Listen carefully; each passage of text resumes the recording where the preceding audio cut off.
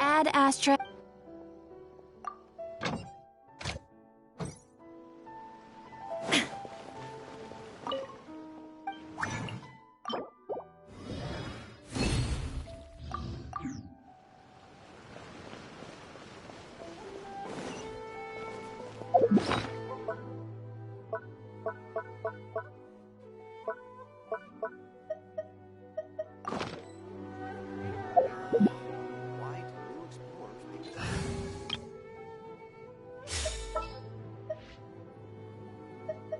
All right, amuse me.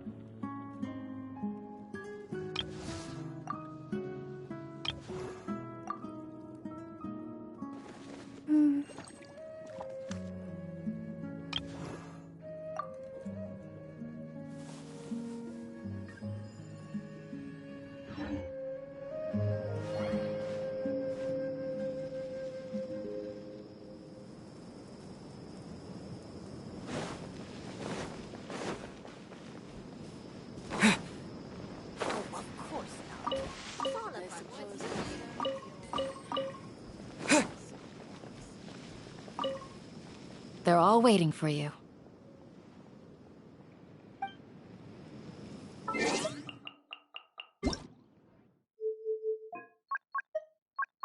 Paimon coming in! Paimon! They're all waiting for you.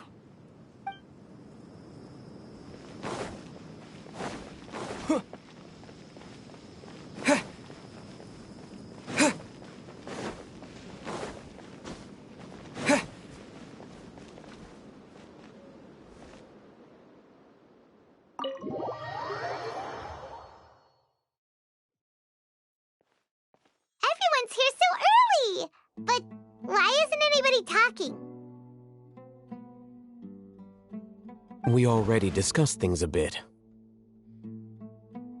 Hey, where have you been? I've missed you too. Are you ready? Very well.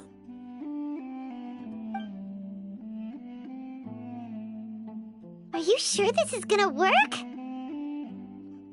I gotta admit, it's bold. Color me impressed.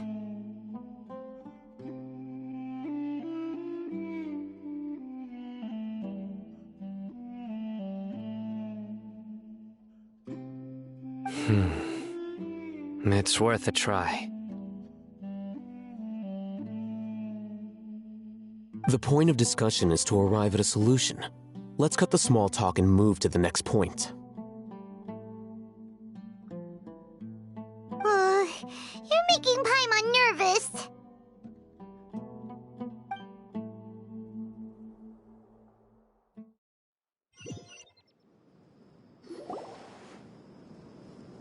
You're finally done. I have some other stuff to take care of. Catch you all later.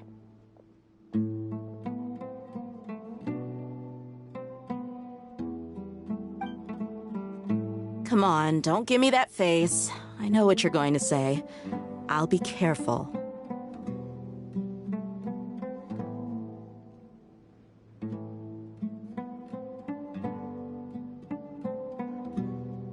That's what I wanted to hear. Take care.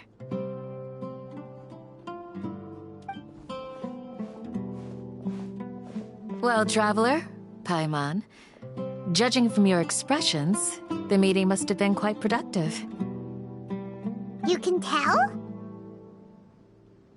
I'm not that good at scheming or strategy, but I can sense people's emotions. And based on your reaction, things must have gone quite well.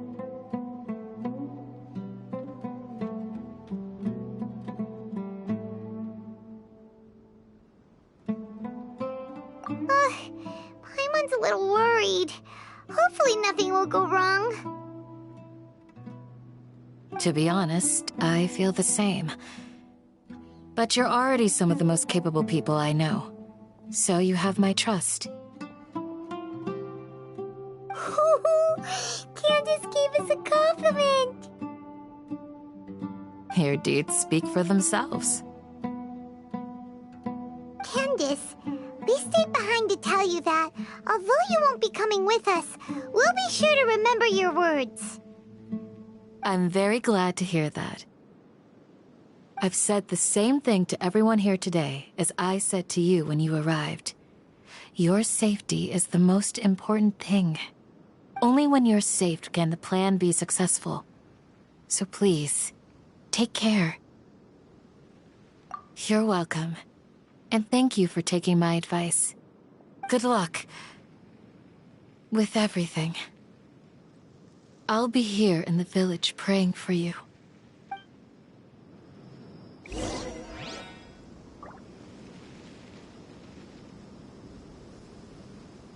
Stay safe, everyone. I'll be here praying for you. Good luck.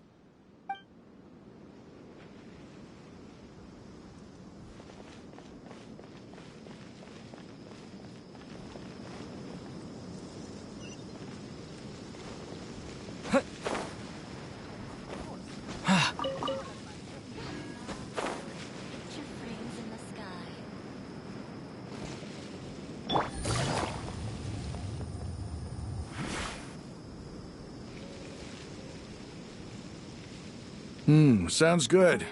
I'll go make some preparations. Okay. I'll hit them! Have you finished saying your goodbyes? Yeah! Also, Candace told everyone to be careful. Yes, she did. But I think my point also bears repeating. Our plan is not child's play. We won't be able to achieve anything if we're simply careful. We must go beyond that and fully commit ourselves to it. I hope this is clear to you. Huh? Shouldn't you be saying something more cheerful to boost our morale right now? Didn't we already do that during the meeting? You can never have enough words of encouragement. In that case, Candace can cuddle you to your heart's content while I continue to remind you of the seriousness of our situation. We all have our jobs to do, after all. It's like how some people can be put in charge of logistics while others will fight on the front lines. Speaking of the front lines, you don't look anything like a soldier. Of course. Compared to the mercenaries, I'm merely a feeble scholar.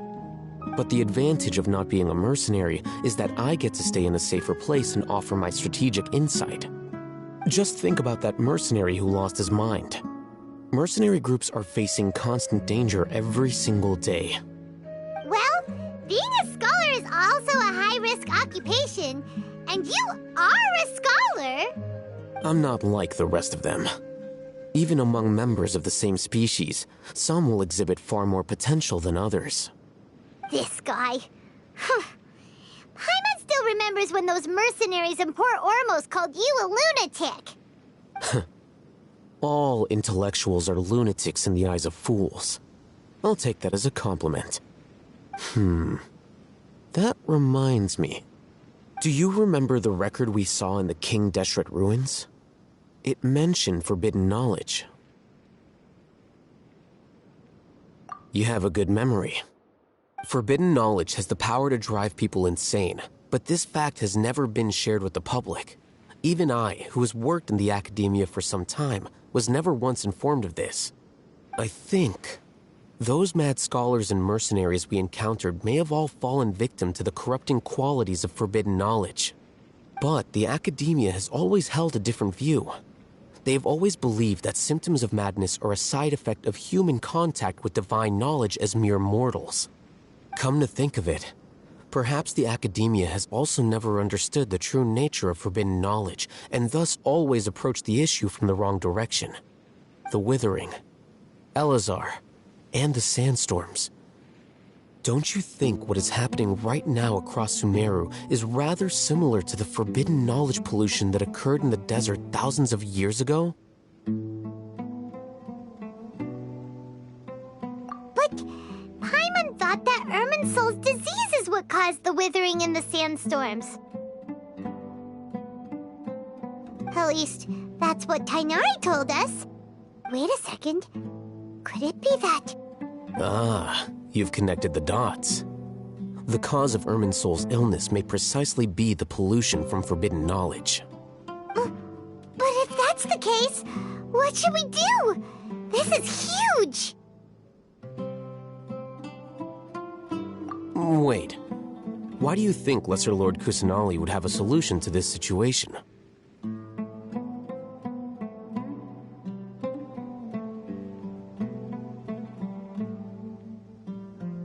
You mean, it's related to the scene you saw when you passed out in the Avidia Forest?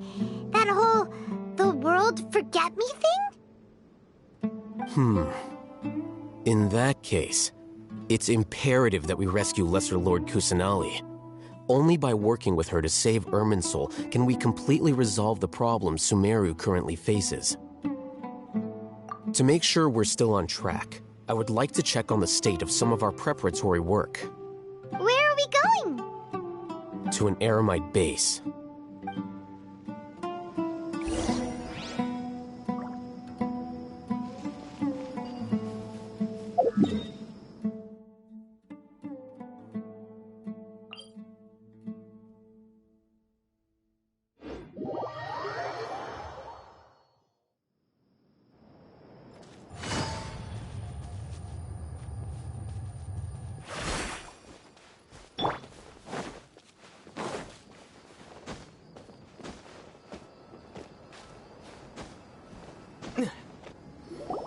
Oh, you made it. Huh? What are they doing here? I gave them some technical work to do. Ah, it's the scribe. And is that the traveler I see? How's the work going? Ah, yes! We have fixed the devices according to your instructions. One of them is already ready for use, while the others are still under repair. Aren't those devices for canned knowledge extraction? What are you doing with those? Look here. Huh? More canned knowledge? Are you going to put more weird stuff into his head again? What's that look on your face? Are you scared? Paimon's a little scared, but very, very furious! That's an interesting response.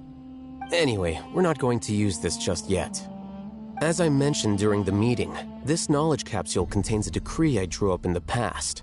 The academia should also have their own copy. And according to the plan we just came up with, Traveler, I want you to record something into this capsule.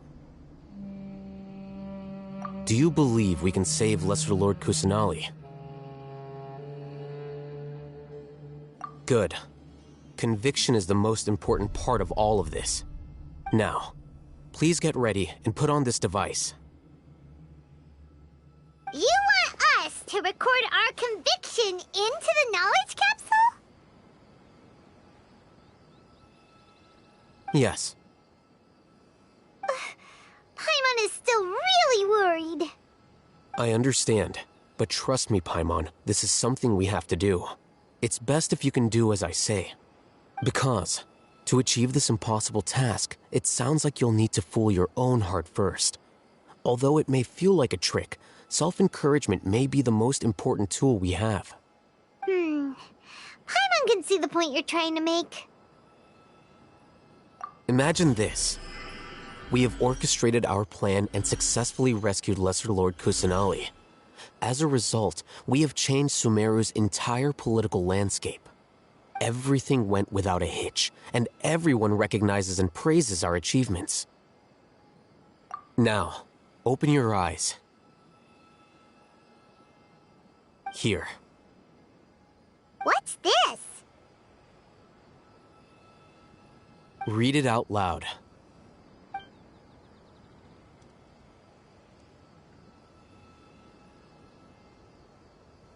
It's done. Is your head okay? Does anything hurt? It's just a recording. There should be no negative effects. But what was the point of doing this? Paimon doesn't get it. And that's perfectly fine. In any case, these capsules aren't meant to be used by you. Huh? What do you mean? Have you forgotten? Our plan needs to account for those who have long relied on the Akasha. You may find it hard to believe, but for those people, everything the Akasha transmits to them is nothing short of absolute truth. Imagine if you've been using a device like the Akasha since the day you were born, and this device has always supported you during times of need. After all that time, what do you think you'd become? A fool? A machine? A slave to orders. And that's why rules are so important. In addition, those who understand the rules can delineate boundaries and identify gray areas. But why would you need to identify the gray areas? You could say that those kinds of ambiguous zones can be very interesting. One might even say they're advantageous in the right hands. Things you're interested in are really out there. Are all Sumeru scholars like this? Anyway, that's enough chit-chat. I'm going to take those two to work on some small projects. You can head to Caravan Rebot and start preparing for the next step. Small projects? We're going to tinker with the Akasha terminal and make a few modifications.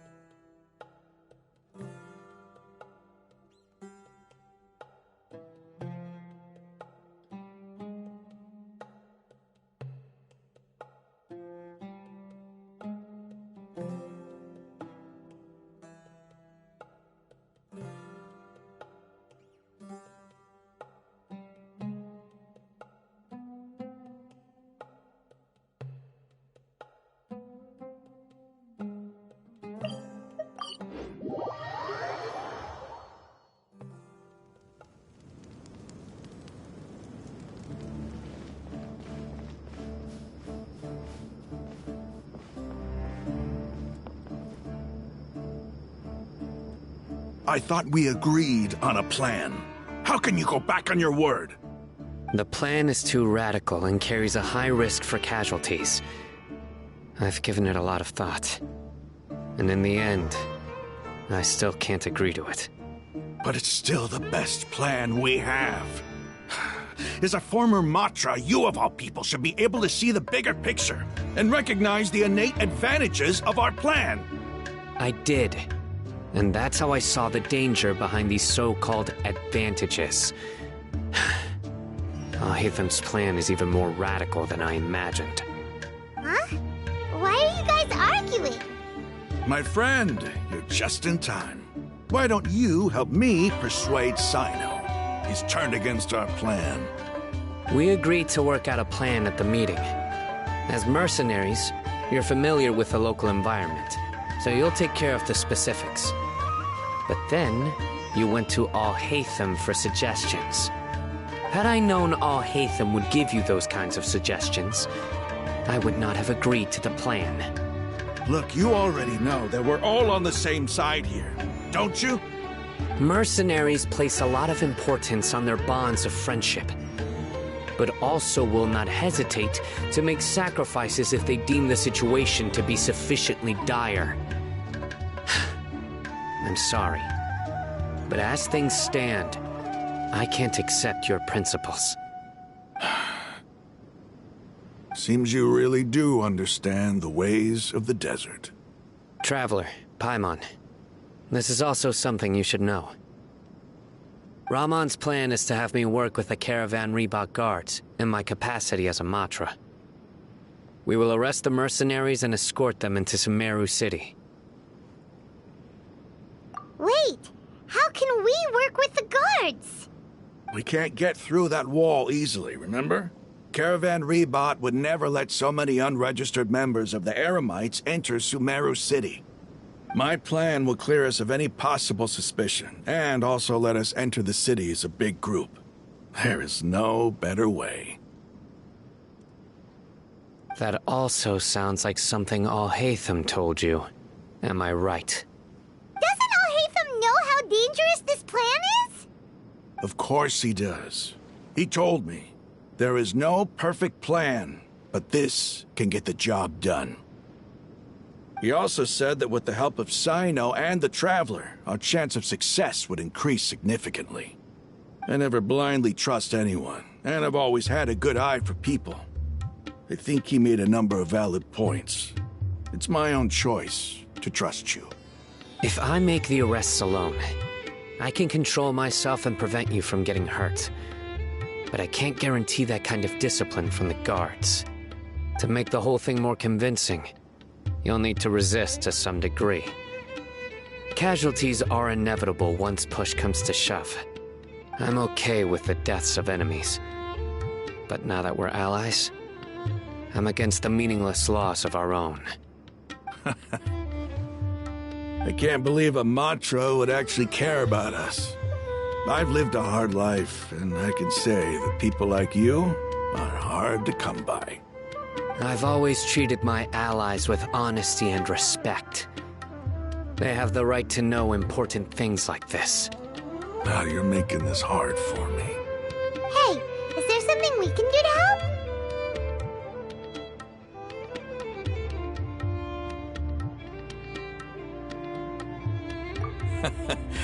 I knew you would say that.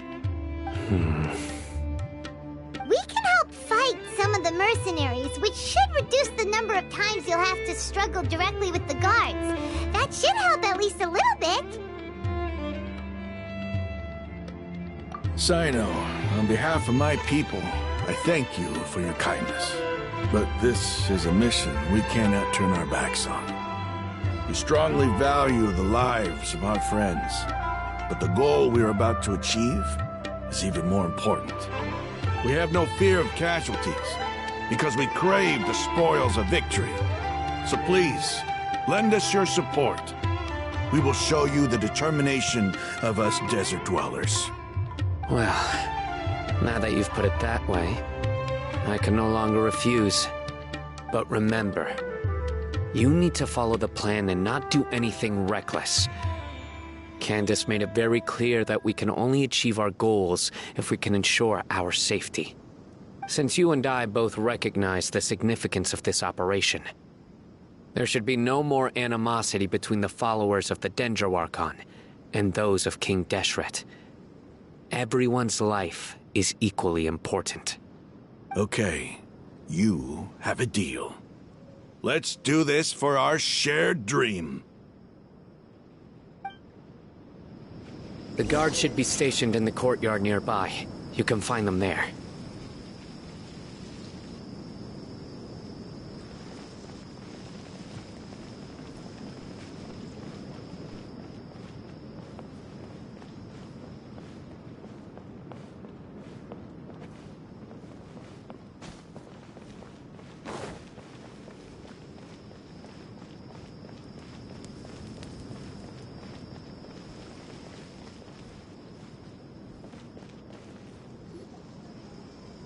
Guards!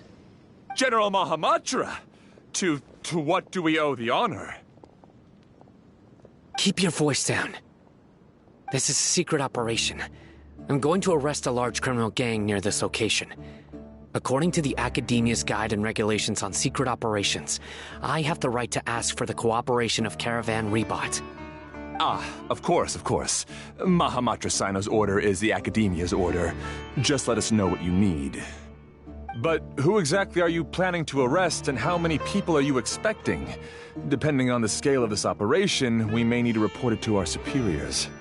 They're a squad of Eremites whose number is comparable to Ain el Akmar in Port Ormos.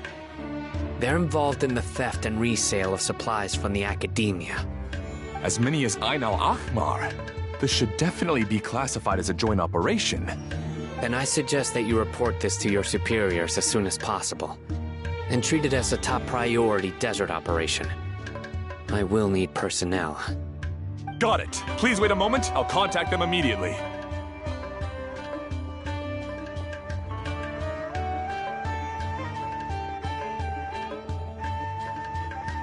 Because this is work.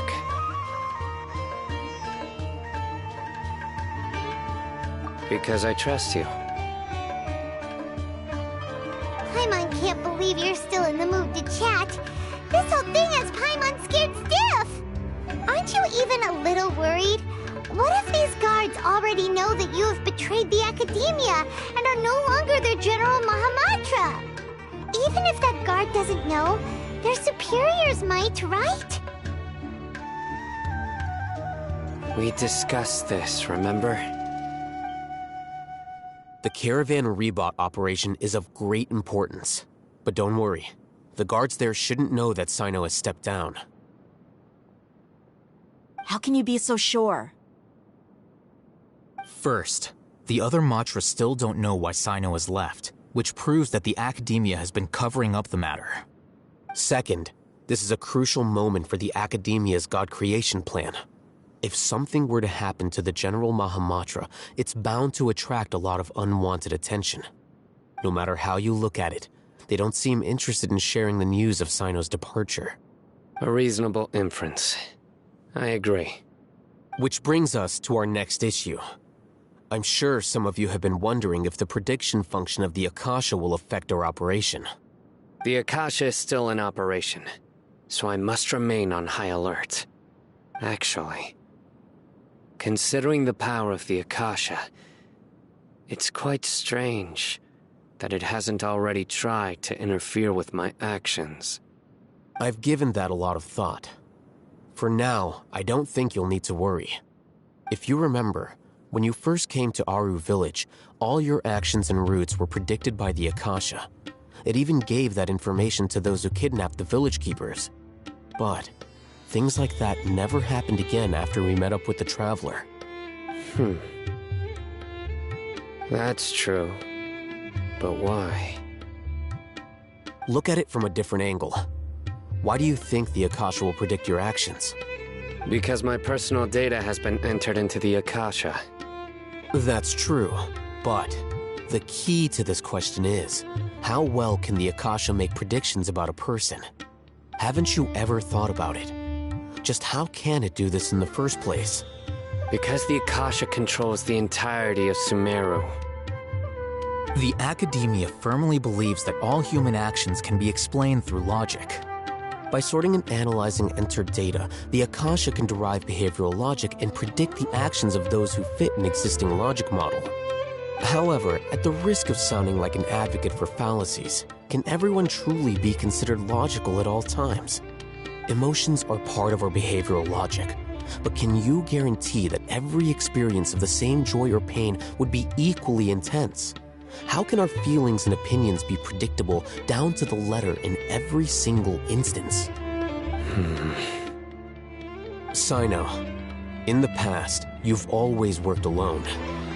In the absence of another person who could sway you or your thoughts, the Akasha could produce predictions that were similar to your real-life behavioral principles. Decisive and principled, you were used to solving problems alone. That's why the Akasha could figure you out. But now, you've joined a team. And I believe the Akasha hasn't yet figured out the full composition of it. Our thoughts and logic have intermingled and weaved themselves together to become a complicated, chaotic mess. Any one of us could potentially disagree with another. The Akasha lacks data on these interactions, and it's impossible for it to predict your actions in the future based on your decisions in the past. After all, there's probably a limit to just how much we can be modeled or controlled by data. So, in my opinion, you're probably safe for now. Makes sense to me. I agree. The Akasha is not alive, and I don't think we can be completely controlled by something without a mind of its own. Is that so? I guess there are things that even the Akasha cannot calculate, and people will not be forever trapped by the past. Paimon's so glad that this is settled. Next time, pay attention during our meetings. Will do. Just remember to stay vigilant. Footsteps! General Mahamatra, we were not expecting your presence here. I'm the security officer of the Grand Deshret Desert District. My name is Luxembarbo. This is my assistant, the Traveler. He will be working with me. The construct next to him is for his work. Beep! Construct, beep! What a great honor to meet you. Your golden hair is as bright as the sun. And, is this the latest technology from the Academia? Have you made a decision regarding the matter I mentioned to your subordinate? It seems to be a dire situation, so of course you will have our full cooperation. To be perfectly honest, I've always longed to go on a mission with someone as well known as yourself. There's no need for flattery. Yes, sir. Take your most elite platoon and follow me to the eastern side of the district. We will carry out the operation there. Understood. Map. Hurry, bring the map!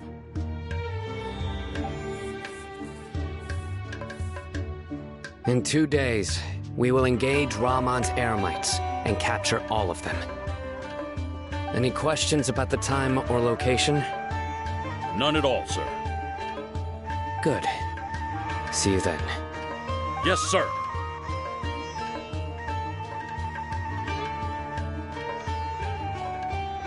Maybe hanging around the General Mahamatra isn't so bad after all.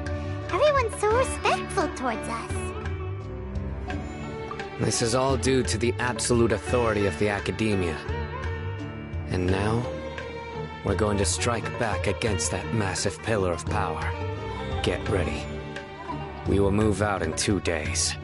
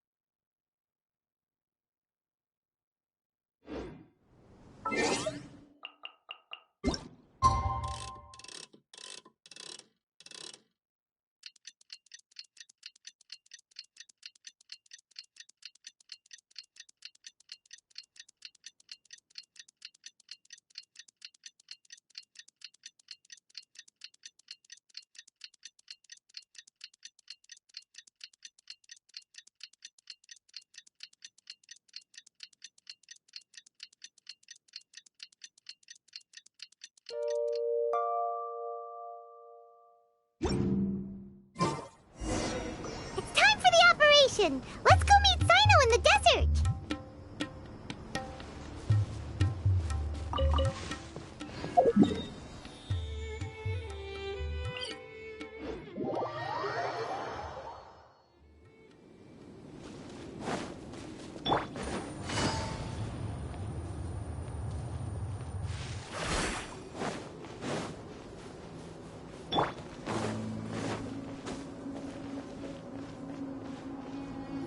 Look! Over there! Our helpers have arrived already! Let's hurry over! Wait a moment. Ah! Oh, it's you! You're my assistant, remember? Being my assistant, you must stay with me. Now let's head over there. It's General Mahamatra and his assistants. We meet again. You're here early. It's to show how important we think the operation is. Since this is a big case for the Academia, we are prepared to give it our best. I'm glad to hear your sense of resolve. Remember, we must capture them alive. They are our only leads for the case. If they die, we will be unable to continue the investigation. Understood. Everyone! The Eremites are approaching from the west! Make preparations and be ready for combat.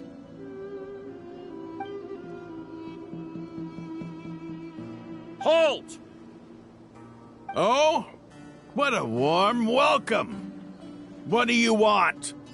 Judging from those shiny weapons in your hands, it seems like you're not interested in a deal. Rahman, the Academia has caught wind of your smuggling and illicit sales. If you value your life, I advise you to surrender. Who are you supposed to be? A Matra from the Academia? I can't believe you came all this way just to catch us. I'm not here to talk. Oh. Nobody's given me this much time of day since I became a mercenary. Brothers! For that slight, let's wash our blades with their blood. Let's show them we Eremites are not to be messed with.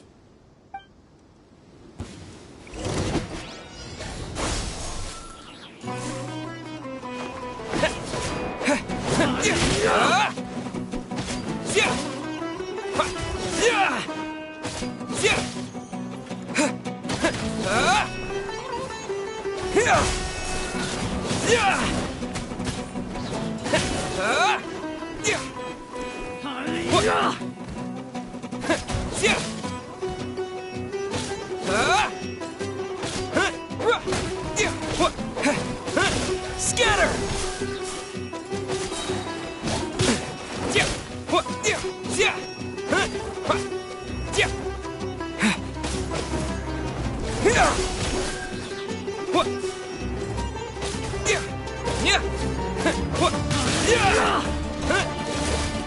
Propagate!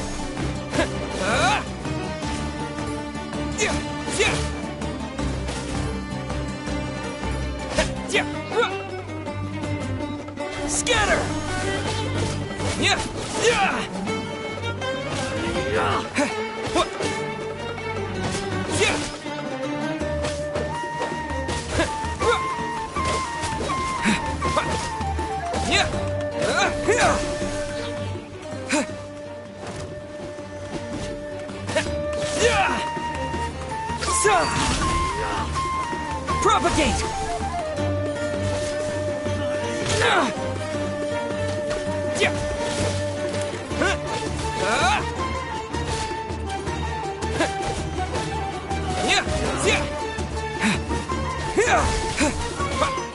Propagate!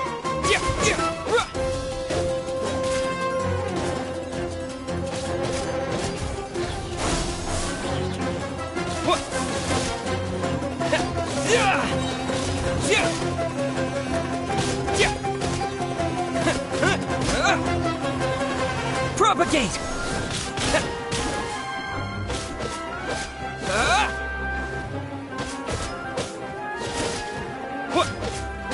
Scatter!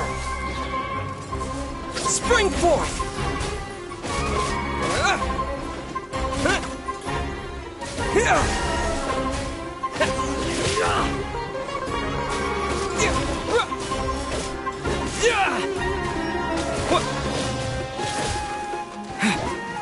Propagate!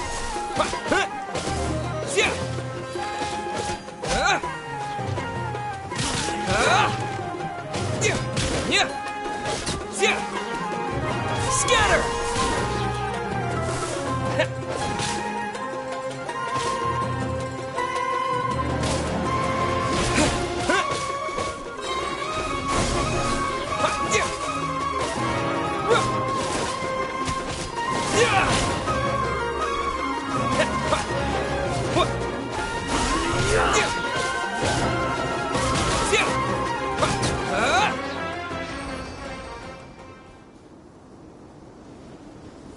Rest and rebuild! It's over. We have subdued them. The operation is now over. All Eremite mercenaries and related personnel in the area have been arrested. You pitiful Dendro Archon dogs! You'll regret this! I'm afraid you'll regret it first. King Deshret will curse you, and you will all! Silence! Oh, Restrain them and take them back to Caravan Rebot. Count their numbers and send them to the Academia as instructed by the General Mahamatra. Yes, sir!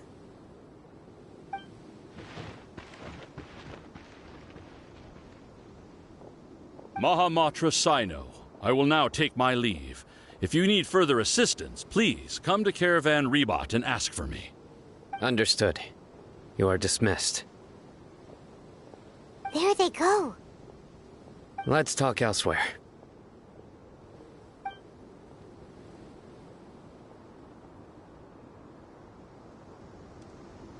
This part of the plan went really well.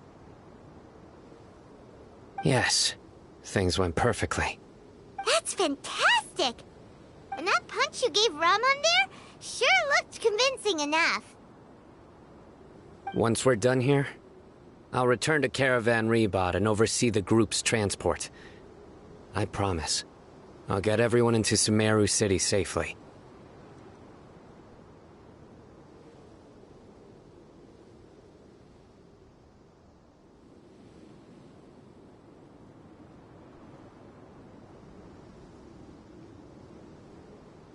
Yeah, you're the reason why everything went so well.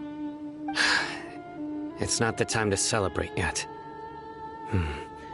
I believe Dia should already be waiting for you. Go join up with her. She will need you to introduce her to Tainari. Speaking of which, is it really okay for us not to share the full plan with Tainari?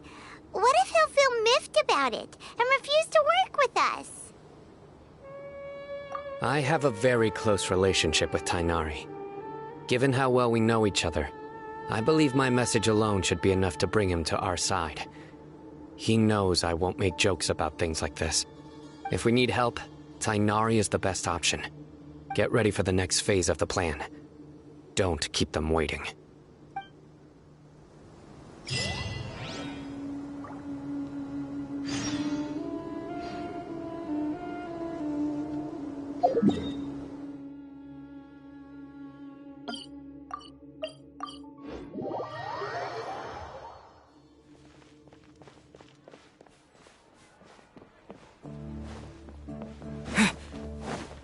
Hold the line!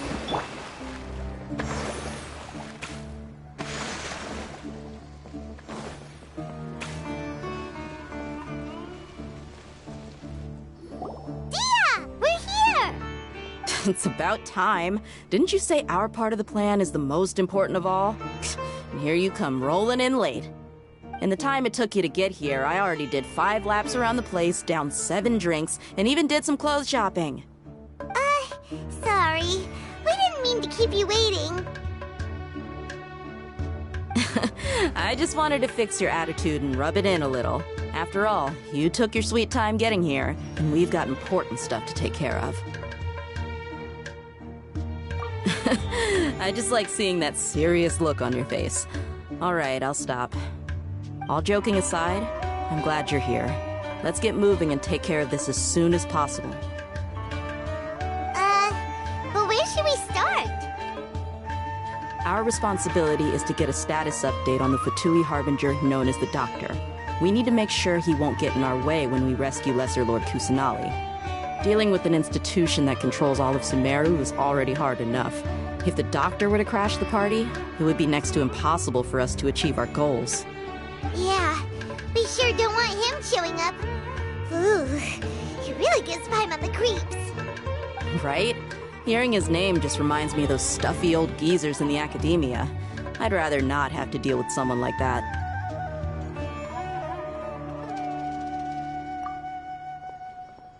According to the plan, we should first go to Pardis Di and ask for Forest Watcher Tainari. If all Hatham and Sino's sources are solid, then we can be sure that Tainari still has the Academia's trust. So, we'll find Tainari and convince him to get us the latest intel on the Doctor. Then, depending on what we learn, we'll make any necessary adjustments to our plan. The sages have placed spies everywhere on the other side of the wall. I'll follow you as a bodyguard.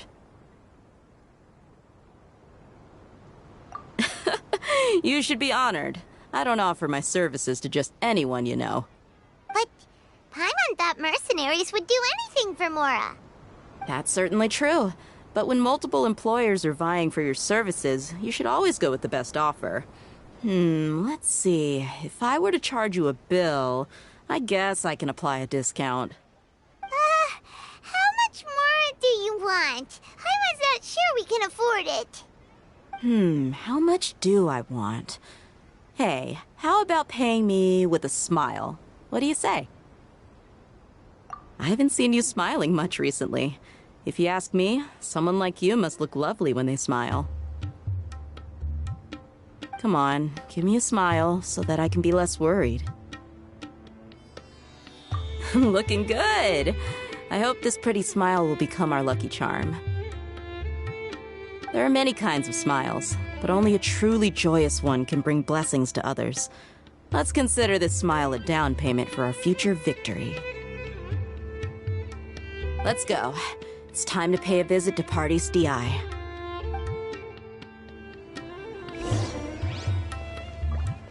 We should start preparing.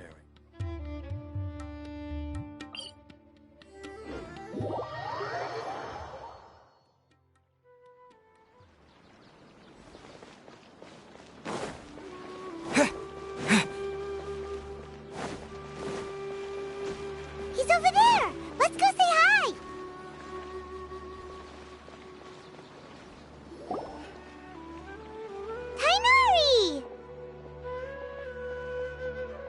Ah, Traveler, Paimon. And you are? Hey there. This is our friend Dia. She's an Eremite mercenary. A mercenary? You must have some big news for me. It's something really important. Please help us out. All right, then follow me.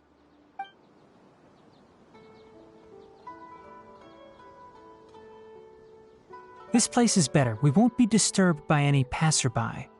Okay, what is this important thing you want to ask me?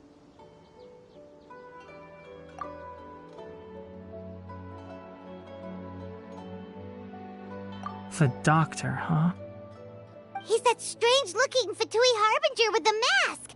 Paimon thinks he has blue hair. Yes, I know him. Actually, he left Party's DI just a little while ago. He left already? Yeah, he came looking for me. Can I ask what it was about? Sorry to ask you like this after having just met, but your answer is very important to us. For now, all we can share with you is that your friend Sino is working with us. Sino, you say?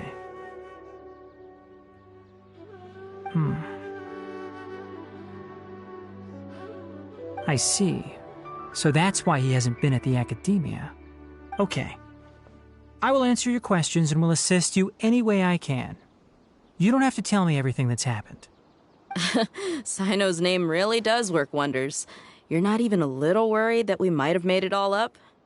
Despite having just met you, I can sense that you're the serious type. Between you, the Traveler, and Sino, none of you strike me as the type that would conspire to deceive me. You don't need to tell me anything you don't want to. I'll also get straight to the point. The Harbinger you mentioned came to me because he wanted to take the scholar Hypatia away with him. Hypatia? Why would he want her? And what do you mean by take away? Is he planning to leave Sumeru? Yes. He told me his return to Snezhnaya is imminent.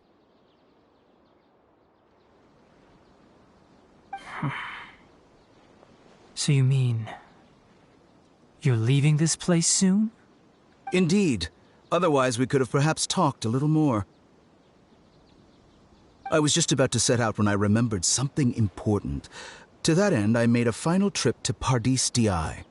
Let me ask, have you been taking care of a scholar by the name of Hypatia? Your sources are accurate. No doubt because you recruited many informants. But you're right. Hypatia has indeed been receiving treatment from me. Forgive me for asking, but how's the treatment coming along? Given the way you're asking, I assume you have something to say. Since you asked, I'll be frank. I would like to take Hypatia to Snezhnaya. It's incredibly difficult to transfer a patient. As a scholar yourself, shouldn't you at least be aware of this? Oh? I can't believe your utter lack of faith in me, to the point of even questioning my general level of knowledge. How unbefitting. Well, you're the only one who's ever made such a request. I have my ways of keeping her safe during the journey.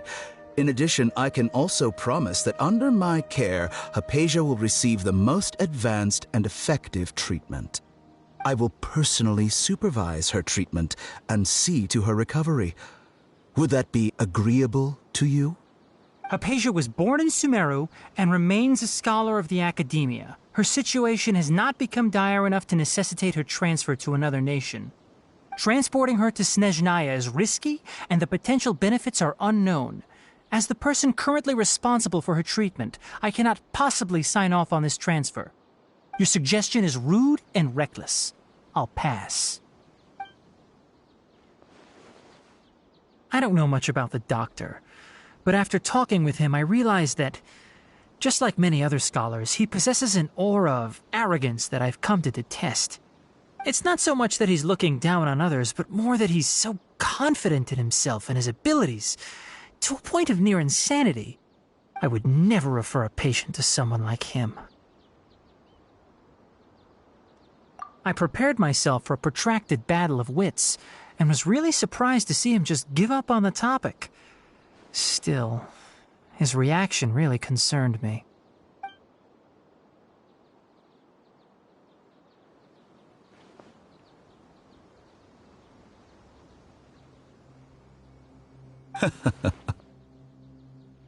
I see.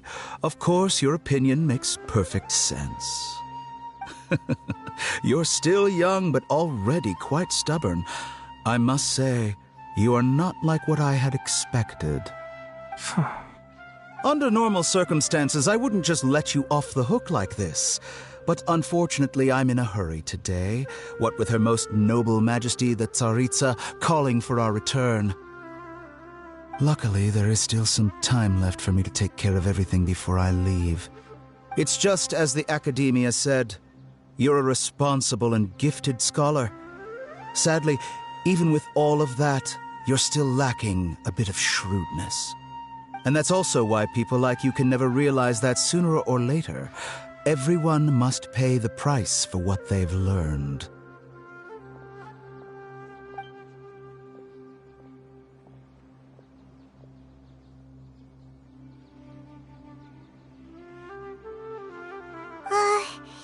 Paimon can't help but feel like he's hinting at something unpleasant.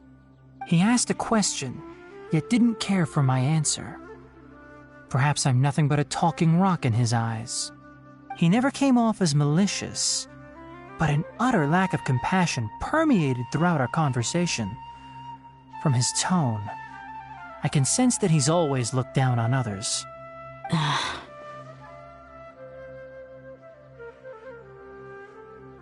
I can barely believe it myself. But if that's true, the situation will be in our favor.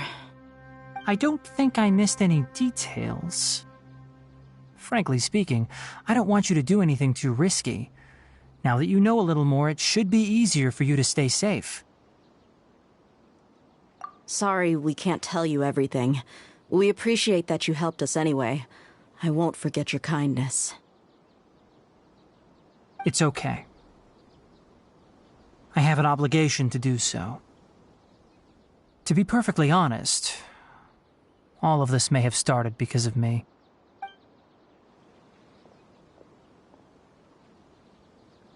Recently, my master wrote several letters to me, asking me to return to the Academia and assist him with his research.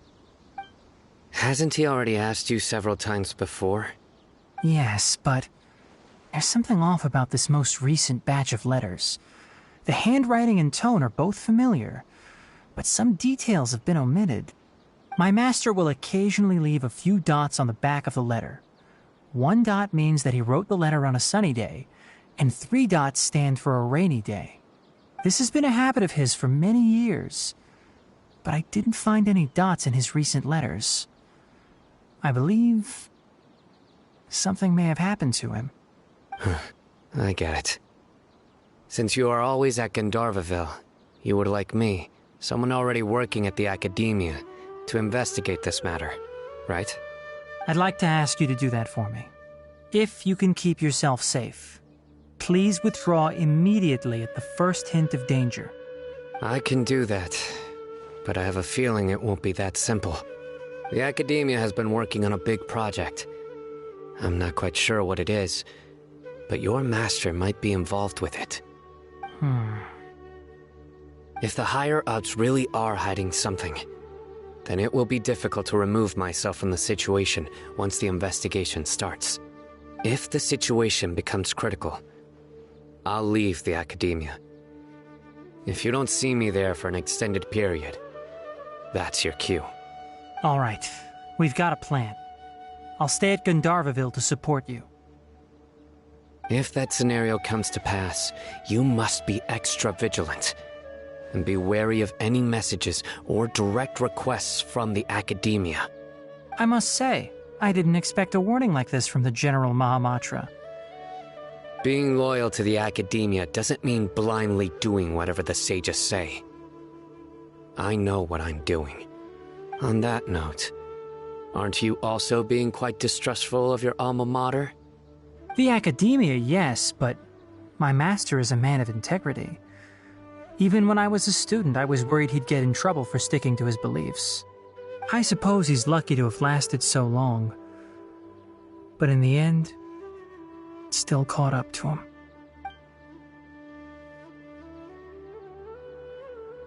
I see. So you noticed something was up with the academia from the very beginning. This may well be how Sino became involved in all this. In that case, I must keep my promise and help you however I can.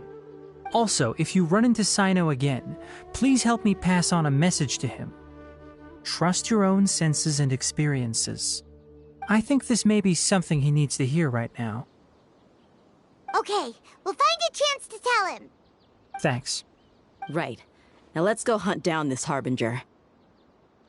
Oh, by the way, which way did the doctor go when he left Pardis DI? That way.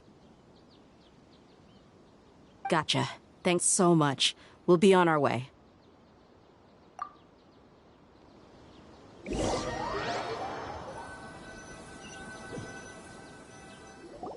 According to Tighnari, the doctor is leaving Sumeru soon.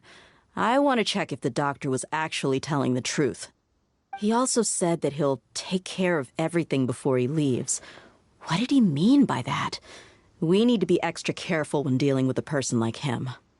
Just to be safe, let's chase him and see what we find. But we have no idea where he went! How can we start chasing him? We'll do it the mercenary way. I'll find leads as we go.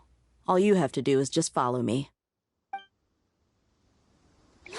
That Harbinger may have tried to cover his trail, but he still left some traces. Or perhaps he never even thought about concealing his whereabouts. Maybe that's just how arrogant he really is. Yep, we're headed in the right direction. The traces are still fresh, but there's no sign of his entourage. Clearly they're in a hurry. It's just as I thought.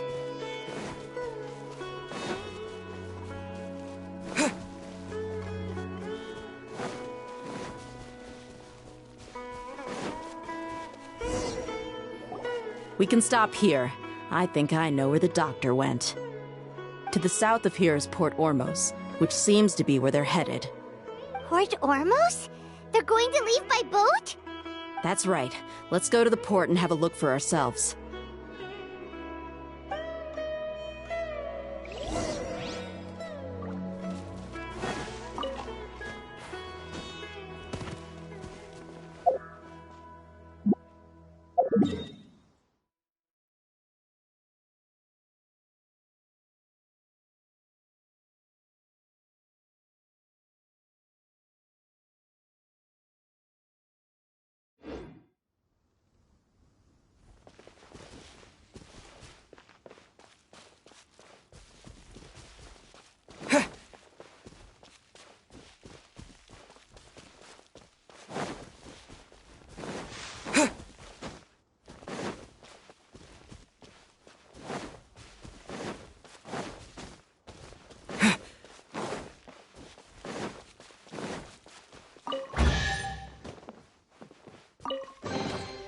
Is this an answer from this world?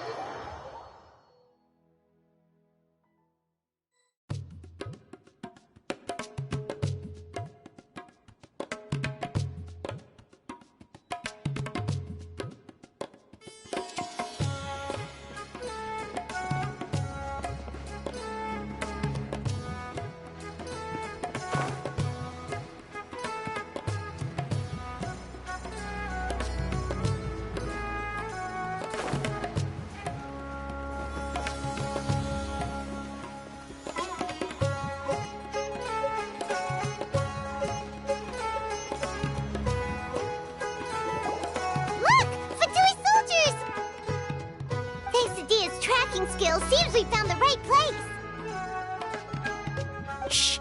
Don't draw their attention. The port is crawling with Fatui soldiers. Let's keep going and see what we can find.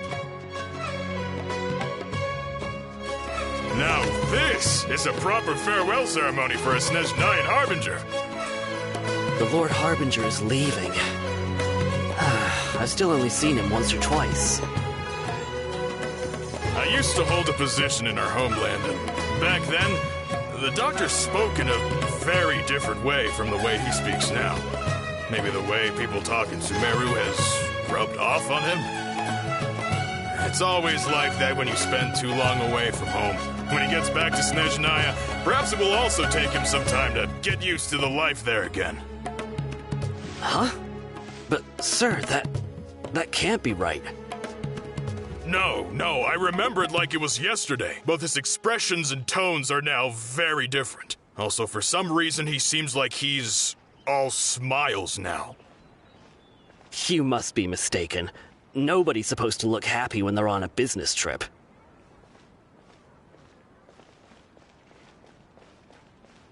The doctor is on that boat. So he told the truth after all. He is actually leaving Sumeru.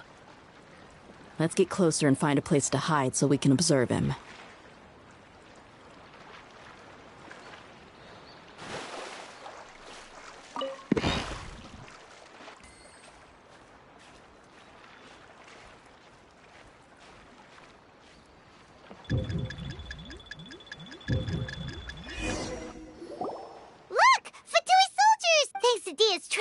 Shh!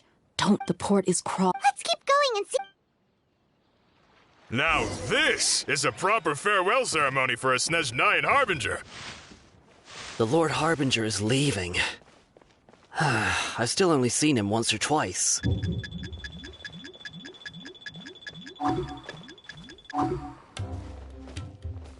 I used to hold a position in our homeland, and back then, the doctor spoke in a very different way from the way he speaks now. Maybe the way people talk in Sumeru has rubbed off on him? It's always like that when you spend too long away from home. When he gets back to Snezhnaya, perhaps it will also take him some time to get used to the life there again. Huh? But, sir, that can't be right. No, I remember it like it was yesterday. Both his expressions and tones are now very different. Also, for some reason, he seems like he's all smiles now. You must be mistaken. Nobody's supposed to look happy when they're on a business trip.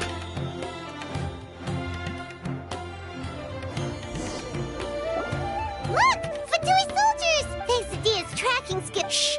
Don't, the port is Let's keep going and see what we can find. Now this is a proper farewell ceremony for a Snezhnayan Harbinger. The Lord Harbinger is leaving. I've still only seen him once or twice. I used to hold a position in our homeland, and back then, the doctor spoke in a very different way from the way he speaks now. Maybe the way people talk in Sumeru has rubbed off on him? It's always like that when you spend too long away from home. When he gets back to Snezhnaya, perhaps it will also take him some time to get used to the life there again. Huh? But, sir, that can't be right. No, I remember it like it was yesterday. Both his expressions and tones are now very different. Also, for some reason, he seems like he's all smiles now. You must be mistaken. Nobody's supposed to look happy when they're on a business trip.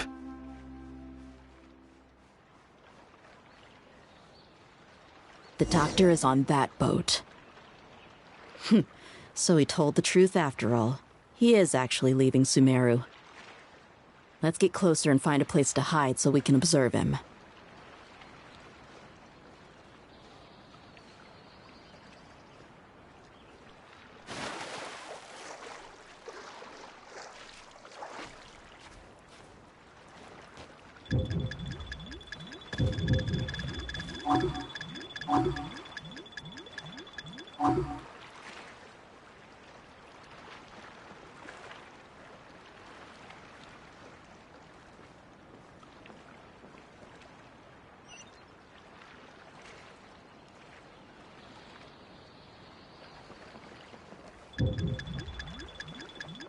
Look! Thanks to Dia's tracking skill. Shh! Don't. The port is crawl. Let's keep going and see what we can find. Now this is a proper farewell ceremony for a Snezhnayan Harbinger. The Lord Harbinger is leaving. I've still only seen him once or twice. I used to hold a position in our homeland, and back then, the doctor spoke in a very different way from the way he speaks now. Maybe the way people talk in Sumeru has rubbed off on him?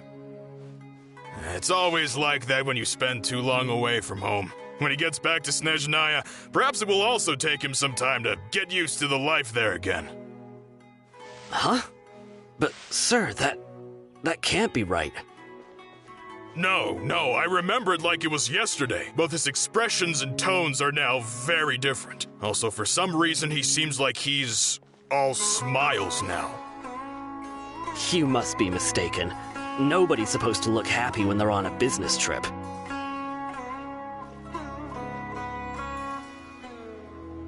The doctor is on that boat. So he told the truth after all. He is actually leaving Sumeru. Let's get closer and find a place to hide so we can observe him.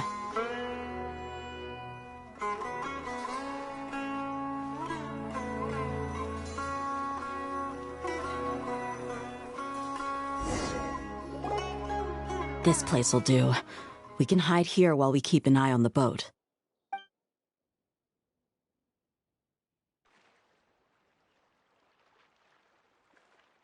Uh-oh!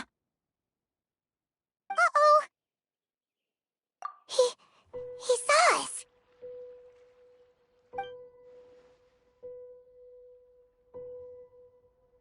Huh? Is he waving at us? It's time to say goodbye. Wait, is he the only person on the boat? You mean there's nobody with him? And where are all the soldiers we saw in the port just now? They were all here just a few minutes ago, but now they vanished. So this was a trap. Wait, don't tell me that. Luckily, there is still some time left for me to take care of everything before I leave. Oh no. They might be after Hypatia. Let's get back to Party's DI. Huh? What do you mean? I'm afraid that she's seen something that she wasn't supposed to see. If I were the Fatui, I would also try to take her away. And if I couldn't... Oh no! Are you saying they're going to kill her? Let's go!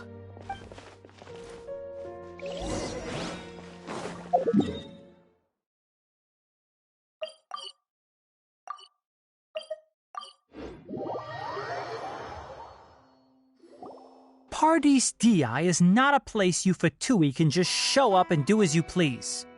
I believe we've already made ourselves quite clear. Our superior gave us permission to search for and collect medicinal herbs in Pardis Di for research purposes. But you've been in Sumeru for some time already.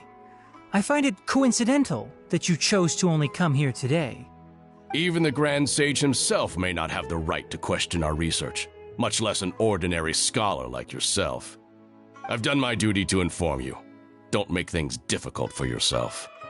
It would seem that my words have fallen on deaf ears. You can keep trying to deny it, but coming to Pardis Di now? I'm pretty sure you're not just looking for herbs. With all due respect, your baseless speculations will only lead to unnecessary trouble. Well, you only have your Harbinger to blame. He knows nothing about keeping a low profile. I may be staying at Pardis Di as a scholar, but that doesn't mean I'm no longer a forest watcher. It is still my duty to protect the peace and safety of the scholars who have contributed so much to Sumeru. Then it seems our conversation has hit an impasse. No one will lay a hand on you, Hypatia. Not on my watch. Tighnari! Are you alright? I'm fine. These Fatui have really crossed the line. Time to teach them a lesson. There's no use resisting!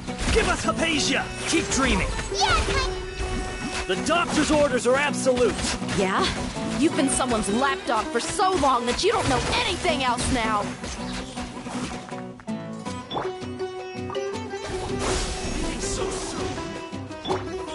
Right here. Emerge. Allow me. We're not getting anywhere. Traveler, Paimon, please go to Hypatia. We need to make sure they don't try to sneak around and attack from behind. Got it.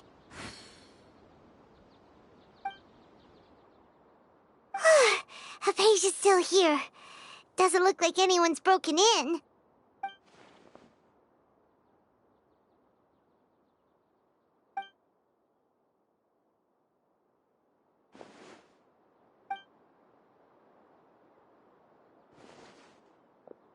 Well, how is she? Oh, that's good.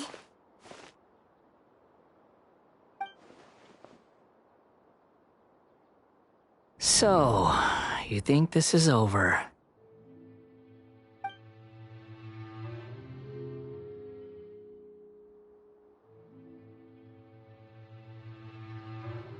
What? The Balladeer is here?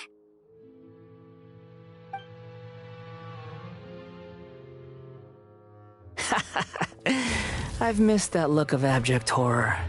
You've given me that look every time we meet. But, where is he?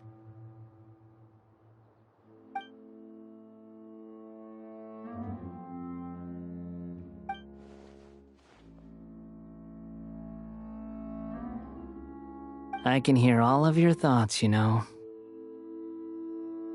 Don't you remember? I already saw you the first time you came to Parties DI and made contact with Hypatia. I didn't need to do anything. It is her honor to be able to connect her consciousness with me. Who are you talking to? It can't be the Balladeer, right? That's impossible. I know you must be curious. I might as well tell you that I decided to enter Hypatia's consciousness the moment I sensed your touch. I wanted to observe you on a fool's errand. Hey, Traveler! What are you doing? My deification is nearly complete. All that's left now are just some final details. Do you understand? Even if you manage to rescue Lesser Lord Kusanali, it will be impossible for you to defeat a bona fide god like me. Is it wise to force that childlike god into a divine battle against me?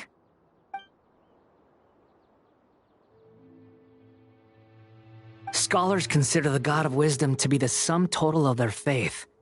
It's how they can justify reverence for a god as they construct it. But this also shows that humanity's worship of gods is a combination of blasphemy and exaltation. It's truly laughable.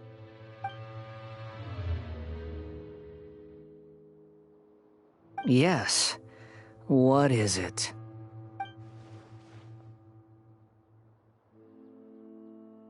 Yeah, I'm in a good mood, which is why I'm talking to you like this.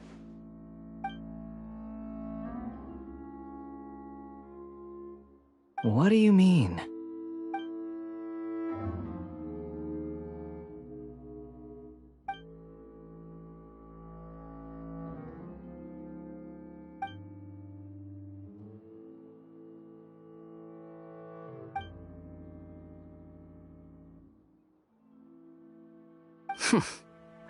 Those words almost make you sound like a friend who actually cares.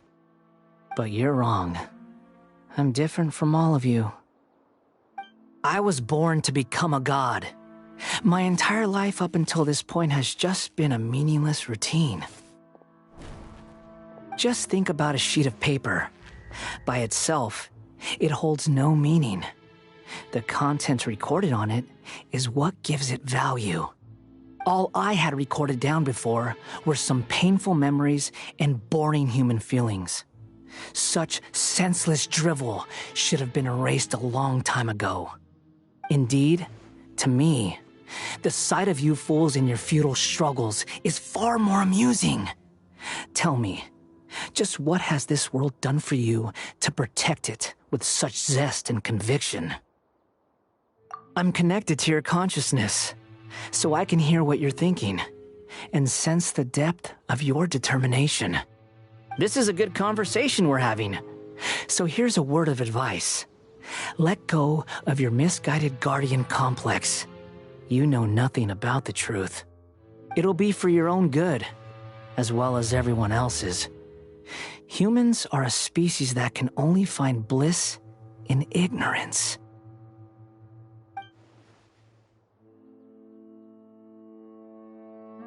Ah, you've seen my affection for her. If you were in my position, I think you'd feel the same way. She peered into my consciousness and saw my past.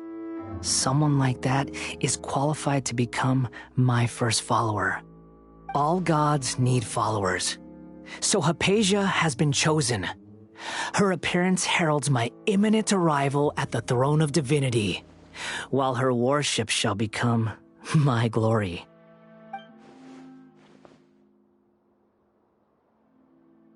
You're doubting me again? No matter. Soon, you'll know what kind of authority you're challenging.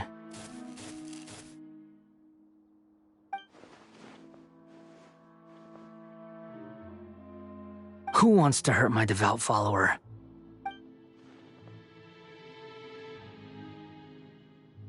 The doctor wants to hurt my first follower?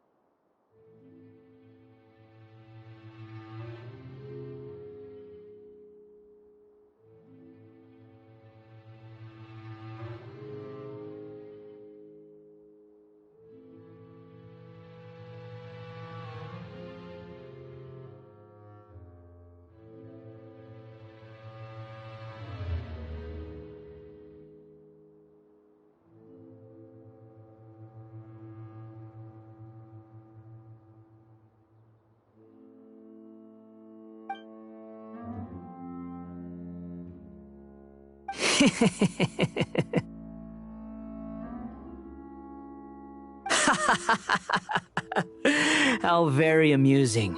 Has anyone ever told you that you're not good at sowing discord? The doctor has never known his place. Even now, the puny human thinks himself capable of interfering in the business of the new god.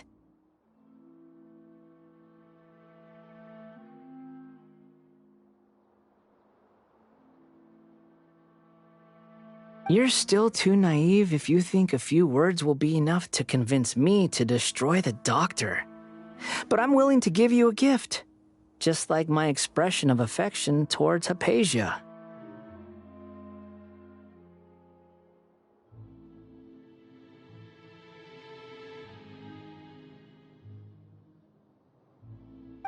It is an honor for you to be able to stand here and speak with me. As my listener, you will be rewarded.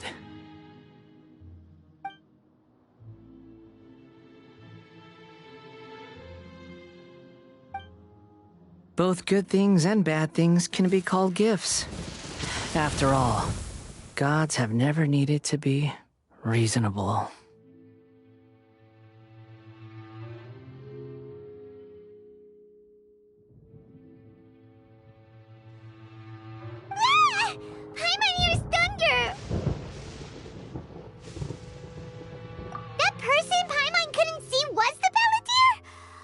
He sure chatted with you for a while.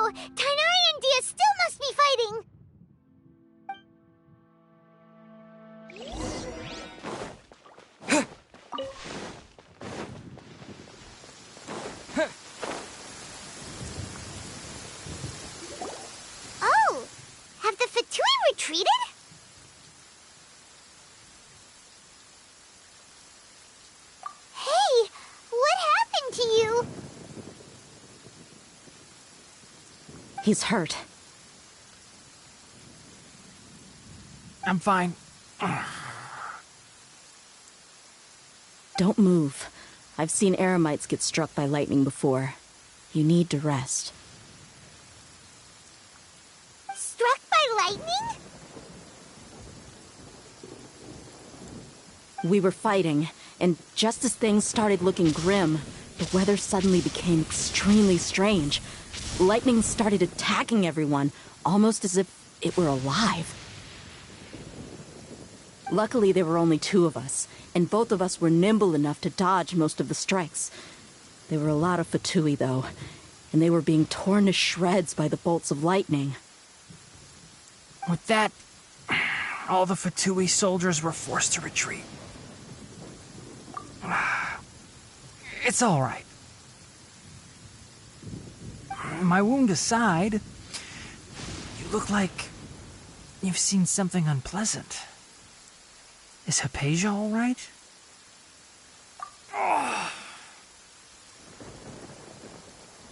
Hey, didn't I tell you not to move? Just in case. Let's go to Hypatia's place and talk about things there.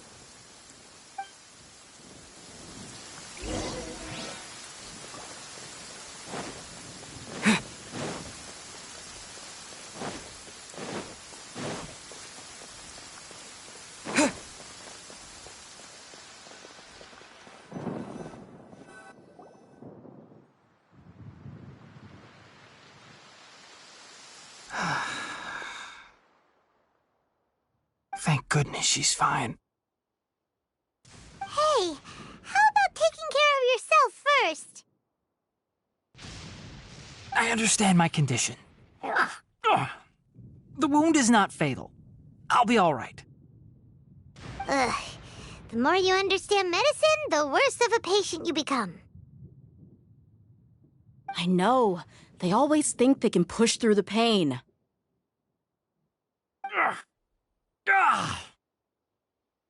Oh, he sat down. Let me rest for a bit. Sorry, traveler. Now you may start.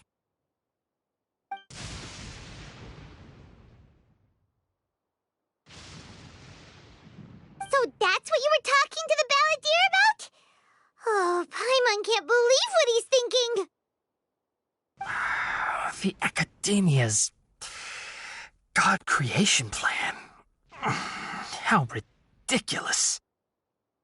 That sounds, ambitious, I guess? Anyway, this is all way beyond me. As long as I can enjoy every day with a drink in my hand, tasty food in my stomach, and a good night's rest, that's enough. I'll only work when I have to.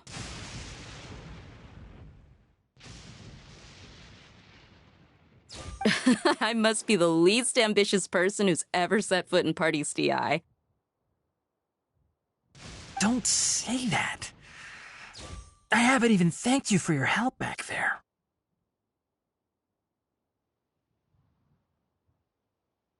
Don't mention it. Well, if nothing else, all this proves that the doctor really did have some urgent matter to attend to and left Sumeru in a hurry.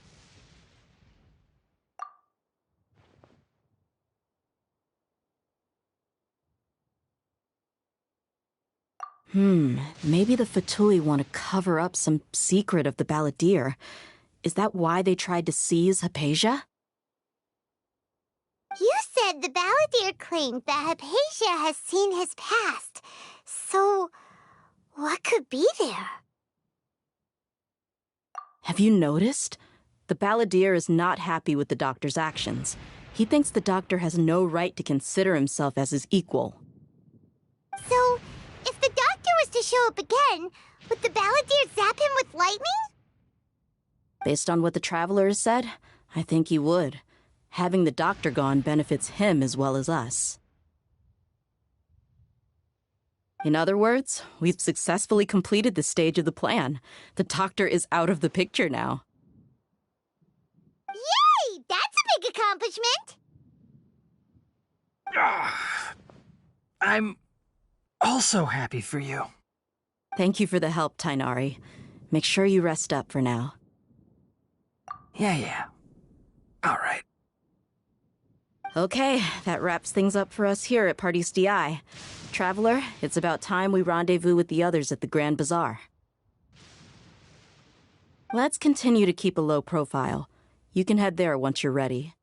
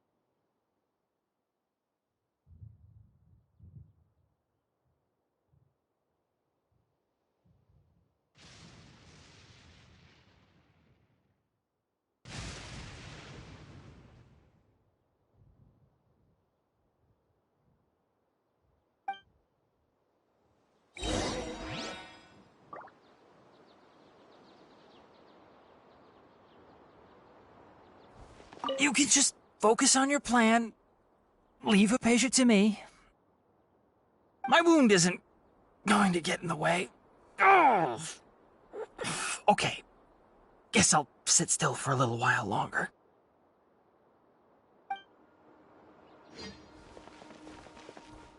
You can just focus on your plan. My wound isn't going to get in the way.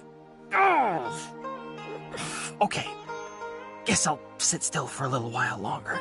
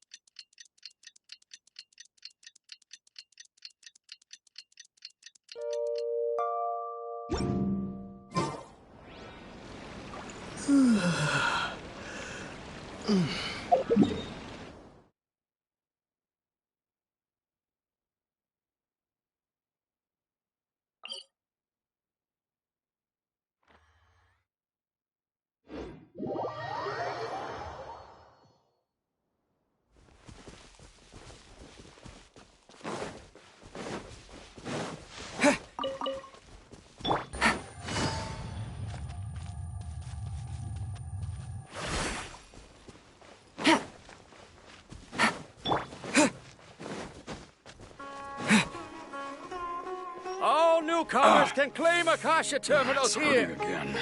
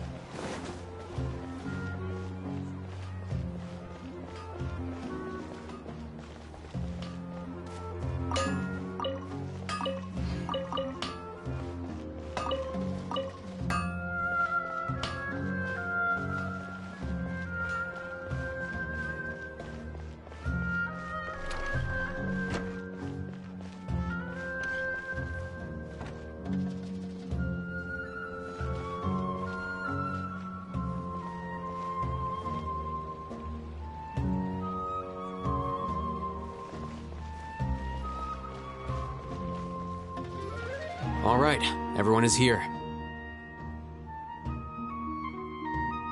How did everything go? Any luck with your missions? Let's report back one by one. I'll start first. We've made the necessary modifications to the Akasha terminal. In addition, the props required are also ready. I'll go next. The Traveler and I went to Party's DI. The situation was a bit complicated, but we found Tainari. Unfortunately, he was wounded during a fight. Who was behind it? Well, that's the tough part. What should I say, Traveler? The Fatui or the Balladeer?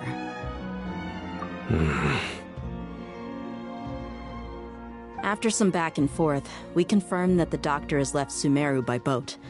He has something urgent to attend to back in Snezhnaya.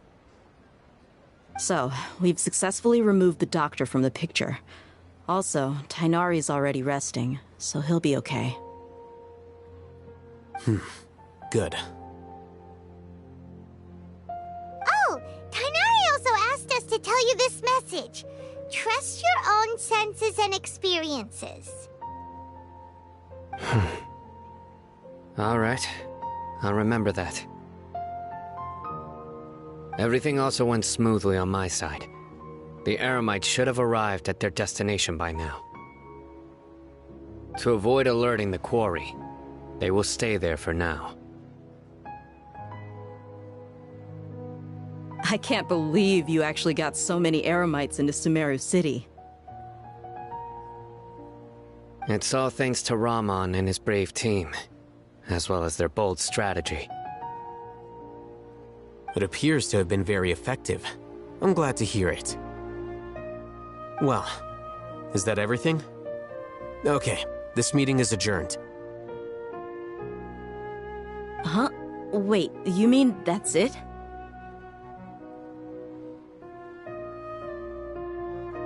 Well, what else is there to discuss? Shouldn't you end with some words of encouragement? You know, to fire us up now? Personally, I'd rather we all go home and get some rest.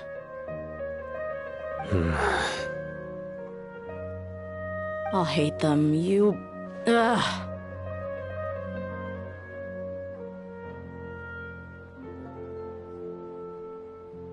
Oh, and if you wanted someone to say something to that effect, then I must reiterate that I'm here to strategize and not to lead. So you should find someone more suitable to do that. But I thought all of you academia big shots were great speakers. Then I should remind you that I'm the scribe. I know that. So what? A scribe is responsible for recording meetings, not speaking.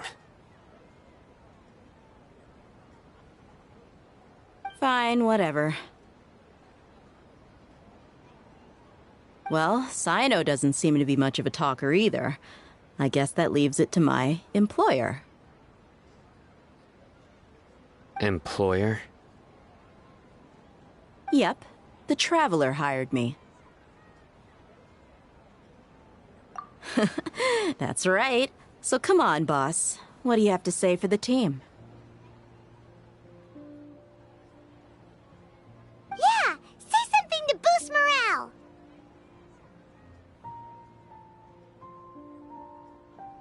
Huh?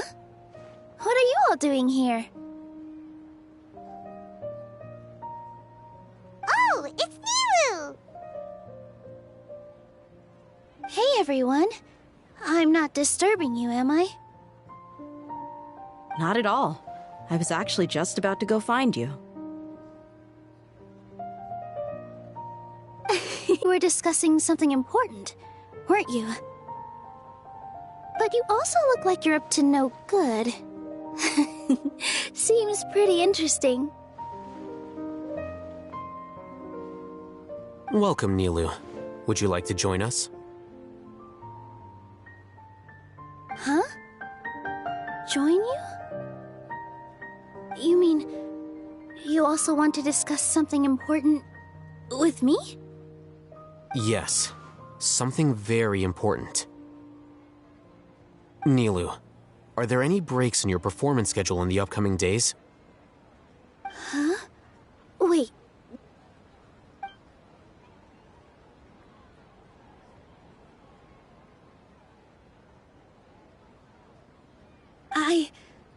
I can't believe my ears. You are truly the bravest and most passionate people of Sumeru, well, that I've ever met. Ahem. Oh, right. The Traveler and Paimon are not from Sumeru, but you are awesome as well. That's right! I must admit that I'm a little scared. But I'll try my best for Lesser Lord Kusanali. If I can somehow use my abilities to help you, then count me in. Remember, believe in yourself. Okay. I'll get my friends at the Grand Bazaar to help us tomorrow. Just remember not to say too much. Be discreet. Yep, you got it.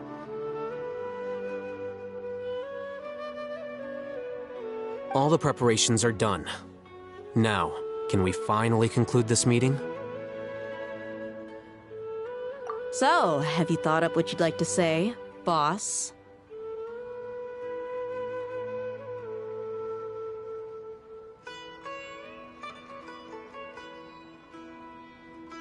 Yep, it's a grand plan and we're all super awesome!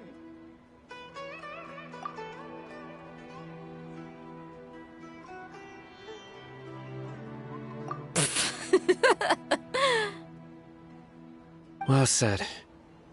A good night's rest before an operation can be the difference between success and failure. Thankfully, I've had my place to myself recently. It's been nice and quiet. Huh? Oh, nothing. Alright, let's all go home and get a good night's sleep so we can be up early tomorrow! Okay, so I guess that means it's time to say goodnight now. Yep! Good night, everyone!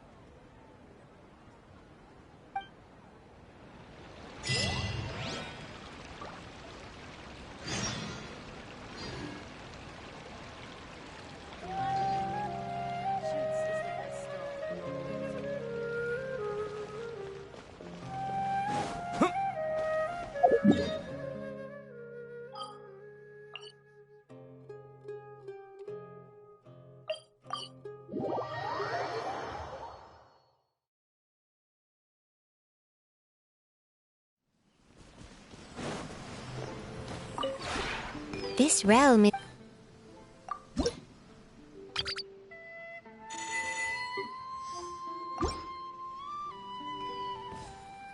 If you ever...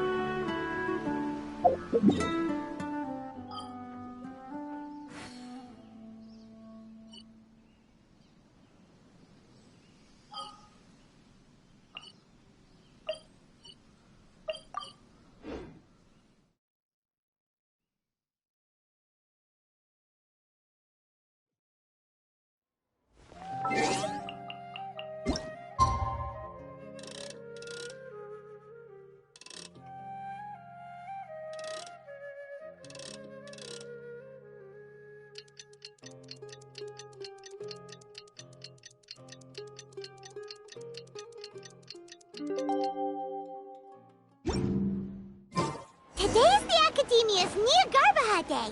We can finally put our plan into action. Hatham should be waiting for us.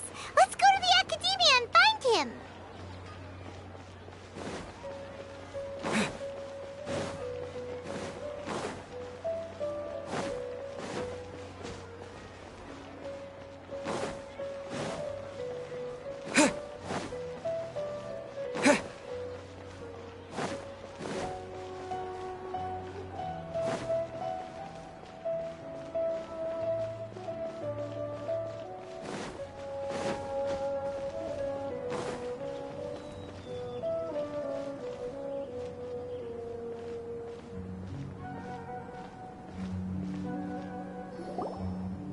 Hello, you two. Sleep well? sorry. Paimon got too nervous thinking about today and didn't fall asleep until the sun was almost up. What about you, Alhaitham? Naturally, I slept just fine. After all, a good rest should be considered part of the plan, since energy is an important resource. You just want to show off how calm you are. It's crucial to dissipate any tension before we execute our plan. The only thing you're doing is being annoying! Anyway, do you need me to go over the game plan again?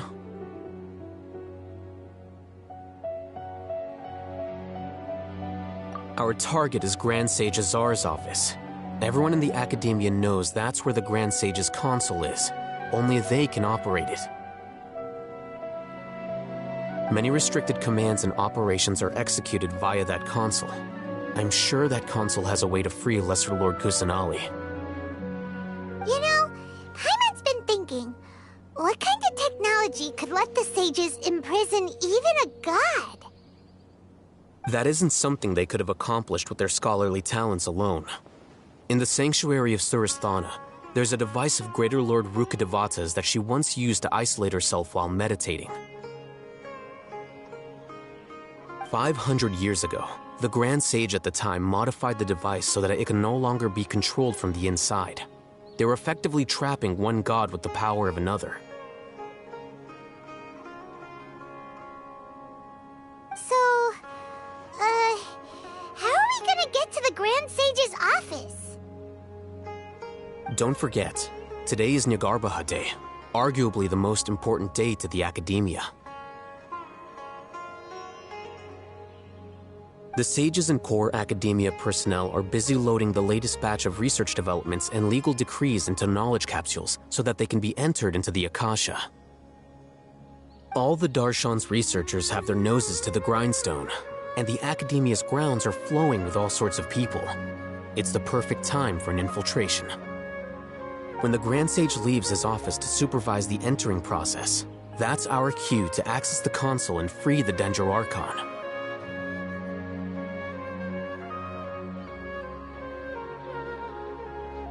Well, yes. That's just the visible side of our plan, after all. If precedence holds, the Academia should have already started preparing for Nyagarbha Day. Everyone should be in position. All that's left is for us to lead the charge. Let's go. So are we just gonna walk in through the front door, or...? Yes. Were you expecting a stealthier approach? Paimon can't think of a good comeback. Alright, it's all on Alhaitham if things go south.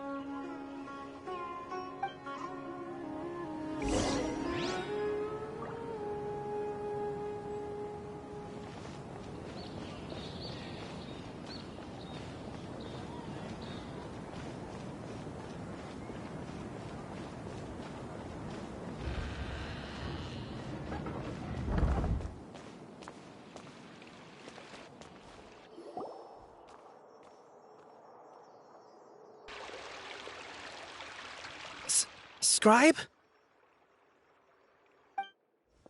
Please, wait. Are you Scribe Alhaitham?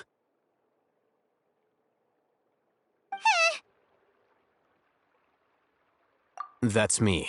Is something the matter? I'm in a hurry. No. I was just surprised to see you here.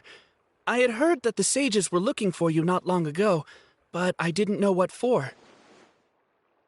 And, also, please don't bring outside guests into the Academia. Outside guests? How did you arrive at such a conclusion? Your groundless inference shames the Haravatat Darshan. What did you say? I'm the top student in Haravatat, and I earned 3rd place at the last Inter-Darshan debate. Don't look down on me.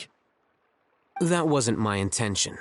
As your Haravatat senior, I just assumed that you possessed a greater aptitude for critical thinking. Look, based on what you already know, the purpose of my return and the reason they're here should be obvious. Is that so? Wait a moment. Let me think. Don't tell me the answer. The sages search for you. A blonde-haired traveler. Outside guests. So, from the start, the sages weren't looking for you, but this traveler? And you were gone from the academia for so long because... Hey, shh. Yes, you've proven yourself as the top student in Haravatat. I surmise you've arrived at the correct conclusion. As I expected. Please, forgive me. I wasn't thinking clearly just now. Thank you for getting me back on track. It's nothing. We'll be on our way then. All right. Thank you for your contributions to the academia, Scribe.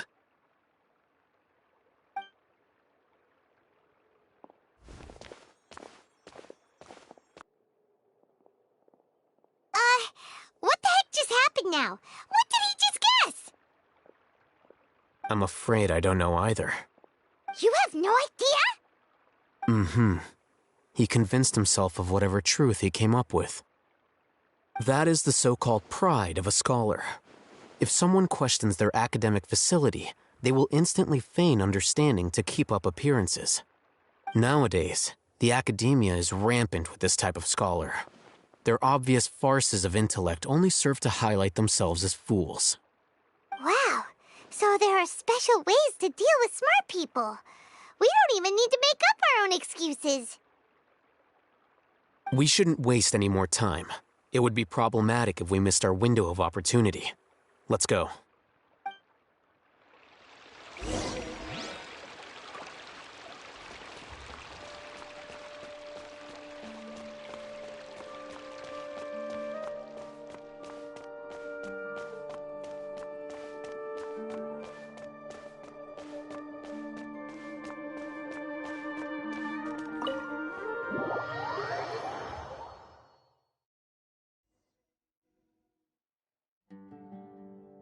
Is this the Academia's library?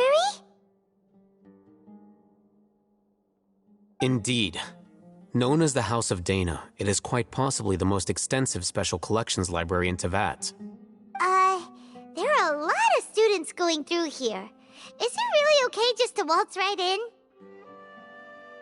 The Academia marches to a fast beat, especially since it's Nagarbaha Day. They're all occupied with their own matters. Just act natural. Now, hurry along.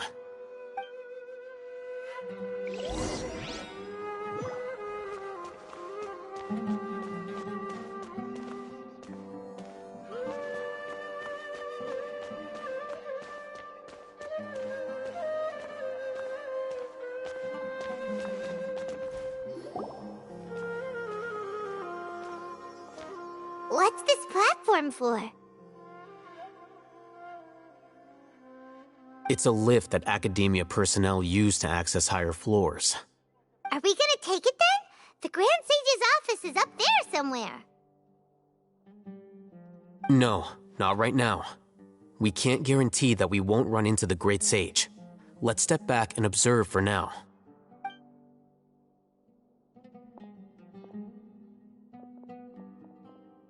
You think the Grand Sage will exit from there? And after he does, we'd sneak past him? Oh, Paimon thinks that's really dangerous. Who knows? However, if we can confirm Azar's current location, our operation will be much safer if we... Allow me to offer you a hint. If you wish to know his location, look behind you. What's Grand Sage Azar doing here?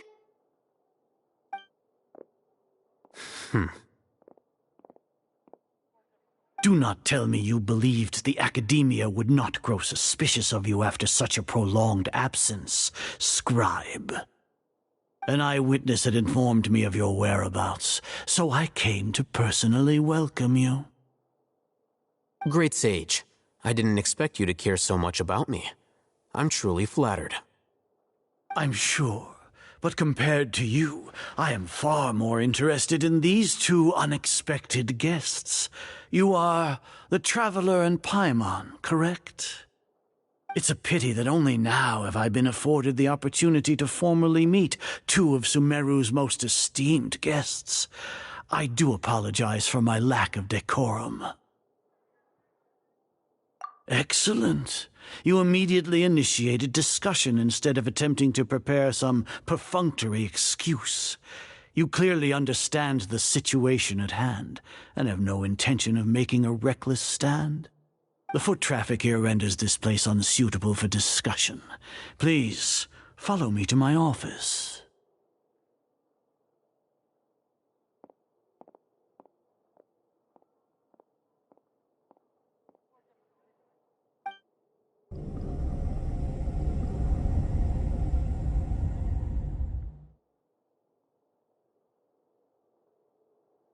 This place is crawling with guards. There's no way out for us. All right then, traveler. What did you wish to discuss with me? Today is Niagarbaha Day, so I still have many responsibilities to attend to. There is little time for idle chit-chat before I detain you all.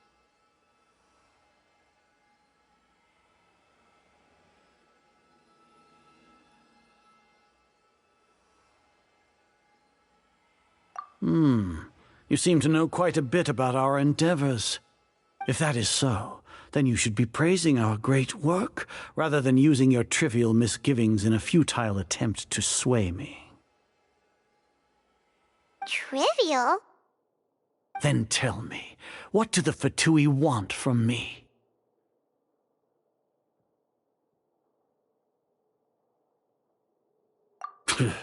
Worthless. Those are all completely worthless. Benefits, divine power. These materialistic words do nothing but debase our great work. Creating a god. Yes, we are using human wisdom to create a god. If humanity cannot attain omniscience and omnipotence, then we shall create a god to reveal them. This is the pinnacle of human wisdom. We shall regain a god's guidance at long last. No longer will we flounder in the interminable void of consciousness and knowledge. Even Irminsul will be freed from its plight. For our nation of scholars, this is the ultimate aspiration. No cost is too great to realize it. You will never understand the rapture of having a god be born within your very hands. With your degree of knowledge, you cannot even comprehend such an emotion. Gods exist on a plane that far eclipses humanity's. Lesser Lord Kusanali, what can she even do? Care for the people? Fend off sandstorms? Fabricate silly fairy tales? These are but child's play for the academia. Does that make us equal to the gods? We are a people favored by Greater Lord Rukadevata. Though I may have personally not seen it, our forefathers bore witness to true wisdom. The ascension of the Lesser Lord has brought nothing but bewilderment to the scholars. They all ask, is that truly what true wisdom is supposed to look like? With that in mind, it is better to keep her isolated in the sanctuary of Suristhana, so our academy will not become embroiled in turmoil. What a pathetic justification! Do you really think that only the super smart or powerful should be able to call themselves gods? As per your judgment, Grand Sage, they are indeed dangerous individuals. Not only are they acting against the academia, but their ideologies have the potential to lead scholars astray. Looks like there really was merit in my assignment. Hatham? Are you talking about us? Anyway, I've brought them to the academia as ordered, but it took some time and trouble. Oh, that reminds me. Here's the investigation report you had requested. It's a summary of my time spent with the Traveler, an array of information about him ready for your perusal. Oh, hey Alhaitham! So you're still on the Academia side! We finally started to trust you!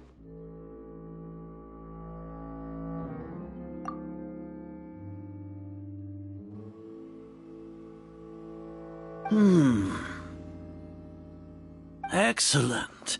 Detailed contents with no errors. I would expect nothing less than an immaculate report from the scribe.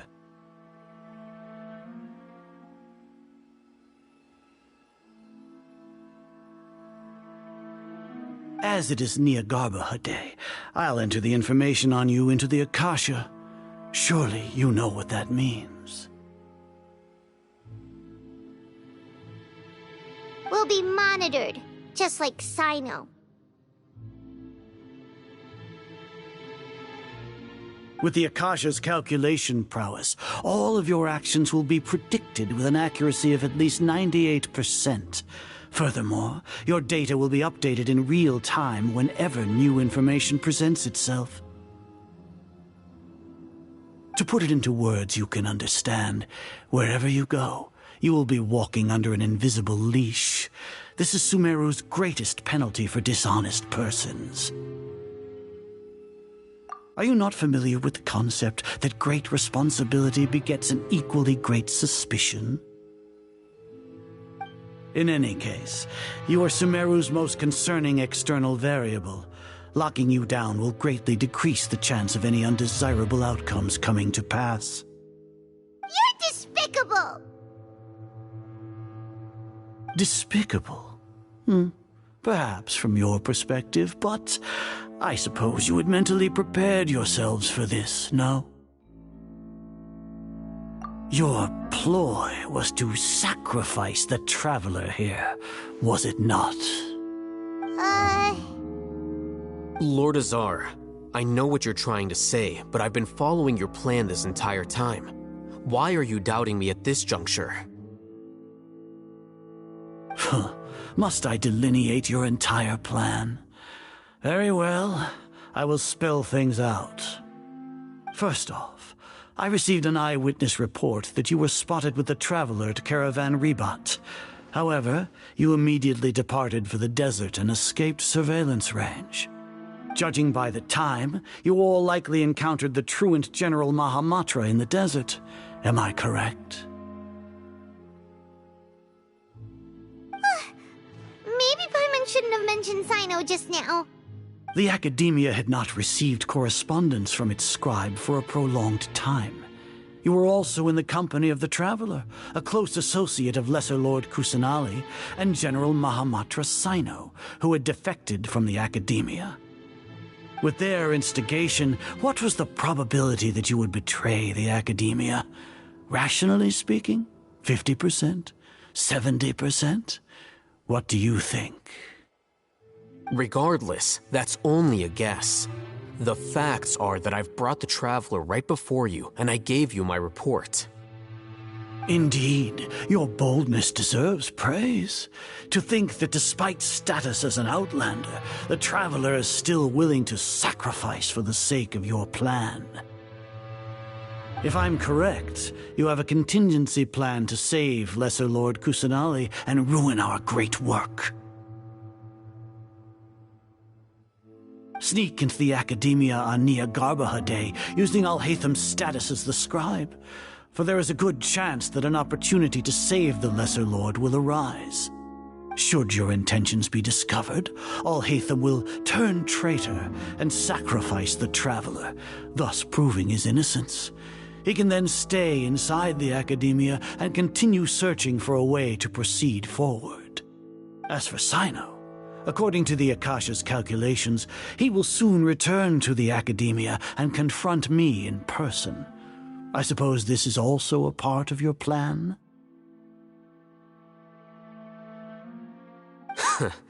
You'll see me as a traitor regardless of what I say, no? Even if you impugn me, it would have little effect on you all. You misunderstand. Losing our scribe would irreparably damage the Academia's regular operations and the development of Sumeru's future academic systems. However, Under the current circumstances, even that is trivial compared to what we stand to gain from our great work. You said that I betrayed the Academia, but you, Azar, you've betrayed all of Sumeru, betrayed its Archon. So flight has turned to fight at long last. Guards!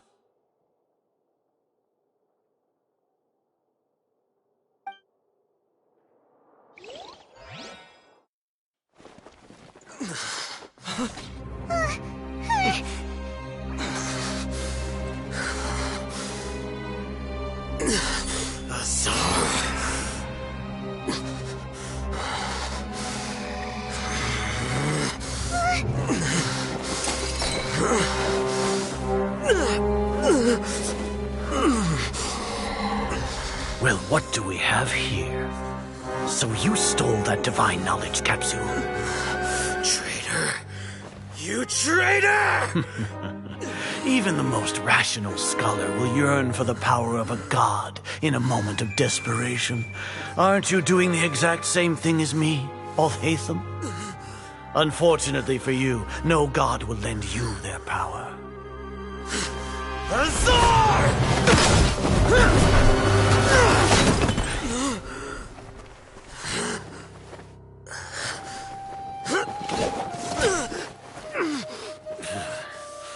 He has gone completely insane.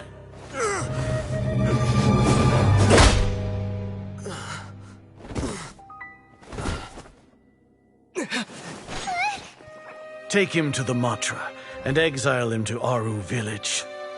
Then find someone to take these two to the confinement room. I'll deal with them later. Grand Sage, we've finished all required preparations for Nyargarbaha Day. We may begin to enter the capsules now. Excellent.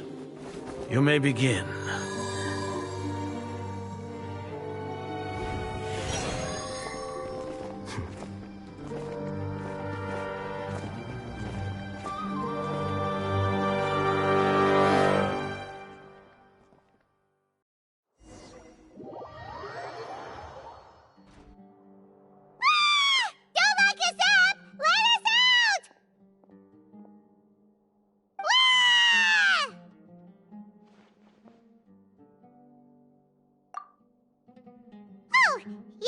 Paimon got a bit carried away there.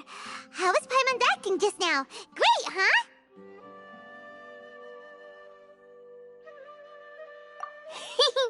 Everything's going according to plan so far. We made it into confinement, and Alhaitham's probably done with his part too. We even managed to trick Grand Sage Azar. Alhaitham sure knows how to cook up a plan. What are we doing next? Paimon has trouble remembering things when she's worked up. Right. Paimon thinks it went something like this. Apart from that, we still have yet another goal in the first stage of our operation, which is to send the Traveler to the confinement room. What? Why do we want to get him locked up on purpose? He's always been the person the sages are most afraid of, as well as the greatest obstacle to their successful implementation of their plan. They are very aware of the risk he poses to them. Once the Traveler is imprisoned, the sages will likely think that everything is under control. And with their guard down, the next phase of our plan will have a much higher chance of success. I can already see the pompous looks on their faces. Oh, that's a super tricky plan. But Paimon still thinks it's not really worth it. That isn't the only reason, of course. He has a more important task once he's in confinement. According to the Academia scholars in Ramon's custody, Lesser Lord Kusanali has sealed off her consciousness in the Akasha ever since she was captured by the Doctor. That way, they can't pry any more information from her. Even if we break into the sanctuary of Surasthana, it will take time to awaken Lesser Lord Kusanali's consciousness. We need to do that in advance. So our job is to wake up Nahida! Okay, totally worth getting thrown and jailed for. The confinement room is inside the Academia, close to the sanctuary of Surasthana. It's a completely enclosed space, and you won't be receiving any visitors. I'll work with Ramon's scholars to make some modifications to your Akasha terminal. Once you're in, get as close as you can to Lesser Lord Kusanali and try to connect to her consciousness. However, as for whether she'll actually wake up, that will depend on our luck.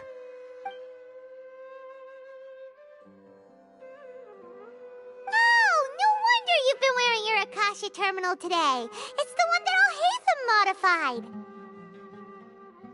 Paimon thought they'd take our Akasha terminals when they'd locked us up in here. Were they being careless?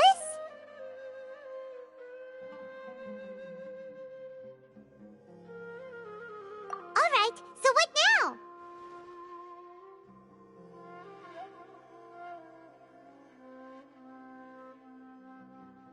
Sounds easy enough. We can finally talk with Nahida after all this time. Let's do it.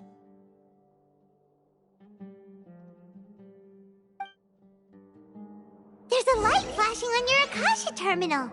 It's almost like... the faster it blinks, the better the signal.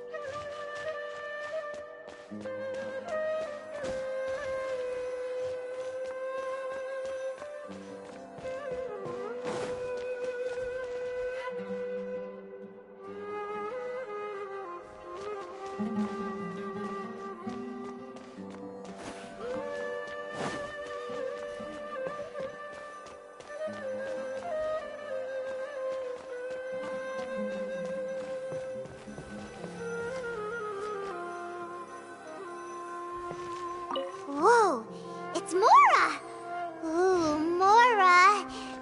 No, Paimon, we're not here to hunt for treasure. Here? No signal again. Is it getting jammed?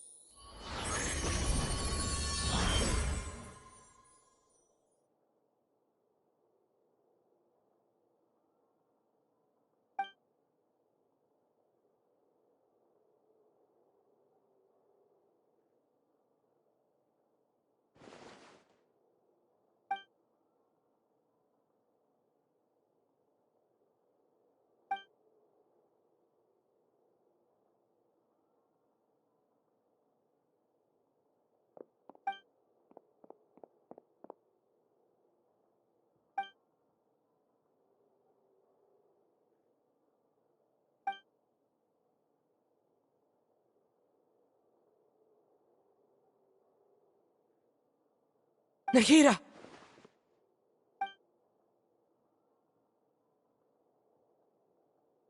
Hey, Nahida!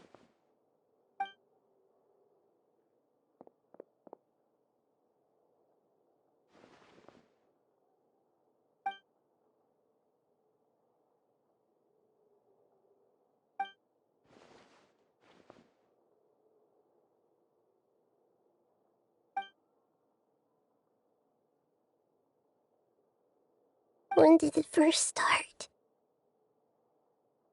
Oh, right. It started from the moment I was born.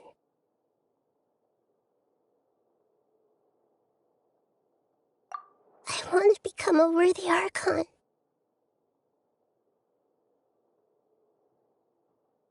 So I've kept studying. Kept listening to my people and their hearts. Kept looking for a way to save Irminsul. So I can catch up.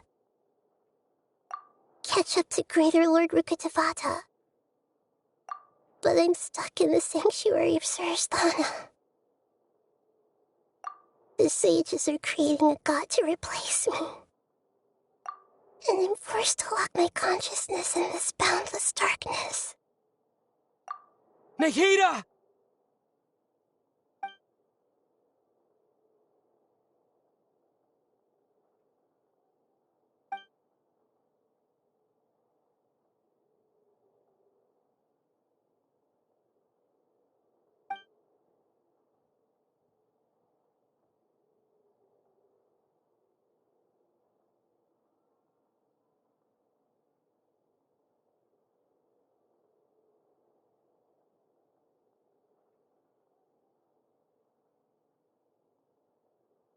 Nahida!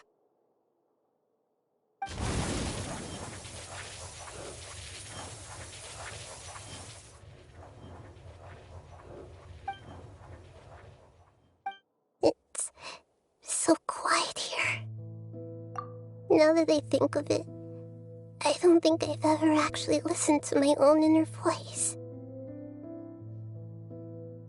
Do Archons have them? Should Archons have them? Have I been doing the right thing? Am I really not needed? How do I really feel about all of this?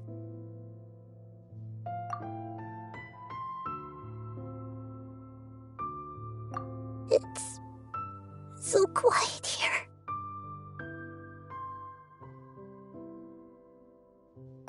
Since you're the god of wisdom, you've known the answers to all these questions since the very beginning, haven't you? Who are you? Whose voice is that? It sounds familiar.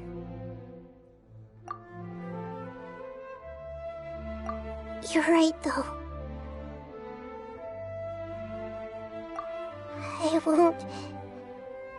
I won't ignore my own voice anymore.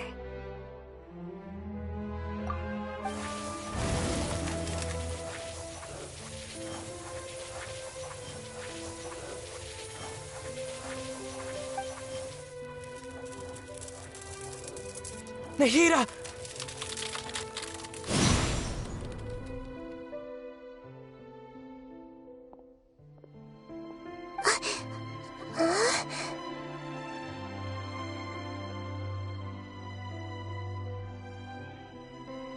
Nahida?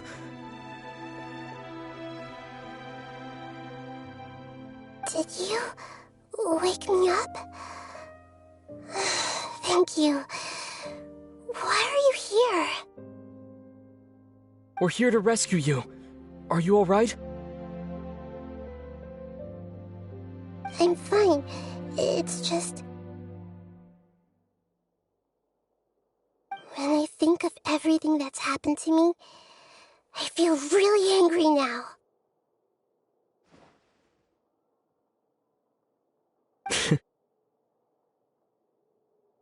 You should have been angry ages ago.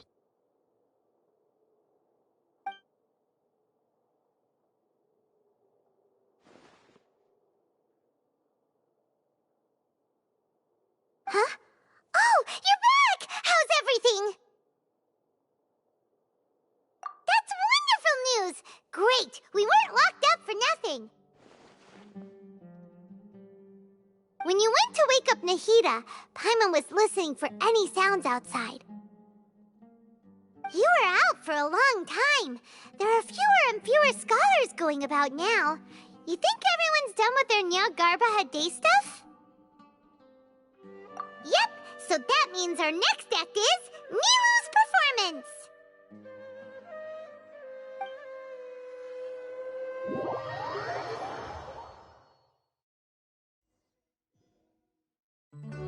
Nilu, are you sure about this? You're taking such a great risk for them. I'm sure, and I'm going. You know that I don't like to pass up any opportunity to dance, and this one is especially important.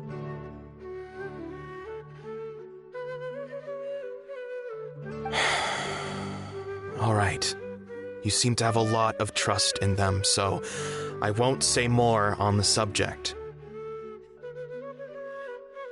But if anything happens, the few of us here may not be able to help you. Don't worry. They've been through worse. Everything's going to be fine. All right. You know, if you really do get arrested, we'll do everything we can to get you back. Be careful, even if it's only for our sakes. Thanks, Mr. Zubair. You're so very kind.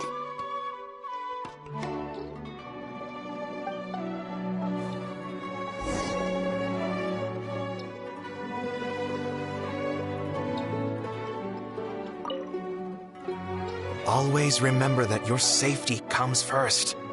And don't forget that you're the star of Zubair Theater.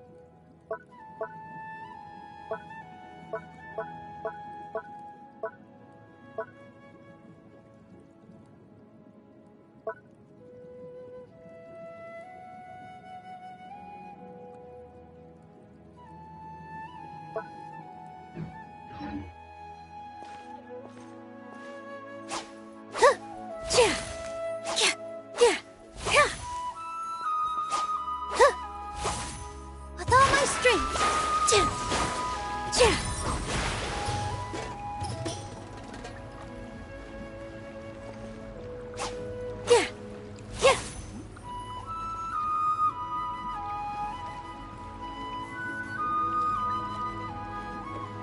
Positions.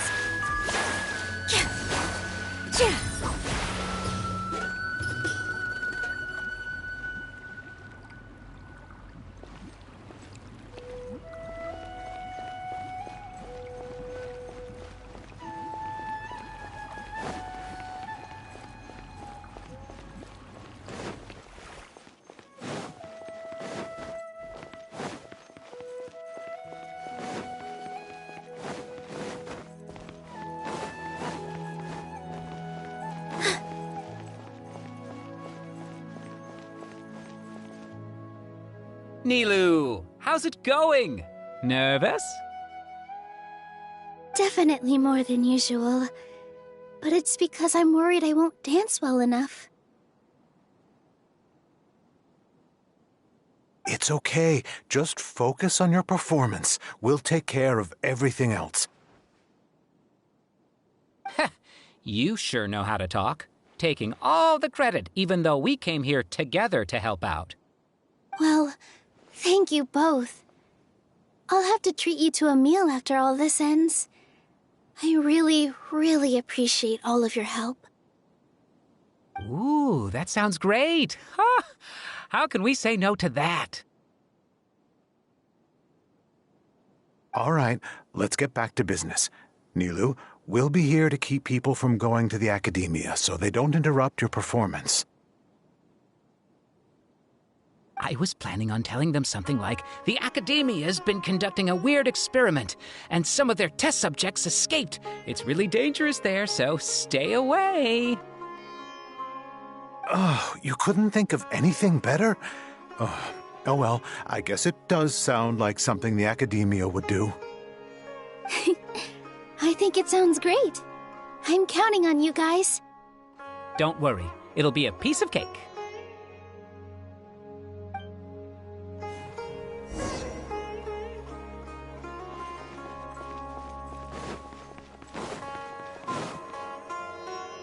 Hey, Nilu! Sorry, it's great to see you, but I'm really busy right now. Our Bait People Away with Yalda Candies plan is working beautifully.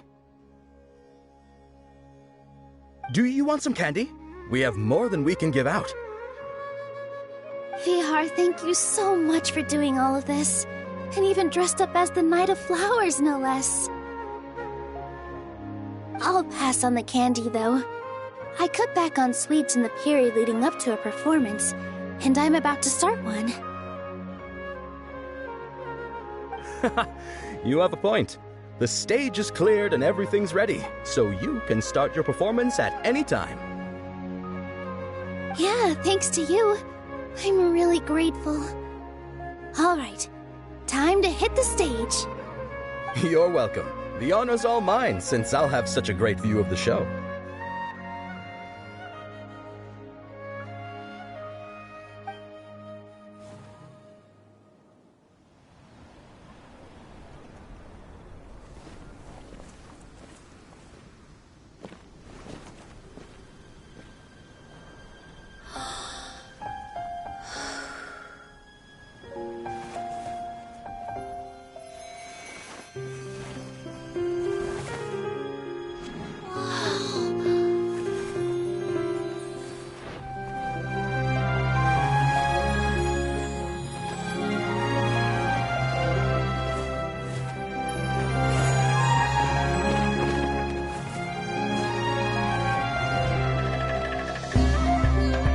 I've never seen a performance like this. This is incredible. Yeah, but I heard that public performances like these have been banned. I can't believe she's doing this here.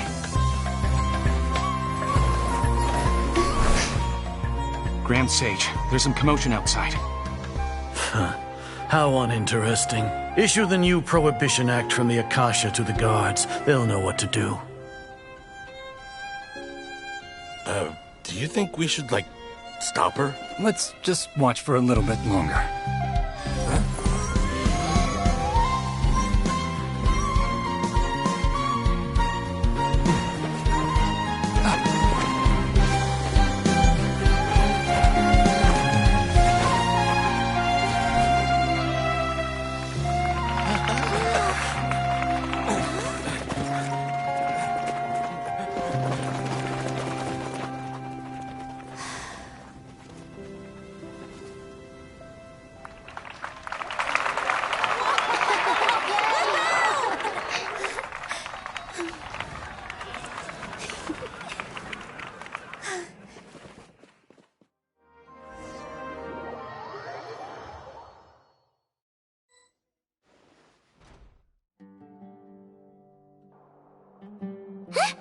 Did you hear that? It sounds like a lot of guards just ran by.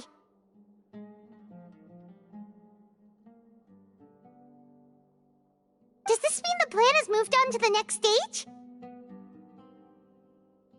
Yep. It's great that everything seems to be going well.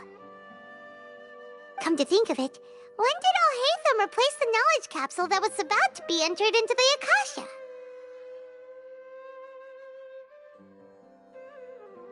Oh, so that's when he did it!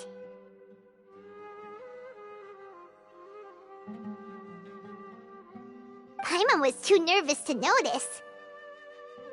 Speaking of, didn't Alhaitham also yoink the divine knowledge capsule from that mercenary leader in Port Ormos when everyone else was distracted?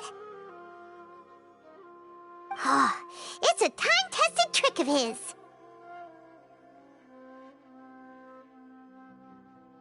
Why are we complimenting him?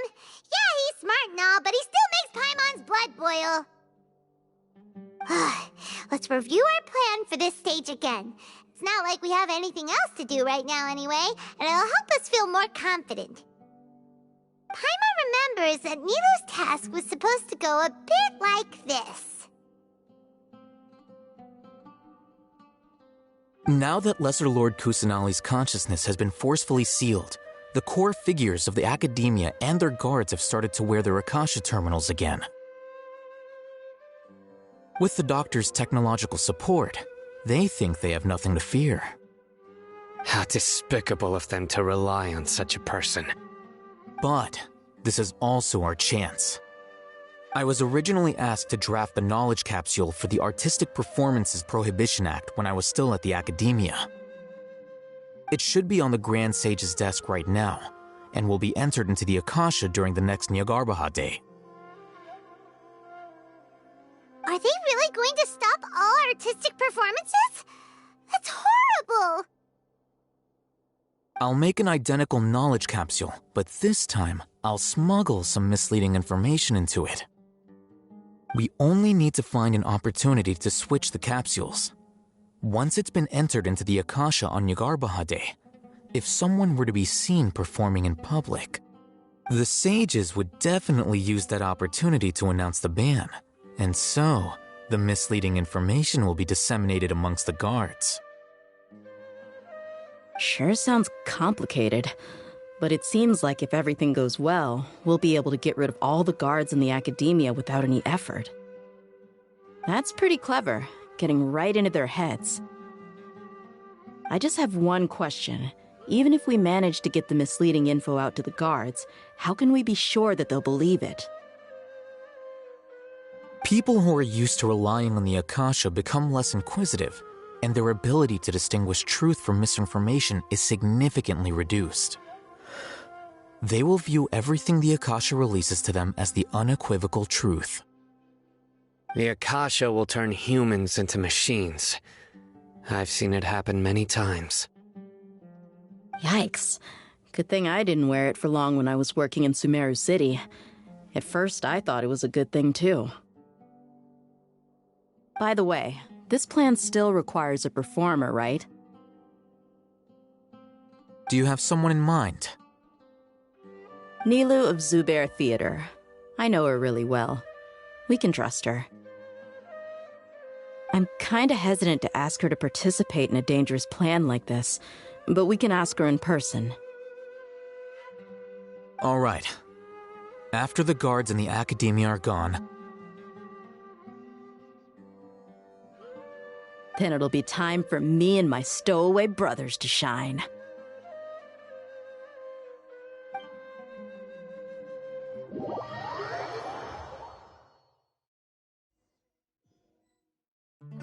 Here they come. Did you see that, Raman? They came out from the Academia in droves.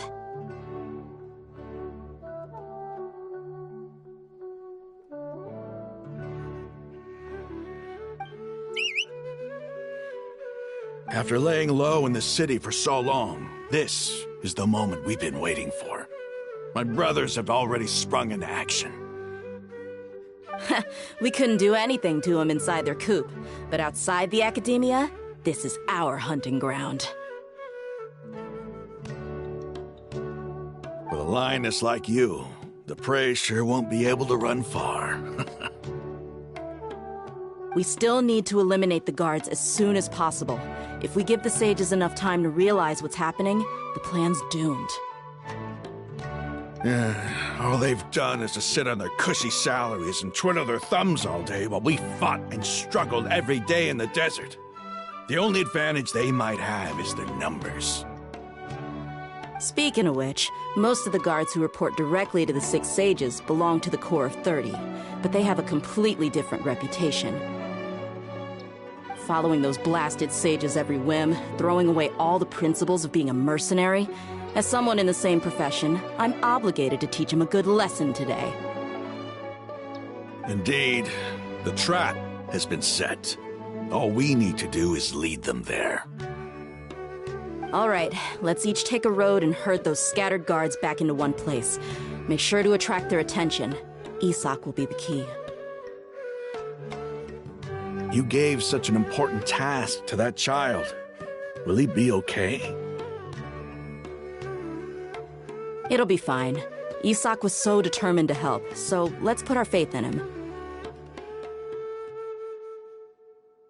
Besides, even if he's caught, the guards would be too scared to do anything to him. They've never seen Lesser Lord Kusanali in person, after all. You've got a point. Anyway, I think I see them coming. Let's head out. Good luck.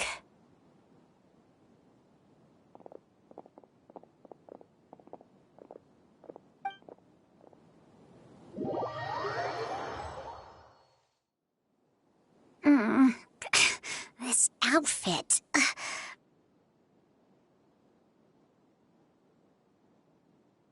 Hey, do you remember what you need to do, Isak?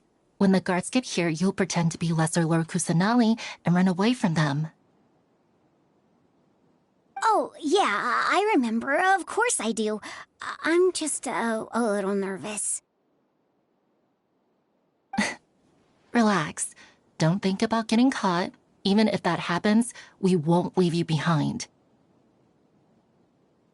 You only need to think about getting the guards' attention and leading them to the Grand Bazaar. Leave the rest to us. Okay, got it. I'm here to pay back Lesser Lord Kusanali for helping Grandpa. I won't get cold feet. Hey, they're here. I can see the Academia guards.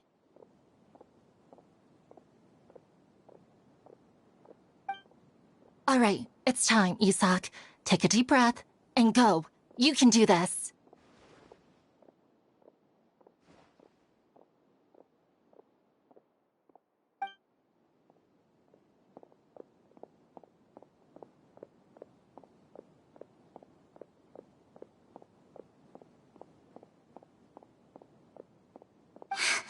Why is there a guard over there?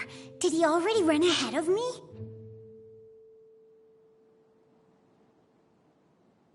This is different from our plan, but there's no time.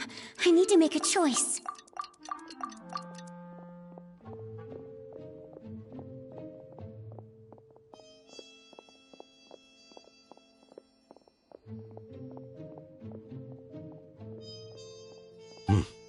Let's have a look behind the house. What should I do next? Huh. Looks like nothing's here. A wasted time. Luckily, he didn't check behind the tree. What should I... The guard looks alert. What should I do next?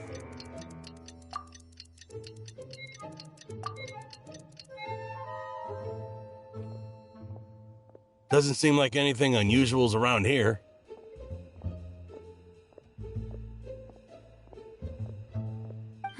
Looks like the guard finally left. I need to go.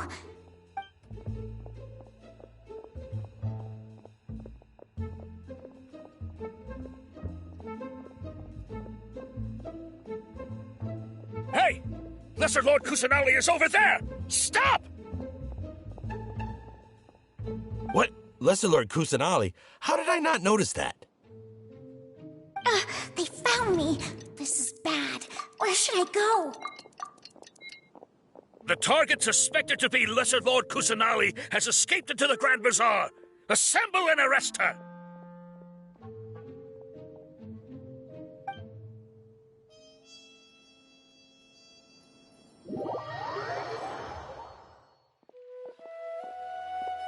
Where did she go? How did she disappear? Did we lose her? Hurry up and find her! Hey, why is your team here? Didn't we say to split up our search? Hurry! Hurry! This place is... Why are you all here? Yeah, isn't it one heck of a coincidence? Everybody's here. What on earth is going on? I suppose that's all of you? Who are you? Did you set us up? What are you planning? Phew, that was rough. I almost got caught. Little brat! So you're not actually Lesser Lord Kusanali. Who exactly are you all? Eremites from the desert? Just some colleagues. Think of this as a business competition, or a personal grudge. After stepping into our trap, stop thinking of yourselves as hunters. Behave like the prey you are.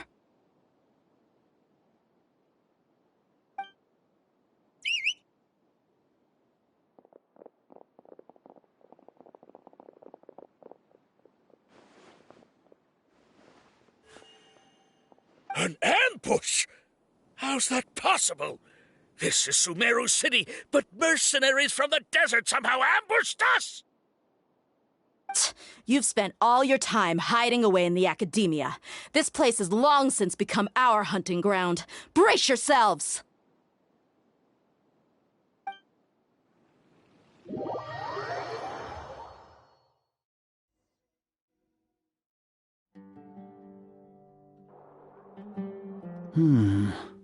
This is odd. The academia has quieted down after the conclusion of the Nyagarbha Day ceremonies, but it's much quieter than usual. Where are the guards? Why have I not seen a single one? Guards? Guards! Grand Sage, how may I be of assistance? I called for the guards. Why did you come? My apologies, Grand Sage. Right now, all Academia guards have entered the city to perform the ordered arrest. I thought you knew. Arrest? Who is there to arrest? I have an ominous feeling. Arrest Lesser Lord Kusanali, right? Is that not what the order was? Lesser Lord Kusanali? You mean she has disappeared? Yes. I wouldn't dare make up something like that. Right now, everyone is in a panic, and many are saying that Lesser Lord Kusanali will take revenge on us. What happened? Just what is going on? Lesser Lord Kusanali somehow escaped? Was it Alhaitham and his party that freed her? That's impossible. The Academia is heavily guarded today, and any order to release Lesser Lord Kusanali would be strictly confidential. Besides, Alhaitham and the Traveler are already in our hands. What manner of trickery did they employ? How could Lesser Lord Kusanali disappear into thin air? Disappear? Wait. How was the arrest order distributed to the guards? It was issued by the Akasha earlier today. Only you have the authority to send messages like that, so I thought it was your order. Let me check.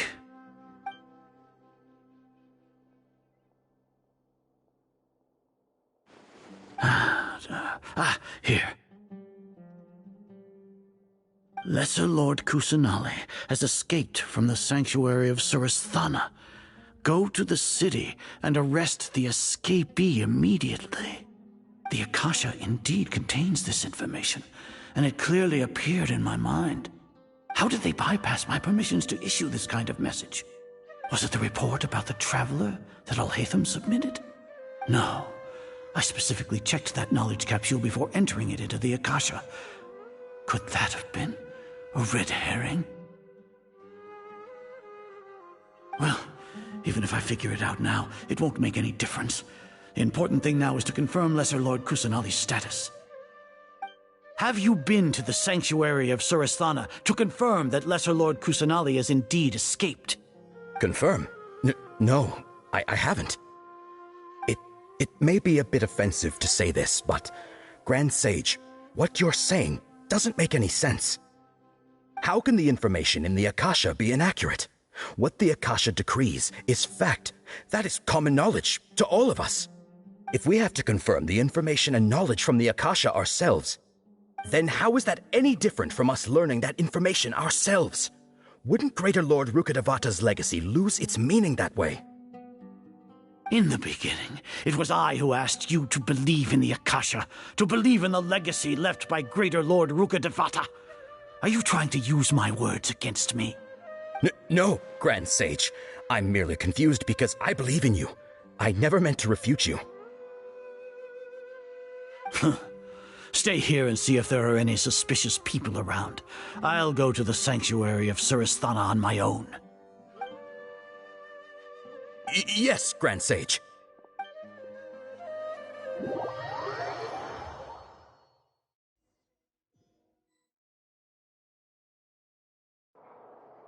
Lesser Lord Kusanali has escaped from the sanctuary of Surasthana. Go to the city and arrest the escapee immediately. How can that be? Stop thinking about it. Stop.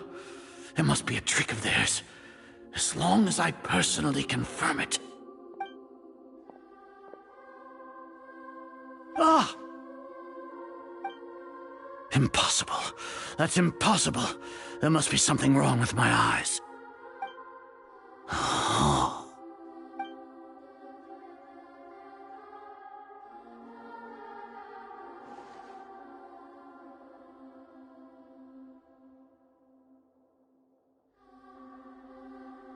What a comical sight, Azar.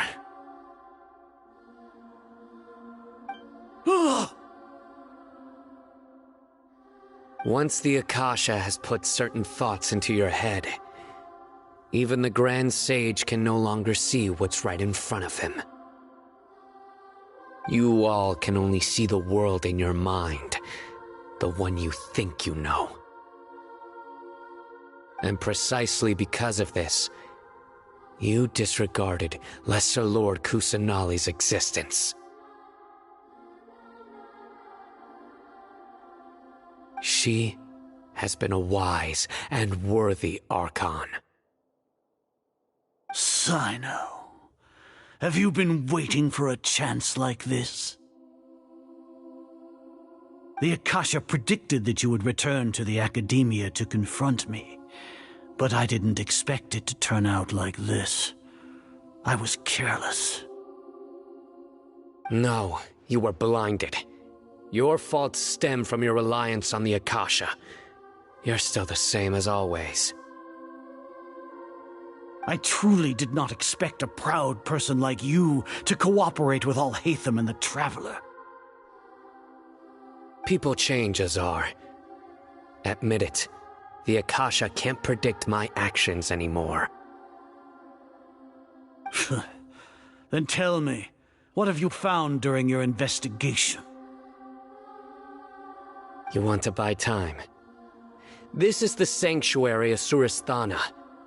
Under your own regulations, even Academia staff are forbidden to come here. No one will come to save you. As for the investigation, I've at least confirmed that you are guilty of insurgency against the Archon. A serious crime. So what? Did you do all of this so I would plead guilty in front of you, General Mahamatra? No.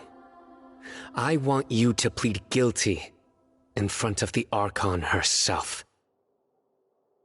You once said that I had no standing to judge you. So now, how about judgment in the name of a god?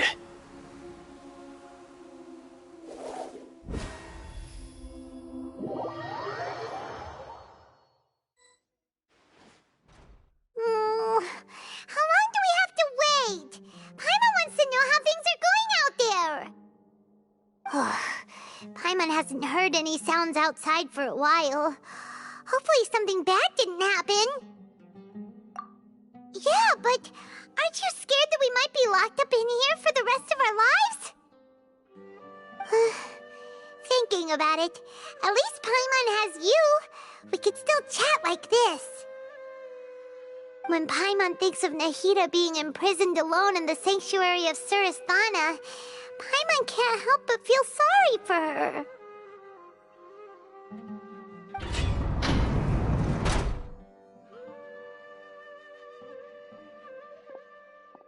Here comes your savior. Dia! Paimon just knew you would come to rescue us! You two really owe me some big thanks. I had to search through who knows how many guards to find the key here. It felt even more tiring than whacking them. I'm exhausted. Thanks a lot. Need Paimon to rub your shoulders? No, that's, I'll pass.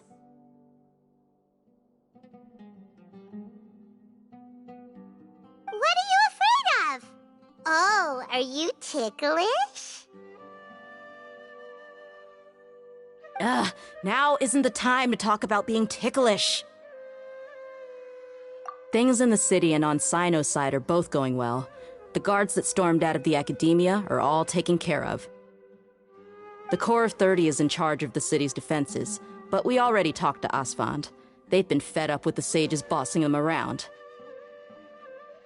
As long as it doesn't break their employment contracts, they'll turn a blind eye.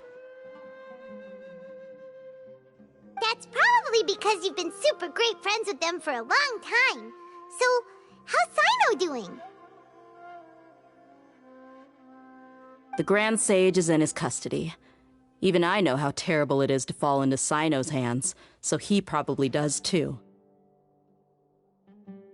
Sino forced him to release Lesser Lord Kusanali. He has no choice but to obey. So, hurry to the sanctuary of Surasthana. Assuming nothing weird happened, we should have already rescued our Archon. Honestly, I didn't expect our ragtag bunch to do this well. We just came together last minute to save the Archon, you know?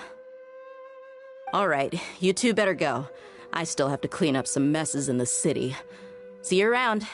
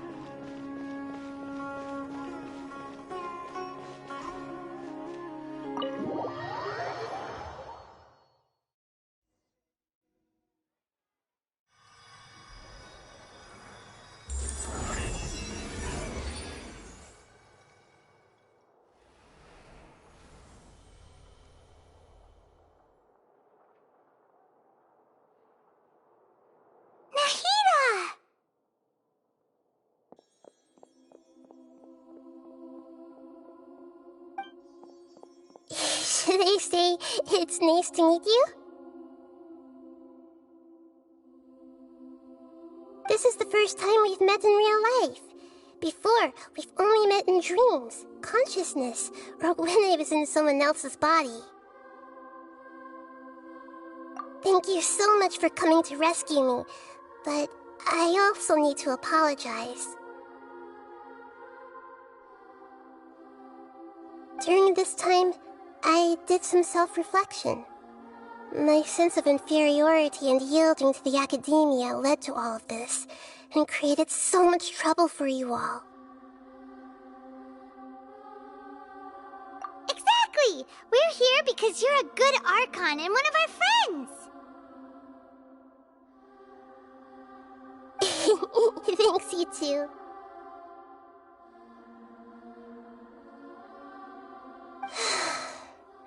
Amazing. So this is how it feels to walk out of that cage with my own body. It's like I just had an endlessly long dream. I can't even tell if I just woke up or was only now born into this world. My concept of self has become so clear. But now doesn't seem to be the time to indulge in this feeling.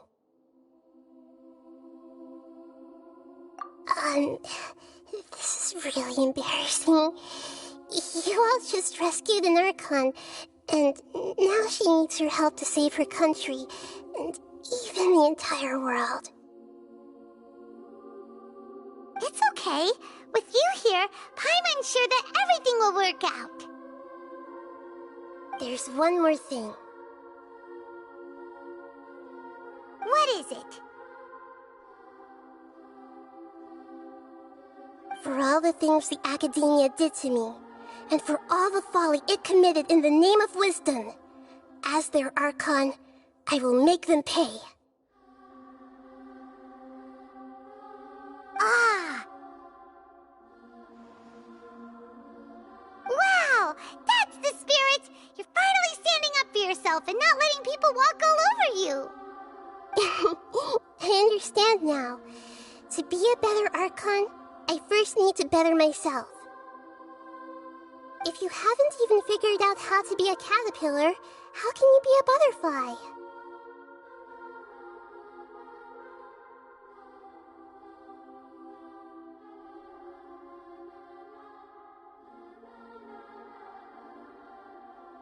Yes, true.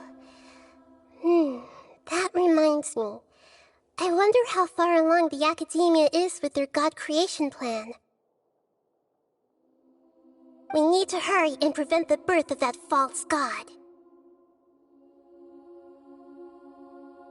I need to make some preparations.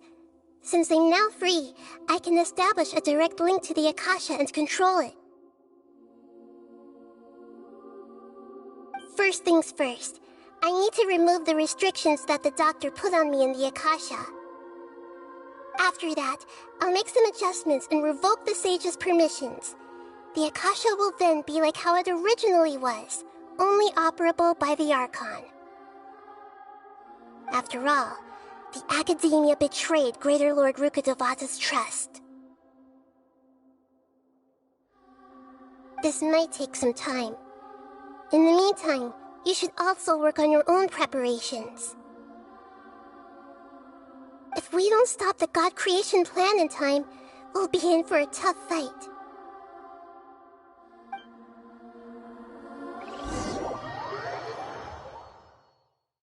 Might as well prepare for a fight.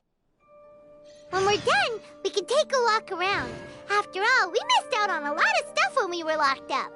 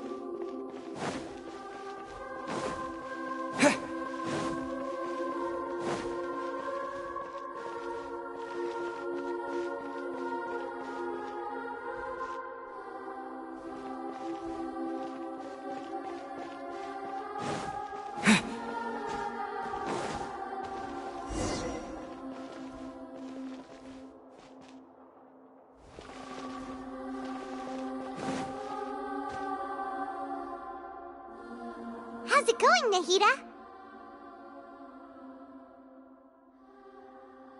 I'm done with the parts that needed my involvement to complete.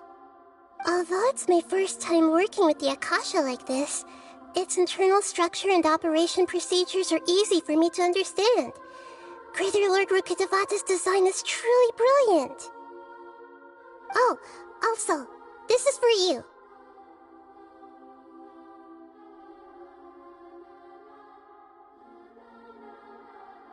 Huh? What's this little floaty thingy?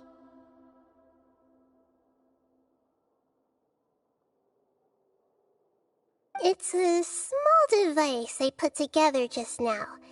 You can think of it as an upgraded Akasha terminal. You may not need it right now, but it should be helpful in certain situations. Wait!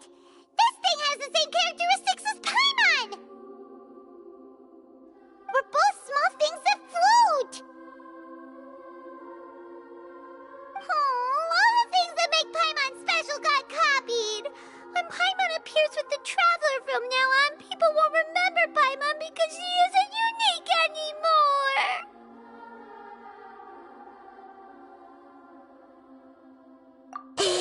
It's alright, Paimon. It can't replace you. It's only a flying device, but you're the Traveler's irreplaceable friend. You're so good at comforting people, Nahida. If only the Traveler was as smart as you. I was simply telling you what I feel to be the truth. I wasn't trying to comfort you. Nahida, you're natural at this. What you just said made Paimon even happier. By the way, there's something I need to confess. Even though I'm the Archon and in control of myself again, I'm not very good at fighting. You may have heard that an Archon's power is derived from their people's faith. However, I'm not as well loved as Greater Lord Rukkhadevata. If we get into a situation where combat is our only option, I'll have to count on you, and I'll do my best to provide support. I'm glad I can rely on you.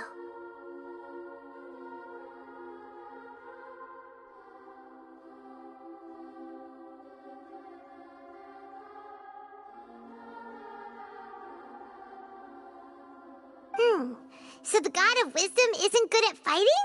That actually sounds about right. I've located where the false god is. Time is of the essence, so let's skip to it.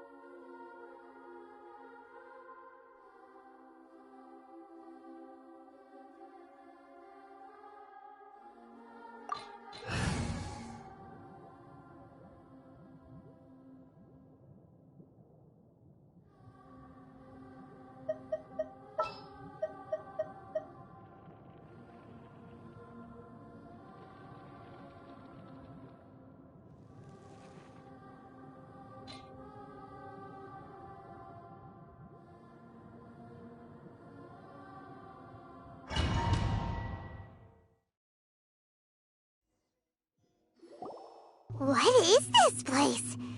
Is this really the way we need to go?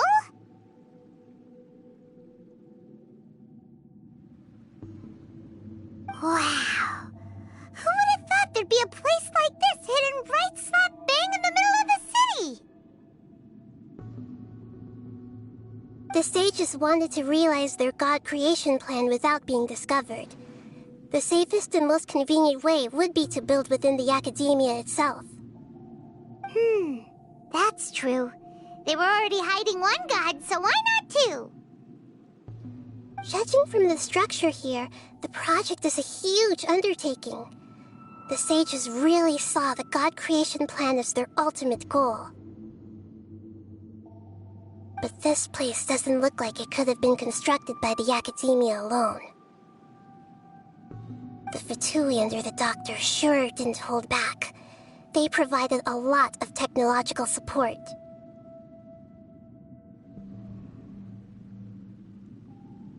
Yeah, or else they wouldn't have been that generous. Is that it, though? I've always felt that this Doctor is different from the academia sages. He doesn't seem to share their sense of urgency. Instead of being interested in the end product, it's like he's enjoying the experimental process. The Fatui Harbingers are all such weirdos. So, the Doctor being weird is actually normal. So, this Fatui that they're trying to turn into a god is called the Balladeer?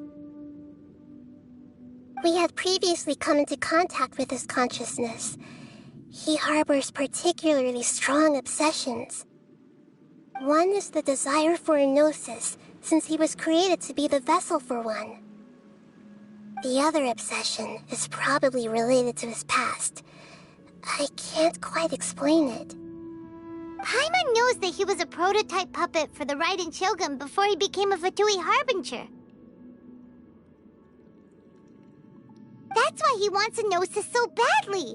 There's no way he'd willingly be a test subject. Now with that temper and ego of his. It sounds like you know the Balladeer quite well. I see. Tell me more about him and what he's like. The more we know now, the better we can plan for and react to any future situation.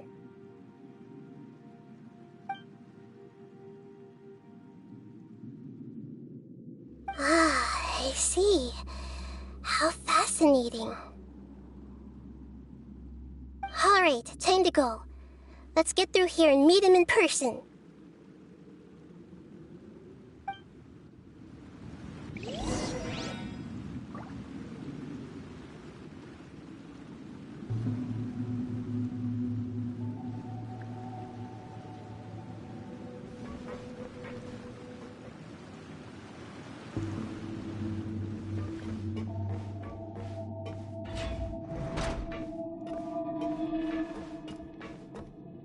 Time to work. Let's begin. Work time. No excuse for slacking. Germinate!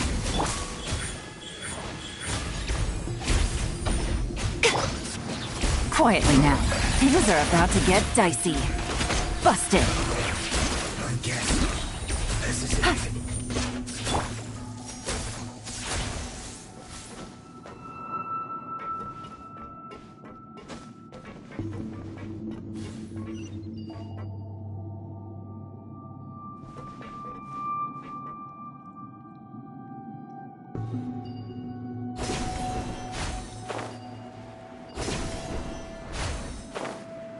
It looks like we can climb up these pipes.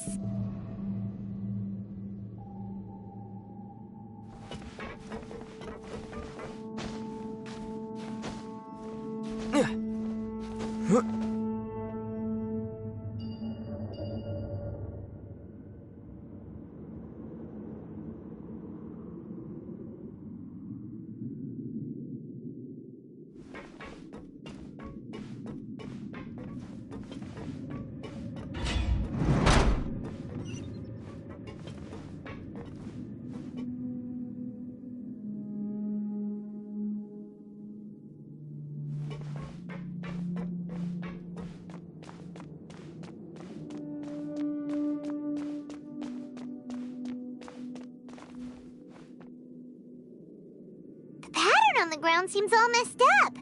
Let's go around and see if there's a way to fix it.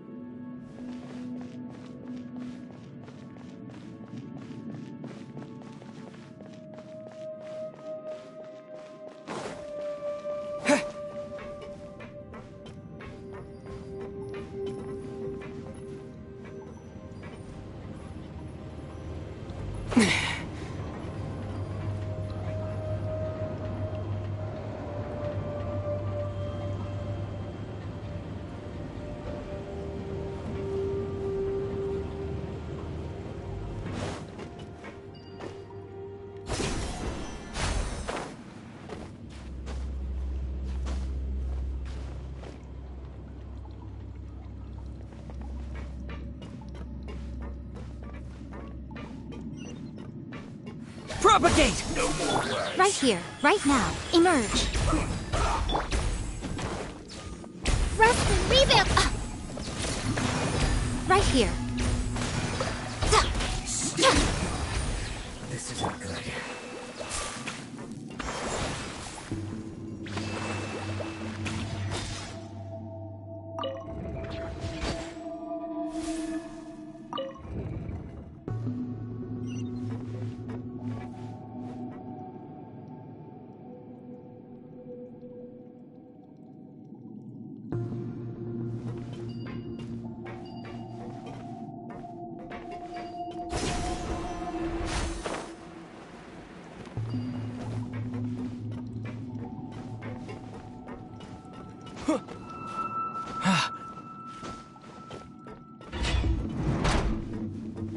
Frozen.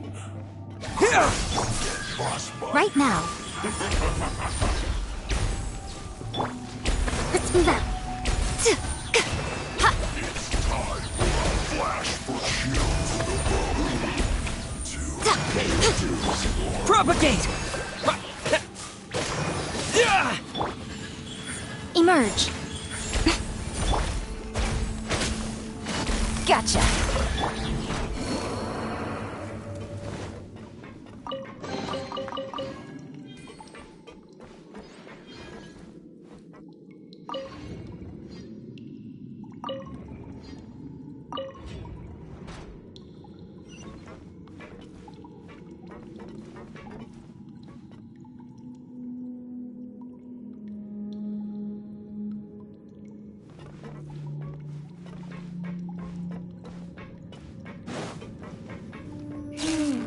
The cart is stuck.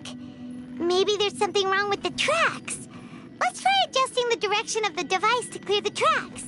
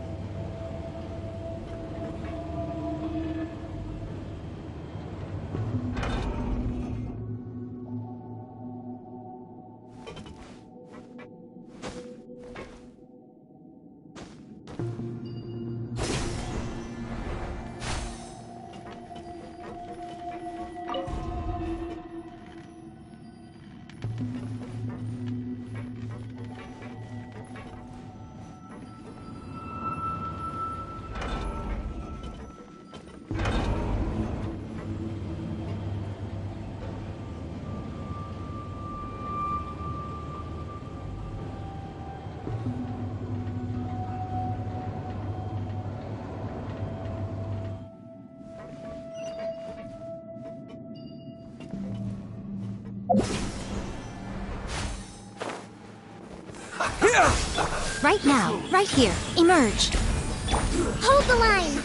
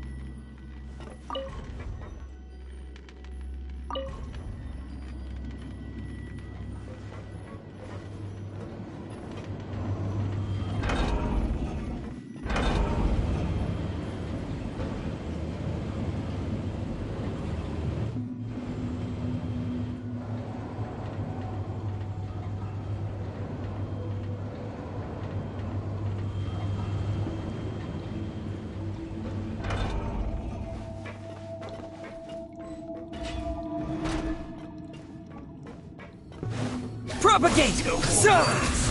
Right here, right now, right here. Allow me!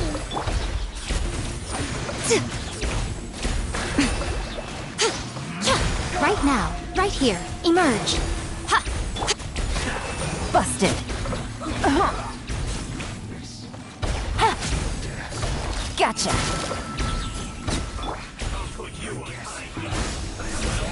Right now. Emerge. Hold the line!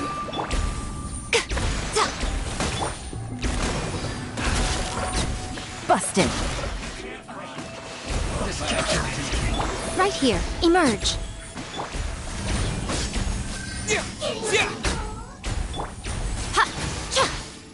Right now, emerge.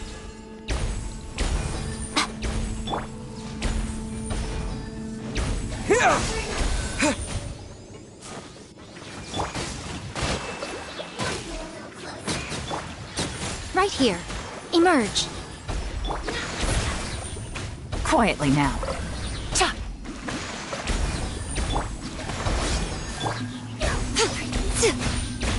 Right now.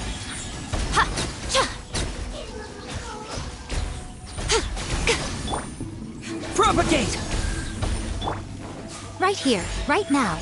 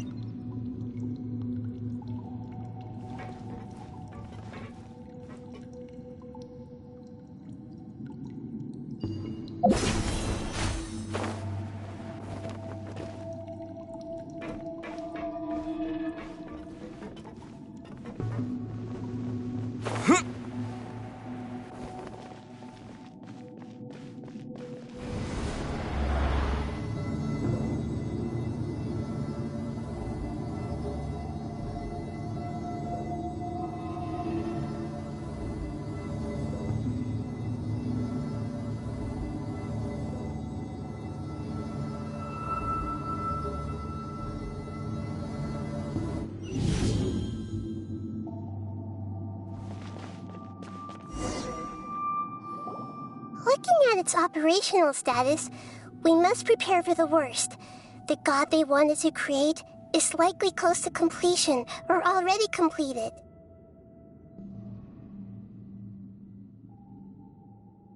Oh no! What should we do? Paimon can't imagine how hard it would be to fight against a Fatui Harbinger with a Gnosis! Are you nervous, Paimon? If you really want to know, of course Paimon's nervous! Aren't you too, Nahida? Yes, I am. This is probably the first time I faced with a calamity of this degree since my birth. I feel not just nervous, but curious as well. Curious? Curious about what? Curious about her fate. To me, everything we perceive in this world, everything we learn, and everything that happens to us is considered knowledge. And if it's a form of knowledge, then it can be understood.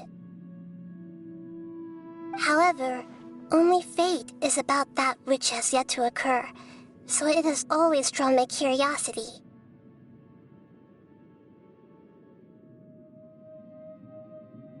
So to me, fate is the ultimate knowledge. That's also why I love observing humans and all the things that happen to them. It all brings me great satisfaction. And now, at long last, I'm not just an observer anymore. I will personally experience my own fate with you by my side. Isn't this such a wonderfully exciting thing? Ah, so that's what you mean. Paimon thinks she understands what you're feeling. Agreed. Okay, let's continue on. I can sense his aura from here.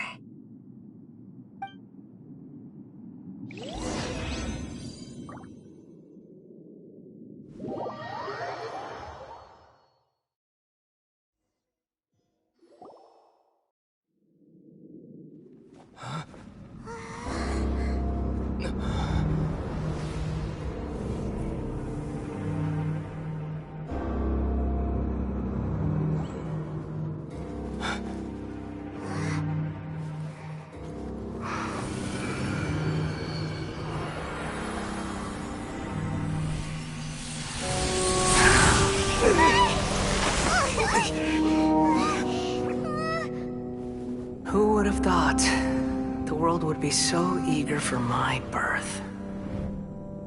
I remember you, Booer, the god of wisdom, and standing beside you, the traveler. Is he all-knowing and powerful now like Greater Lord Rukkhadevata? No, I can't feel the same kind of divinity I felt from the Greater Lord. It seems that the sages didn't get the chance to infuse the divine knowledge capsules into him. But even still, he has undoubtedly become a true god now. So we're too late?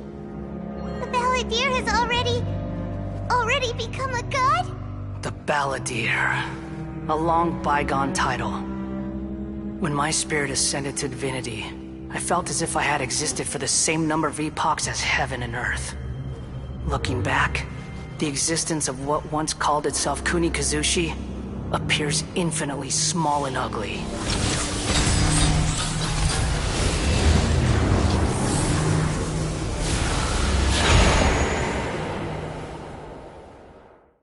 This imposing aura, it really feels like the gods! A body that capitalizes on the Balladeer's original construction as a mechanical puppet, with the Gnosis serving as a constant power supply. How much effort and resources did the sages put into this? From a purely technological perspective, it's a commendable achievement indeed. It's no exaggeration to say, this is the culmination of human wisdom. You sure are something! Dishing out compliments at a time like this? But I don't think he's reached the spiritual height of a god.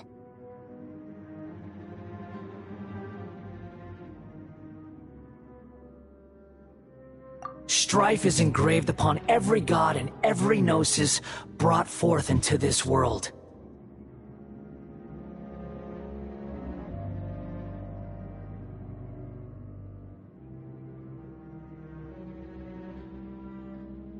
Can you feel it?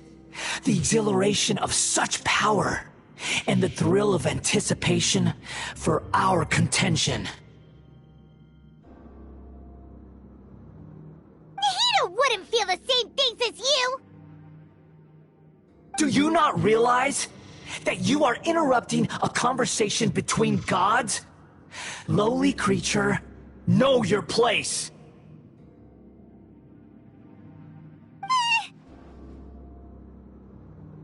The strife engraved upon a Gnosis.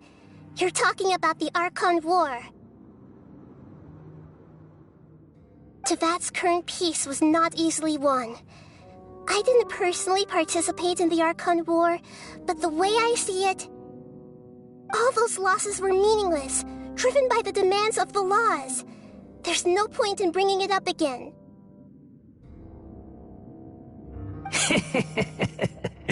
Is that so?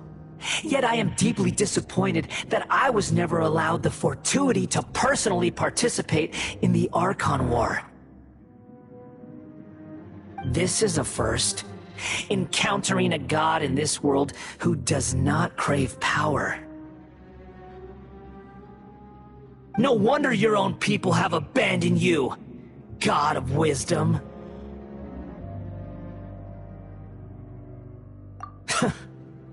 Your judgment is as your existence, unsubstantial.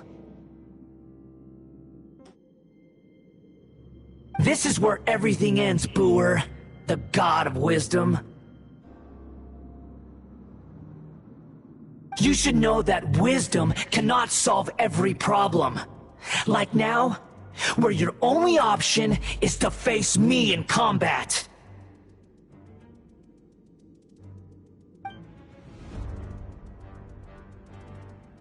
Come!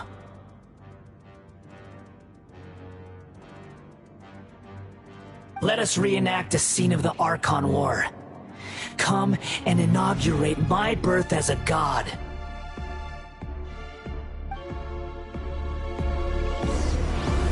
Churn!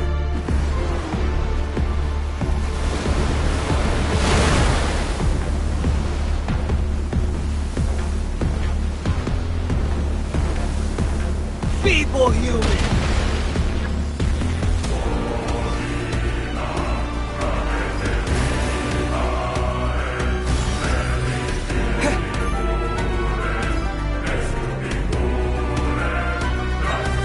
Insignificant pest!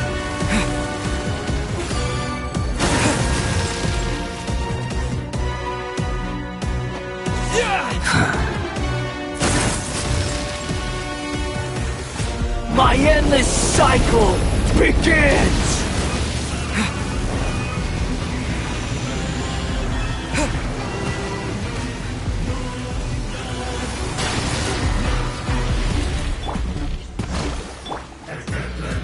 Insignificant pest!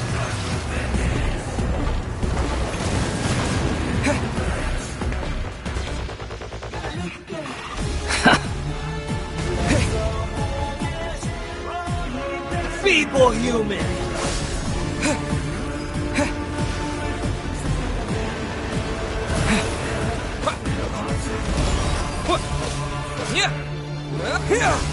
Germinate! Right here. Right now. Emerge. At my command, you shall fall! Scatter!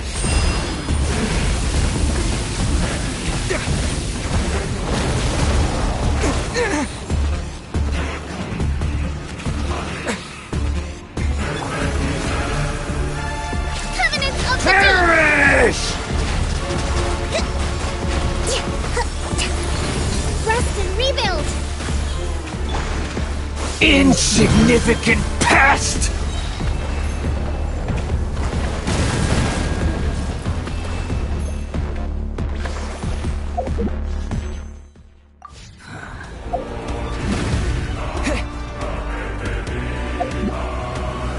Churn!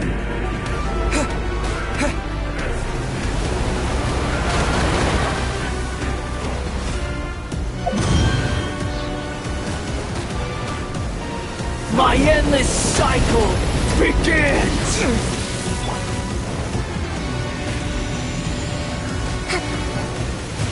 Let's move out. Allow me! Insignificant pest!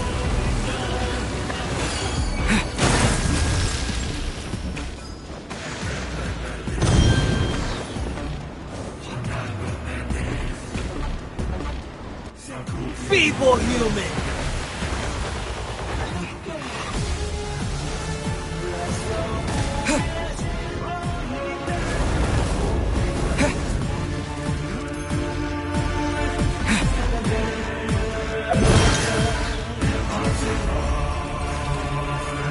At my command, propagate.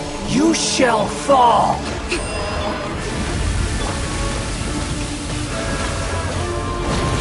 Uphill battle! Insignificant pest!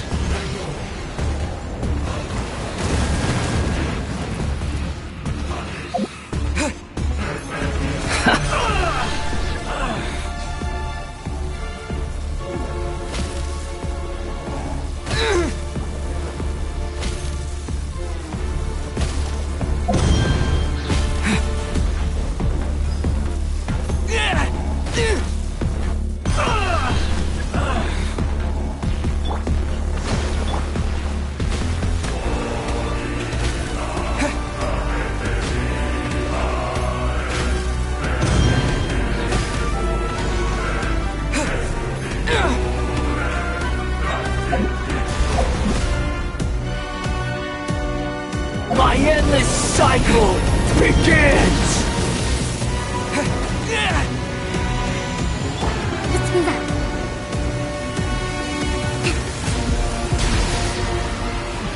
Hold the line! Churn!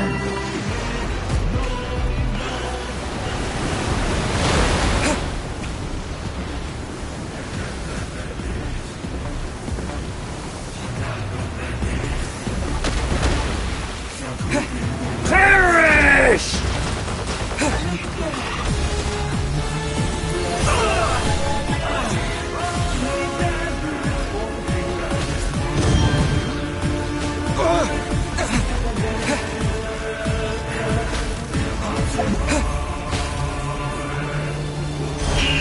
More power! Spring forth! Right here, right now. I'm always watching. Come on out, right here, right now. Rest and rebuild! You cannot defy!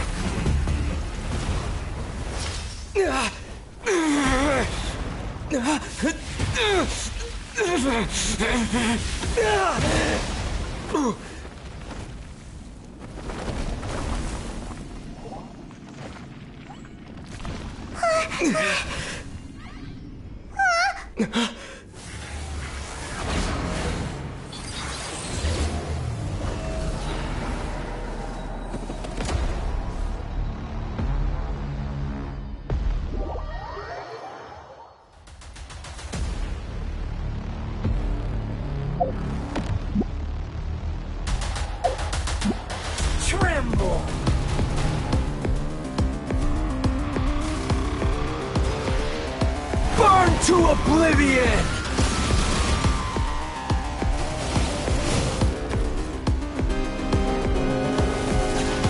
Kneel!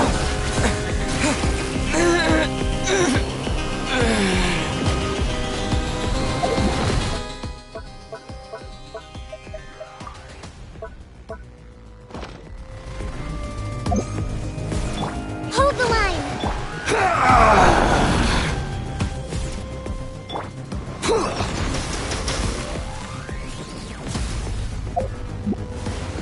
Tremble!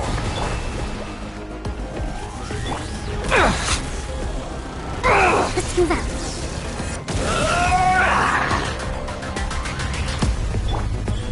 Emerge, right now. Reality is pain!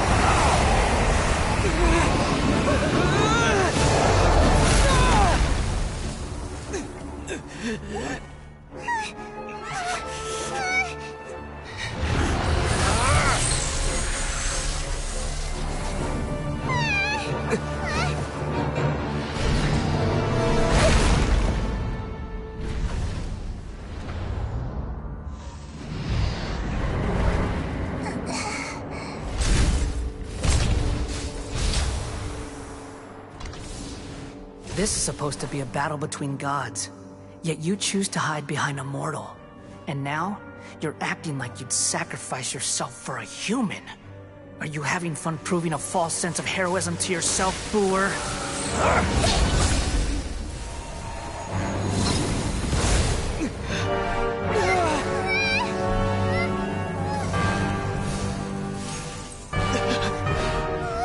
The data collection is almost complete. Do you even know how many times you've tried to take my gnosis from me?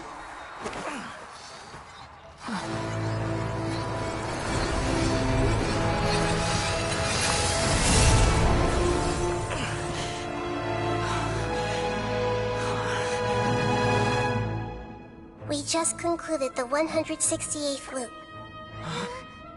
Did you know that in the effort to create you, the people of Sumeru were forced to live through the exact same number of Sub-Zerus festivals and Samsara cycles? The power of dreams. When did you use it on me?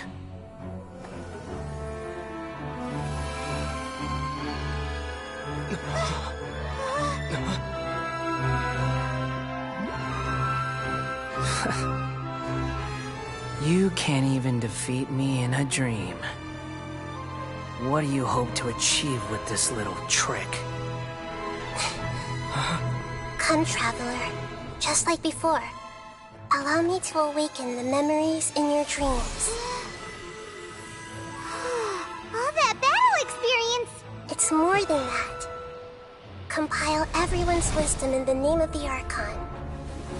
That is the original function of the Akasha.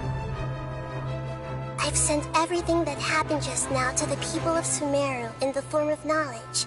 I've asked them to help you find a way to defeat the false god.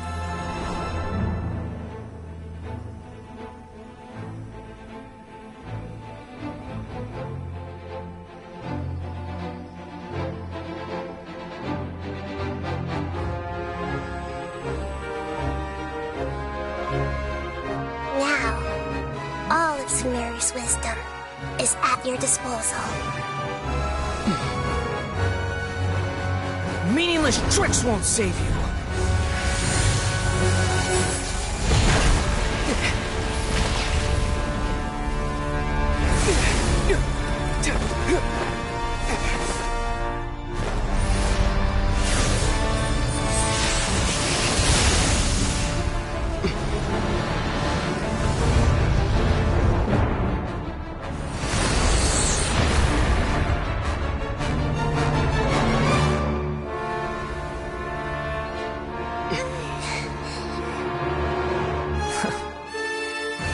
Are you done with your tricks?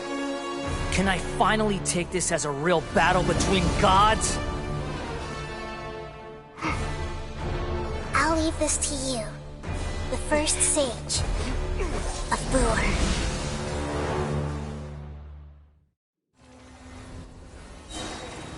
I am the all-knowing God.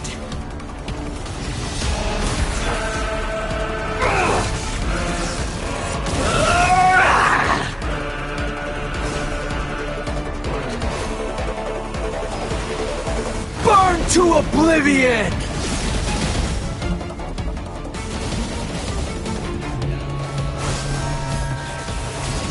Kneel! Emerge, right here.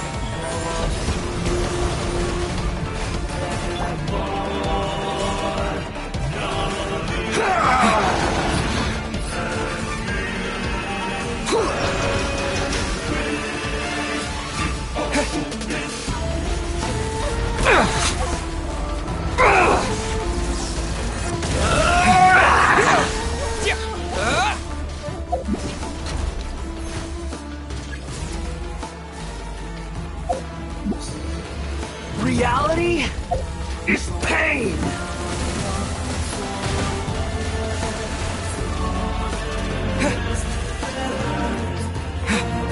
Good riddance, cruel world!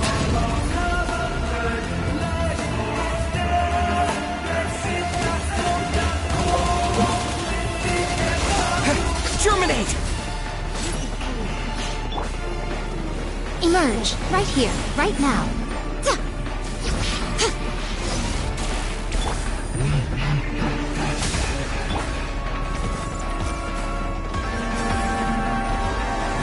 The Temple of Wisdom!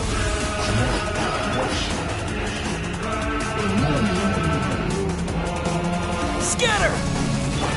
Emerge, right now.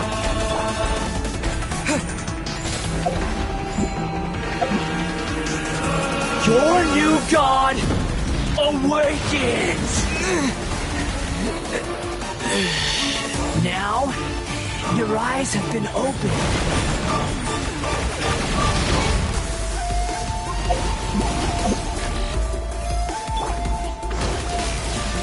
Kneel! A fresh maneuver!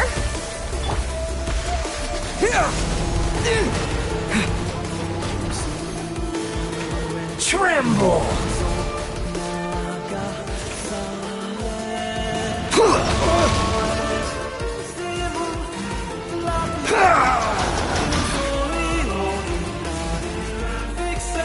Right here. Emerge.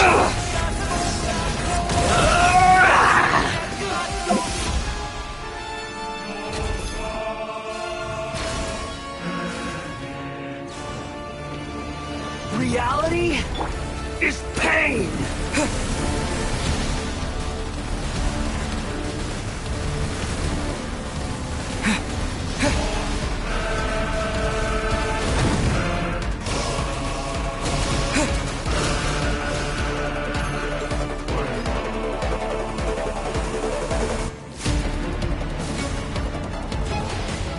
Burn to oblivion! Propagate! Kneel!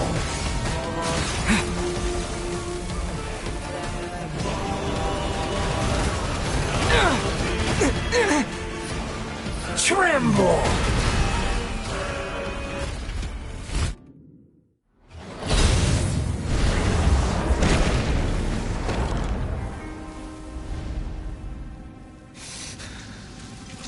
Humans.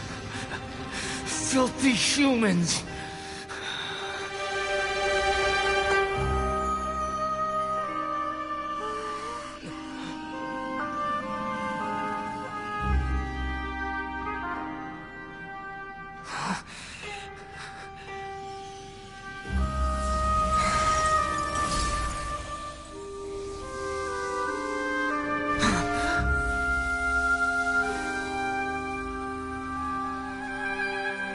No!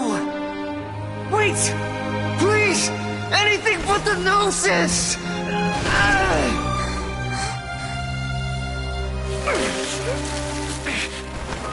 That's mine! Don't even try!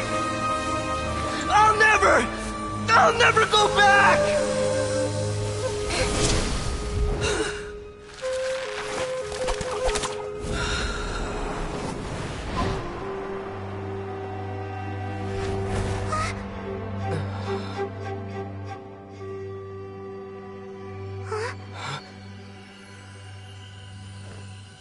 We haven't yet found the answer to the most important mystery. Irminsul is still waiting to be saved. With the power of another Gnosis, we may now finally understand the last memory of Greater Lord Rukkhadevata.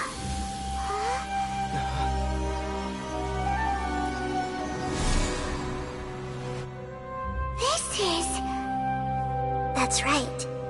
This is the last memory of my predecessor.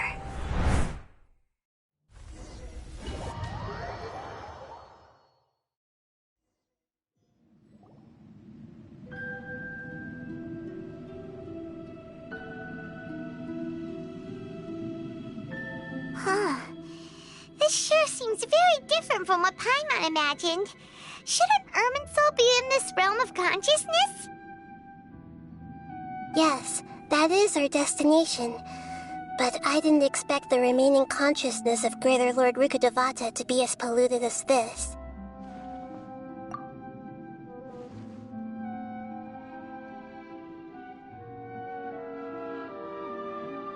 Forbidden knowledge? It seems you know about a concept that even I don't completely understand. Could you tell me what you know?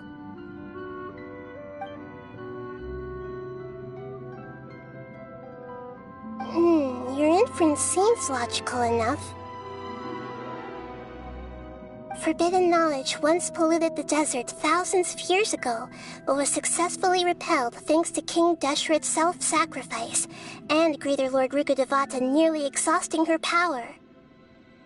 Then, a second instance of forbidden knowledge pollution occurred during the Conria Cataclysm 500 years ago.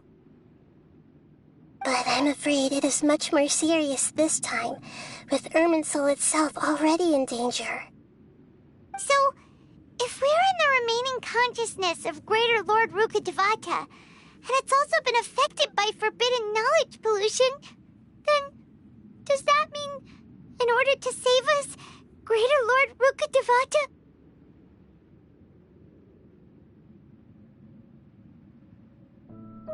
Yes. It's very possible that she sacrificed her life in the fight against forbidden knowledge. She didn't completely eradicate forbidden knowledge, but if it weren't for her actions, the pollution would have been far more rampant over these past 500 years. The way that everyone, including me, has forgotten everything about forbidden knowledge may very well be due to her restoration of Irminsul.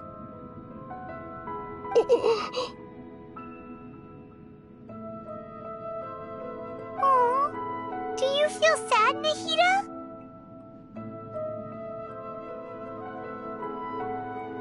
I'm just sharing her pain. The pollution of her consciousness here is severe. There is madness, chaos, and pain all around us. Did she fight to resist the forbidden knowledge pollution in such terrible conditions, all the way up to her last breath? She even used her last remnant of lucid consciousness to leave a clue for us to follow. Yes, her words were distorted by forbidden knowledge, so that's all we could hear. But now, we have a chance to find the answer to this mystery. We can cross the polluted consciousness until we found the right path to meet with her lucid consciousness. And then, we'll let Greater Lord Rukkhadevata tell us the truth in person.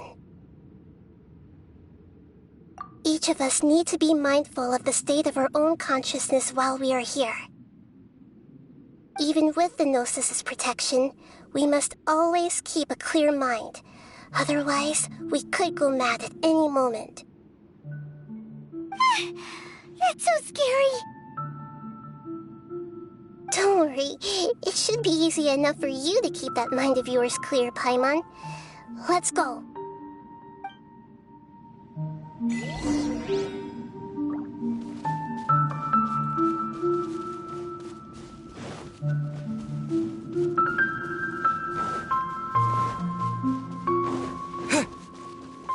Are we in the air? And why is there a huge boat? That's the boat of consciousness, which symbolizes reason here. Its course is the direction our consciousness is traveling towards. If we lose control over our consciousness, we will fall into madness. So let's make sure the boat stays on course.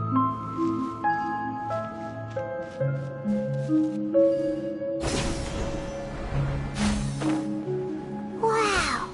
What are these? The monsters seem to have been affected by them.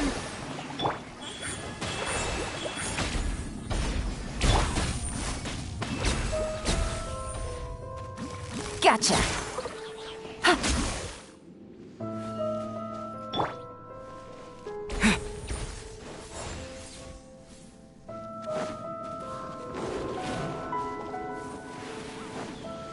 Scatter! Right now, right here. Allow me!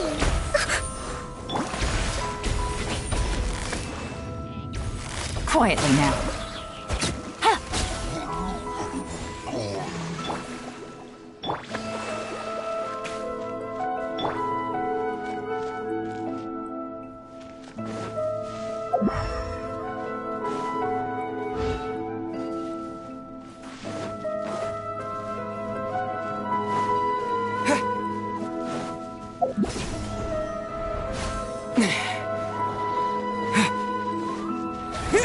Spring forth!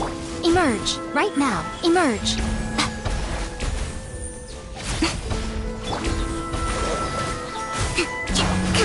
Right now. Nothing lasts forever. Right here, emerge, right now. Scatter! Gotcha. Look! A four-leaf sigil has appeared in the sky!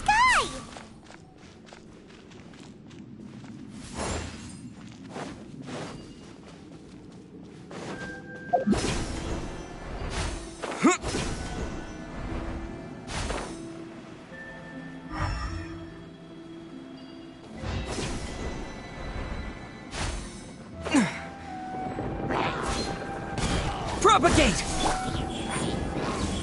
Emerge. Rust and rebuild!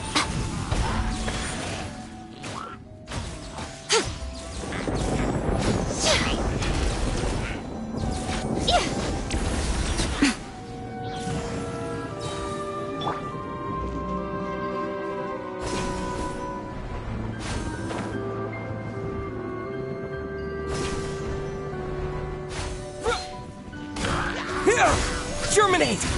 Right here.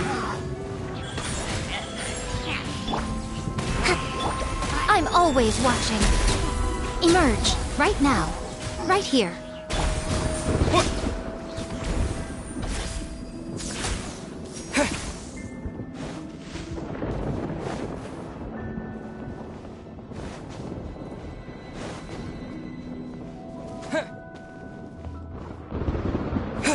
Scatter!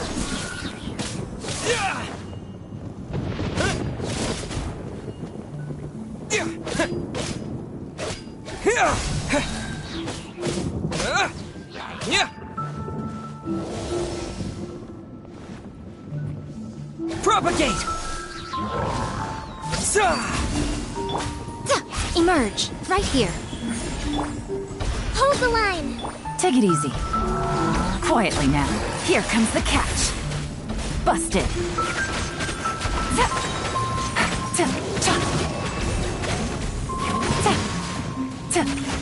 To control the boat of consciousness, we need to find the helm first.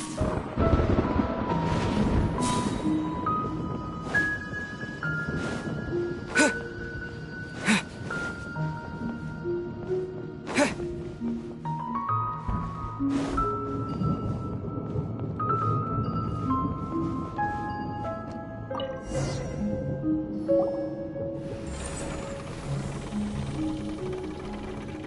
changed direction.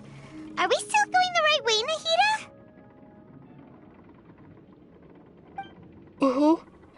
Judging from the current route, the boat of consciousness will soon take us out of here.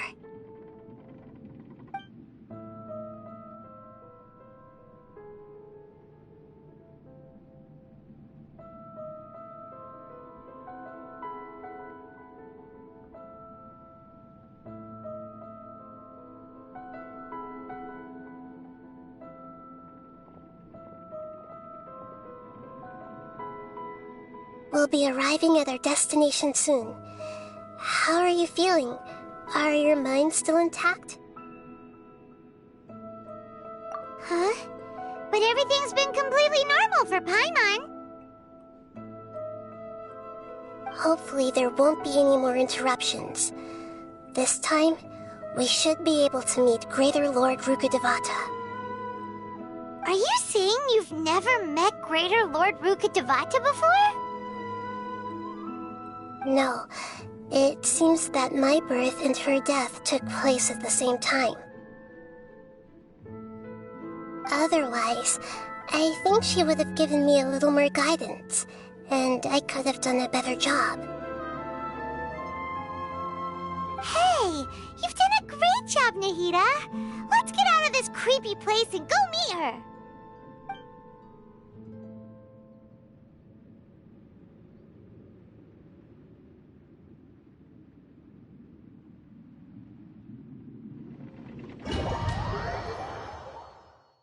So, is this the place you were talking about? The base of Irminsul?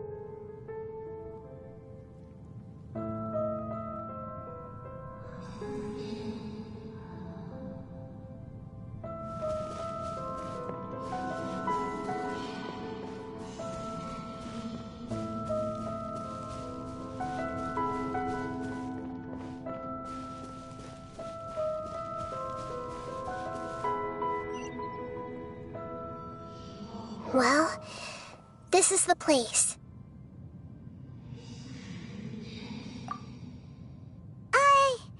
We're here to find Greater Lord Rukkhadevata, right? But the one standing over there is... Is that... me? She looks exactly like me. Are you Greater Lord Rukkhadevata? Yes, that's me. Are you surprised by my appearance? Irminsul and the surrounding lands have been reproduced here as they were years ago. But this is just a realm of consciousness. We are manifestations of the same nature. Hence why we would appear exactly the same. We're of the same nature? Why? Because you are me, and I am you. You are me in the new samsara. The new samsara? As Greater Lord Rukkhadevata, I'm the avatar of Irminsul, and you are the purest branch snapped from Irminsul. Imagine it this way. Even if a tree dies, its branches will eventually take root and grow, continuing the tree's life in another form. I'm merely the remaining consciousness of Greater Lord Rukkhadevata. The real me has presumably died a long time ago.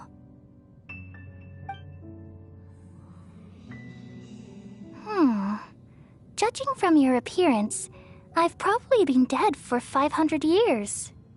But you're finally here. My new self in the samsara.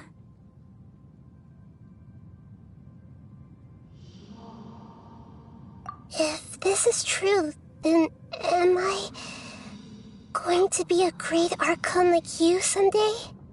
Though we share the same nature, our fates are bound to be different. All things have their own fate. When a branch grows into a mature tree, it won't be the same as the original tree. That's why fate is the ultimate knowledge, isn't it? That's a great insight. Yes, very good. It's also precisely why you won't become like me. Really?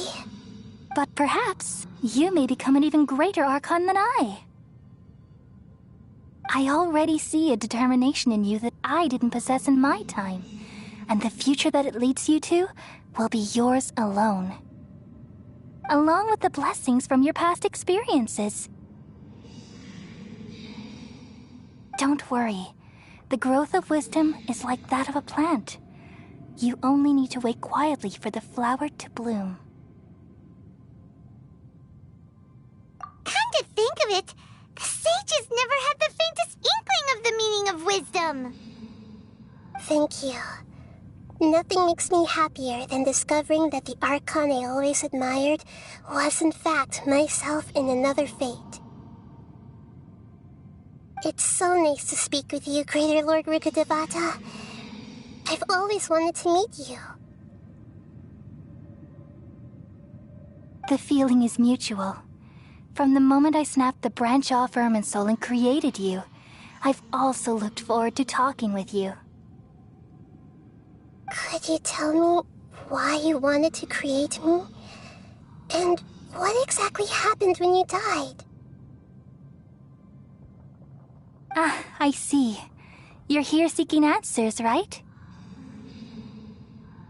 Everything that day, even the sky itself, changed into a color like this.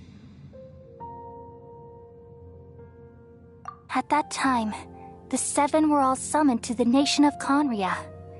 Except for me. I had a more important task to attend to. I had to protect Irminsul. The disaster occurred together with the pollution of forbidden knowledge. At that very moment, with my consciousness connected to Irminsul, I sensed something was wrong. The pain started to torment my mind. By the time I reached Irminsul, it was already displaying signs of corruption. Had I not repelled the pollution of forbidden knowledge with King Deshret thousands of years ago, I might have felt even more hopeless and lost. So what exactly is forbidden knowledge? It's a kind of knowledge that doesn't belong to this world, and a form of truth that can't be understood. It came from the very bottom of the abyss. Even I could never understand it. The world is constantly rejecting it, leading to all kinds of bad phenomena. If we allow forbidden knowledge to pollute Irminsul, I'm afraid the entirety of Tevat could fall apart. So, there's knowledge that even the God of Wisdom can't understand? At that time, I knew I couldn't repel the forbidden knowledge with my strength alone. Which is why I created a device that compiled human wisdom and named it the Akasha. It's truly the world's most amazing invention. Thank you. For a long time, I thought dreams were the fruit of human wisdom. Though it was selfish to do so, I borrowed people's dreams using the Akasha. Then I compiled their wisdom and all of my own power. Well, did it work? Thanks to the wisdom of the people of Sumeru, almost all the forbidden knowledge was cleared from Irminsul. But things didn't go as smoothly as I thought. I had a terrible headache, which gave me an uneasy feeling. And then I remembered that my consciousness was also connected with Irminsul. It brought me knowledge and wisdom, but vile corruption as well. From the very beginning, my existence had been polluted by the forbidden knowledge. Oh no! How could that happen? I've experienced that pain in your consciousness. It must have been a horrible experience.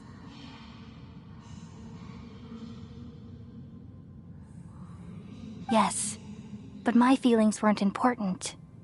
The important thing was that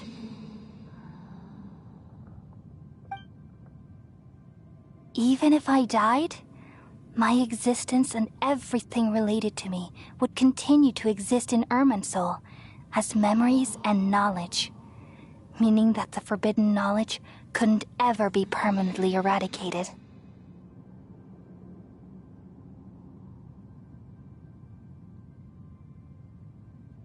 And there's no way for me to eliminate myself. It would be a sort of paradox. So, I took the purest branch of Irminsul as my incarnation in the next samsara, and left a trail of clues. All in hopes that you would come here and remove me and my pollution from Irminsul forever. Wait, no, I can't. So you realize what that implies. You are very smart indeed.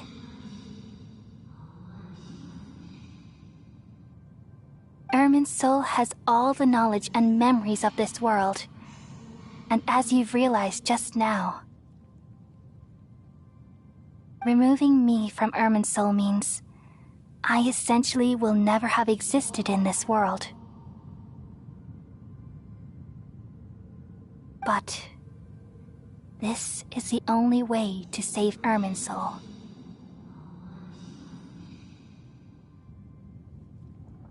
People love you so much, and they've missed you so much over the past 500 years. I am exactly the same. So how can we just forget you like this? Is there really no other way? There must be something else I can do.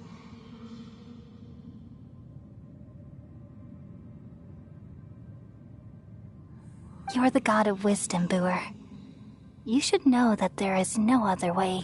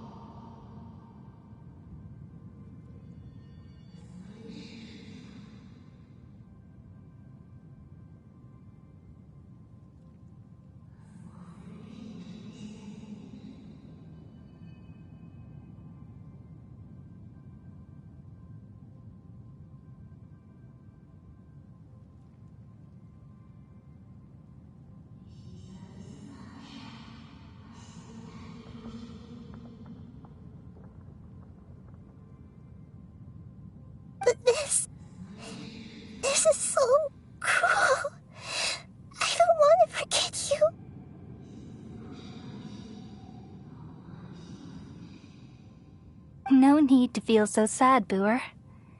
As someone who delights in wisdom, you should feel joy at finally finding the answer. These are the words in their entirety. The answer you've been seeking all along. Let the world completely forget me. We all nestle under the great tree of wisdom, peering out to perceive the world.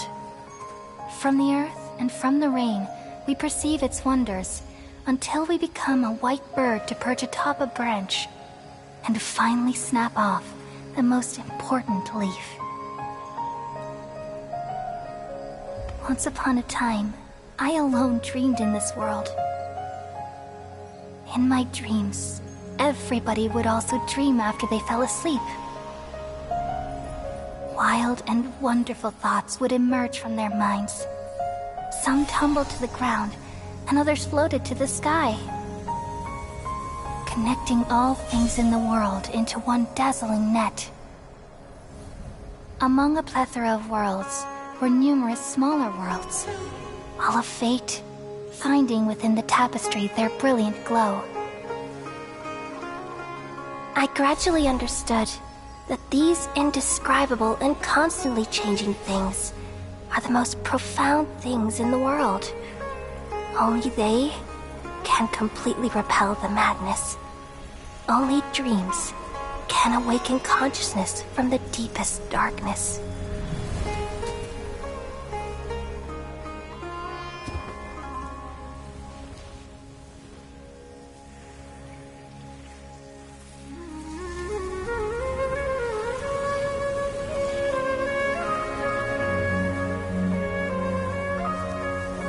I'm the one who posed this question, yet also the one who sought a solution.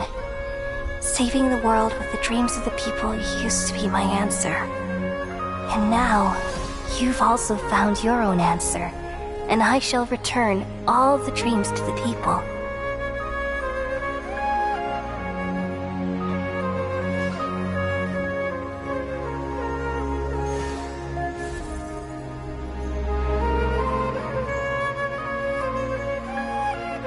Goodbye, people of Sumeru. May you be blessed tonight with the sweetest of dreams.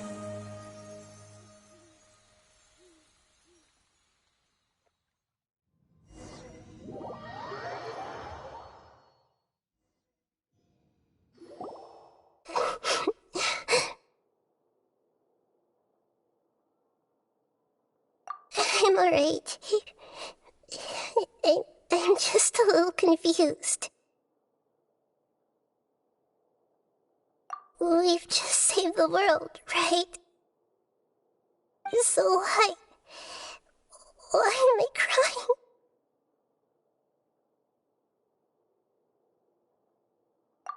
I don't know where this feeling inside of me is coming from, but I feel very sad.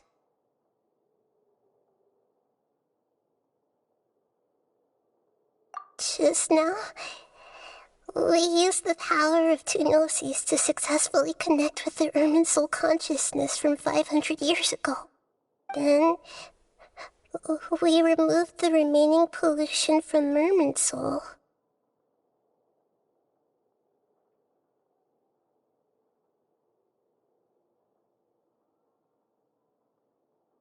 Yeah, what's wrong? Weren't you there just now?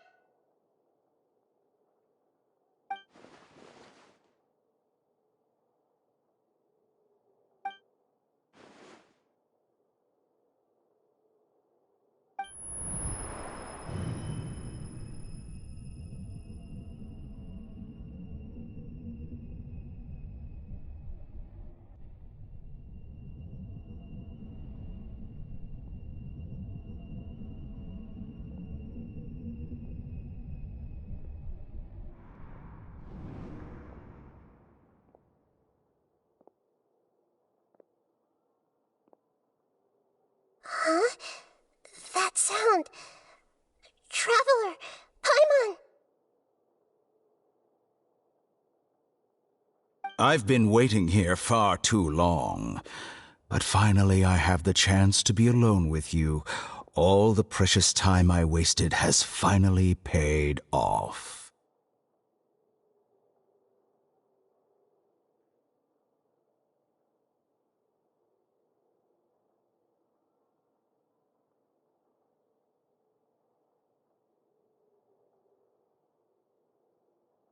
The doctor! What have you done? Just a type of sound wave that can quickly put defenseless people into a dream. As I expected, it doesn't have any effect on gods.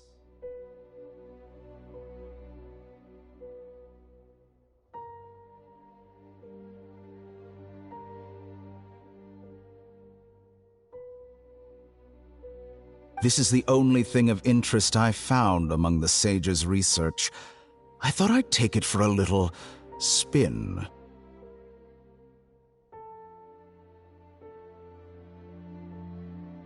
Don't worry. I know you would never forgive me if I actually killed them.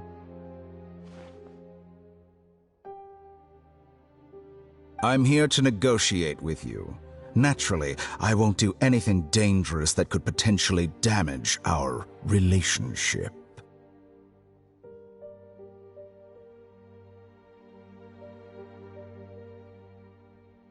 Negotiate with me? I heard you had already left Sumeru. Why are you here again now? I left Sumeru, but I also stayed in Sumeru. Even the God of Wisdom is restricted by the habits of cognition. How disappointing.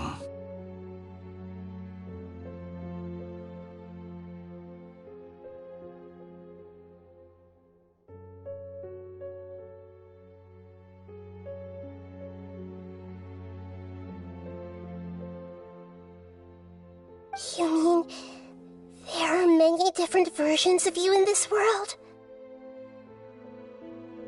An astute guess. Even the same individual will have different cognitions at different ages. A long time ago, I made a major decision in hopes of preserving all my perspectives of how I observed the world.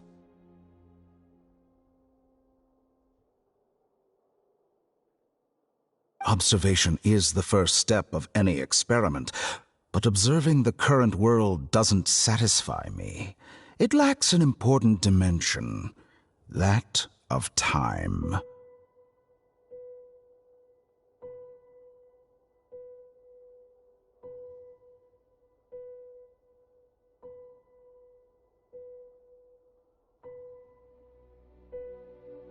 So I saved segments of all my ages and made them into independent individuals.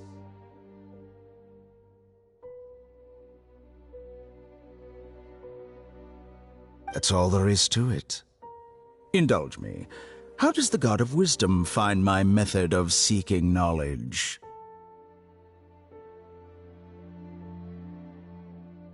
It's an insult to the very concept of life.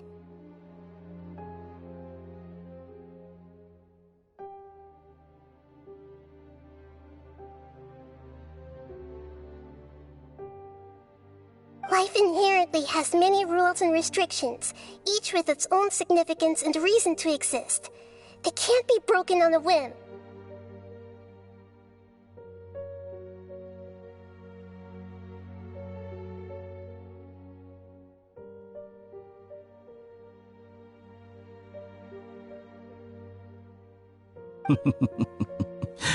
Good. Amazing, even. Indeed, it's difficult for humans to make peace with themselves, not to mention oneself from a different period.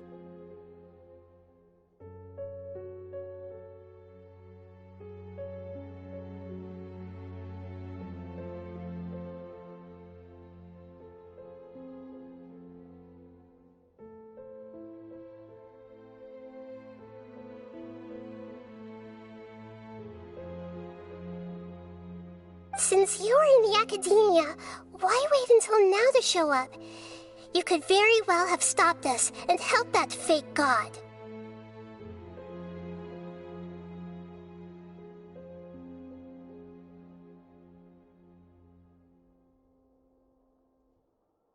Simple.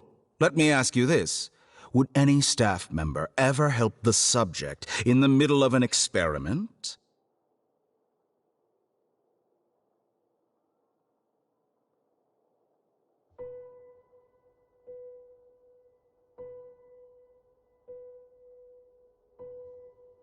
It was my experiment, so why should I interfere with the results?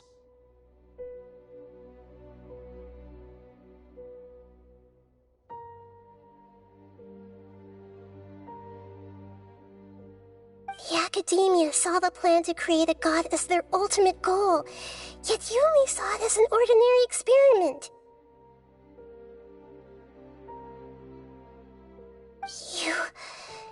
You really are crazy. If the experiment succeeded, you would have had a new god on your hands. How would you have faced your own god then? Would you still take the same stance? Would you still hold the same view of yourself? I'm first and foremost a scholar. These results should be left to the judgment of the hypothetical me confronted with that outcome. But you're right. And that's exactly why I'm disappointed with the conclusion of this experiment.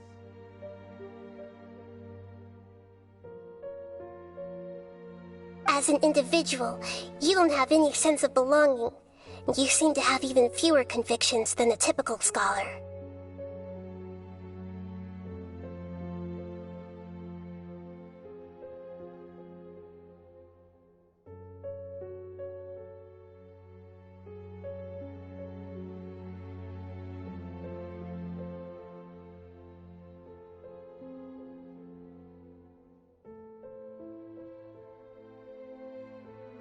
Oh no, I certainly have my own convictions. They just don't fit your standards, that's all. All right, that's enough conversation for today. The experiment is over, and it's time to tidy up the equipment and reclaim any useful materials.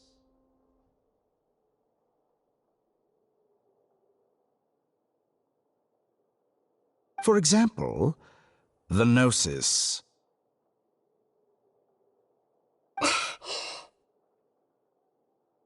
Lesser Lord Kusanali, you're an intelligent Archon. I'm sure you understand the disparity in our combat abilities at this time.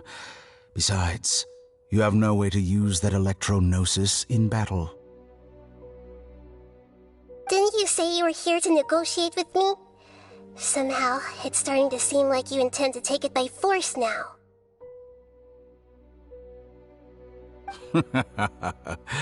I'm merely stating a fact.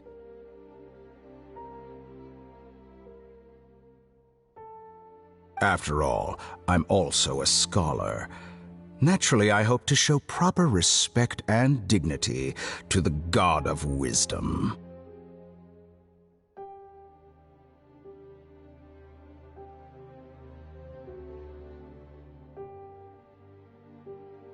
Your hypocrisy is built on absolute confidence.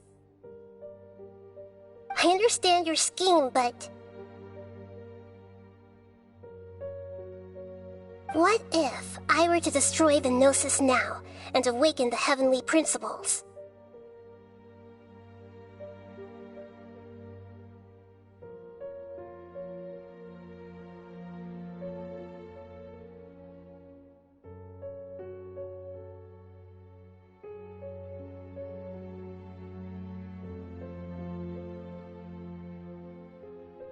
Awaken the heavenly principles?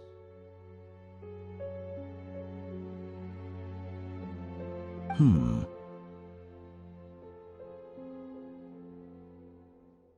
you think that's really possible? The The heavenly principles have been silent for many years, but the Gnosis are symbols of their control over Tevat and all the laws. Will the destruction of a Gnosis attract the attention of the heavenly principles? And if so, how do the Fatui plan to deal with the consequences?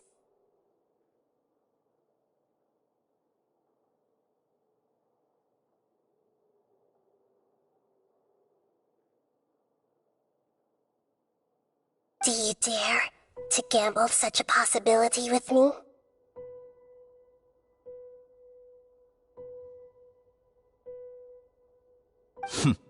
Gamble? How surprising. I thought you would show evidence or use rigorous reasoning to prove your point. The word gamble is the last thing I expected to hear from the God of Wisdom. But this is a clever move. You must have seen through me when I first captured your consciousness.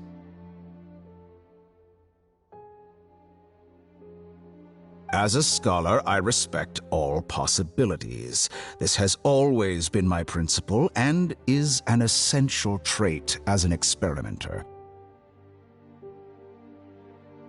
Indeed, I can't ignore this possibility. So tell me then, what are your conditions?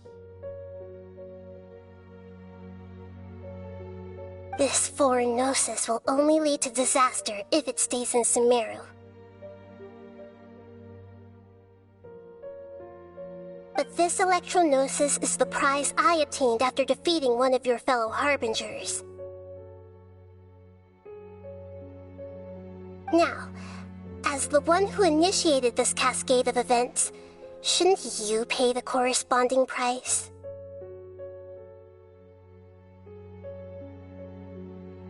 Price? Interesting. What price would you have me pay? How about erasing all your other segments?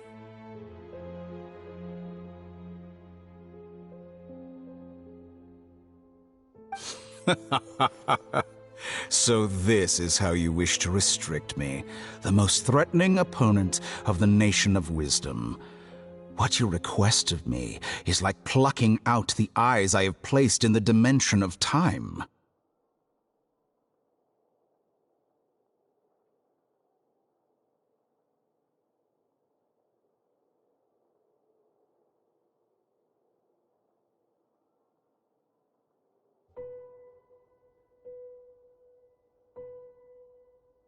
Segments are extraordinarily difficult to make.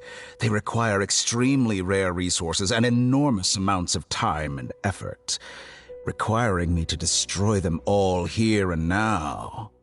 Bravo. A suitably wise decision on your part.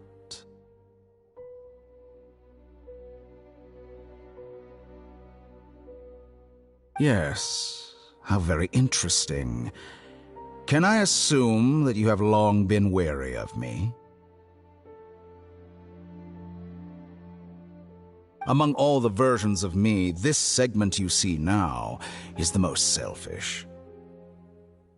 If it weren't me, your idea wouldn't have worked.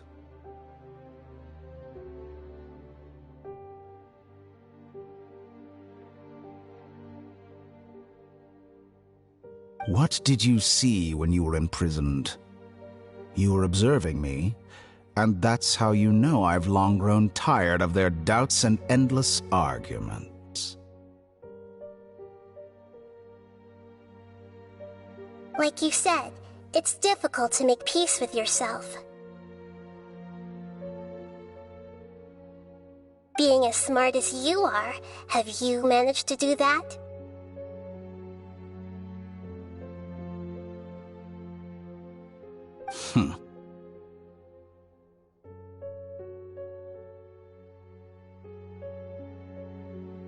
I see. If you think all those versions of me are worth a gnosis, then deal.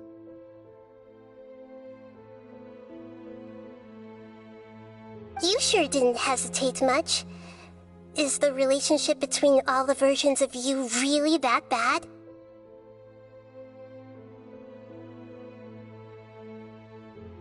I don't think there's any need to dwell on that.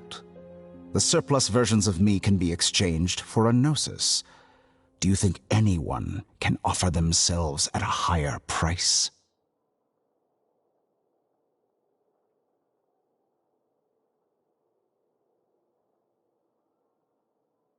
Besides, with my abilities, it's only a matter of time until I find better perspectives. Perhaps it's best to say, you're just temporarily ahead.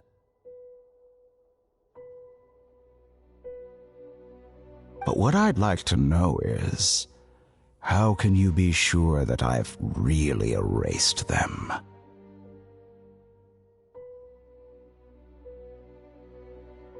I can see your remaining honesty.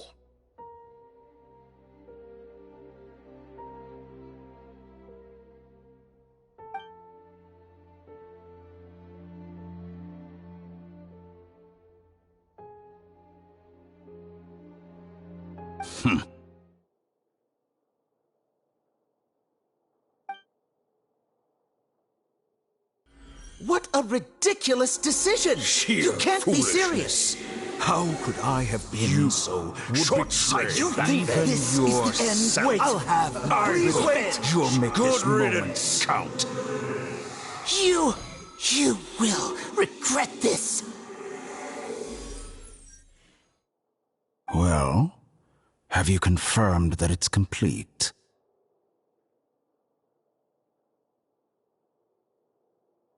Here, take it. The future of Sumeru City will be in my hands alone. I will shut down the Akasha and let curiosity and the thirst for knowledge drive the realm of academics once again.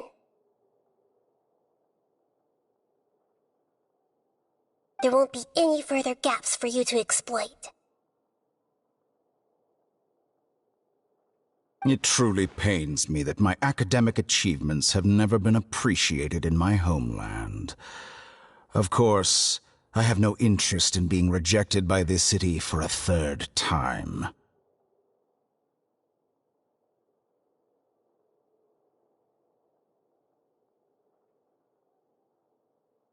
Another chess piece. And where is your dendronosis? Don't be greedy, Harbinger of Snezhnaya.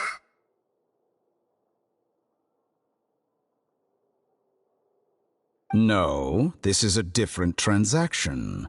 If you intend to turn off the Akasha anyway, then there's no further use for the Gnosis of Sumeru, is there? Besides, isn't it the Archon's duty to deliver what's desired of the Seeker?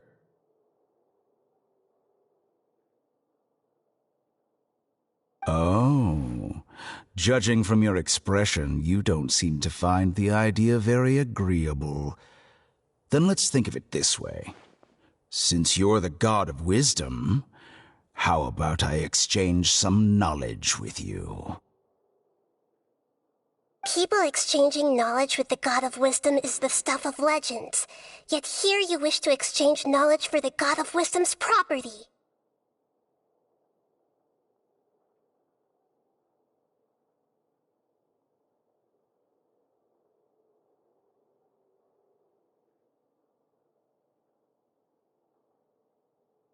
Arrogant as that is, it has piqued my interest.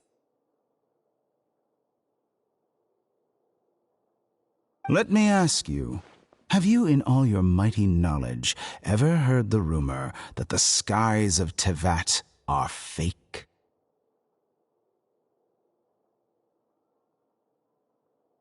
Huh?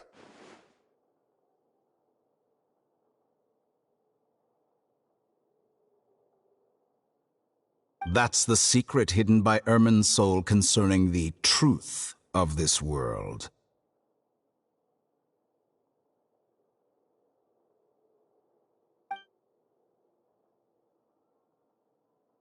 Once I finish telling you about this, it will be time for me to say goodbye. With negotiations, we've all gotten what we wanted. I'm very glad I got to meet you like this. Your arrogance may know no bounds, and convictions may mean nothing to you. But I'll still listen to what you have to say.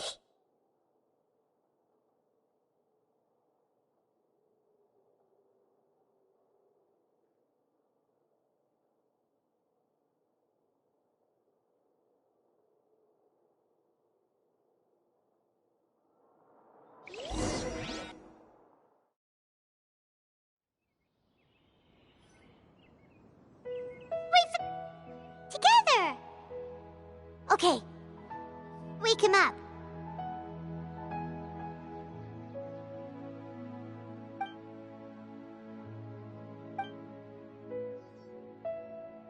Are you awake? Kali says it's time for breakfast. Come on, get up! Good morning! How are you feeling today? Good to hear. It looks like we've recovered pretty well. Not even Tainari could stop us from going out now, right?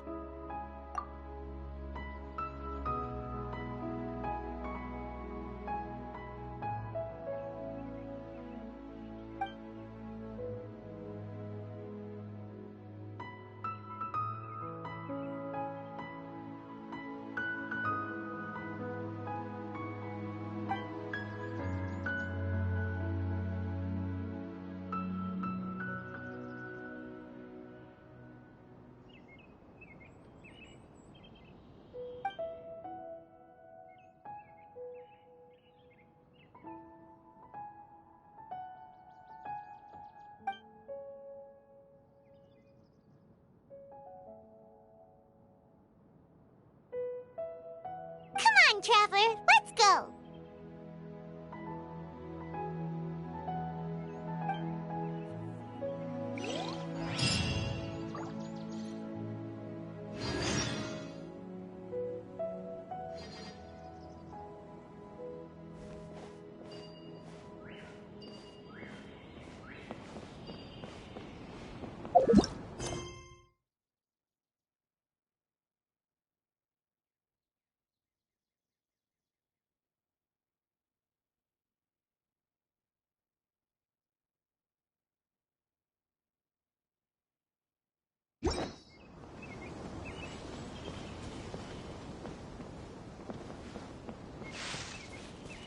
Yesterday, total. Good morning. Looks like you're awake. Yep, yep. I prepared some breakfast today. Please have a taste. I hope you'll like it. It's nice to have you here so we can eat something yummy. Well, now that I've recovered from Elazar, I'm feeling better than ever. I can even prepare 4 or 5 meals a day now. And Paimon bets they're all delicious.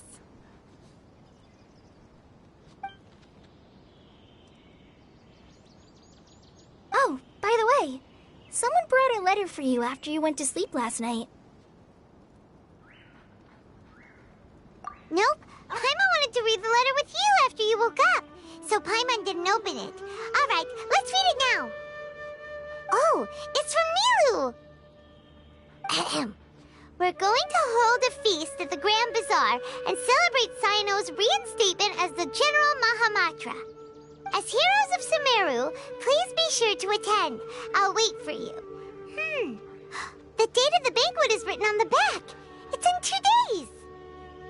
Oh, I've also heard that you've become heroes here as well. That's amazing.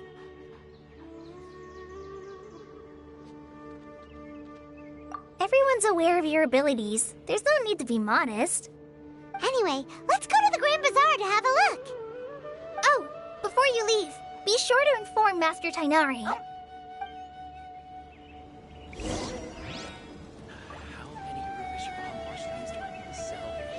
Everything has been getting better lately, and my mood has been improving as well. You can come find me anytime if you need anything.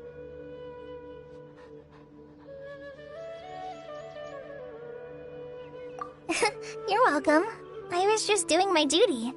Remember to talk to Master Tighnari before you leave.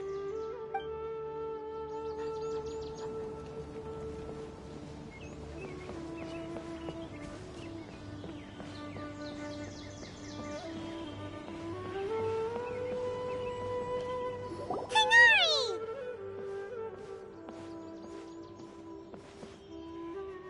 Good morning. How do you feel today? We feel much better. How about you? I'm recovering well. Thanks for asking. But from the looks of it, you seem to be already busy with work again. It's fine. I'm not that busy, really. The Elazar patients have recovered, as well as Hypatia. For now, I only need to tend to my Forest Watcher duties. It seems once Irminsul started getting better, everything else started to recover too. Yes, but there are still some residual effects. The withering is one example. Though it won't spread anymore, the existing zones won't just disappear. We forest rangers will still need to do the work. By the way, we have some good news. Sino got his position back. This news is hardly new. He had already mentioned it to me before. Huh? You mean he was already here? Why didn't he come to say hi to us? He visited once, but he was afraid of disturbing you while you were resting. He just asked me a few questions and left. Then you probably already know all about the celebration feast. Celebration feast? No, I haven't heard anything about that. Huh? But didn't Nilu say in her letter that they would celebrate Sino? He didn't tell you? Perhaps, or alternatively, he doesn't know about it either. Come to think of it, Sino doesn't seem like the type who'd enjoy a celebration feast.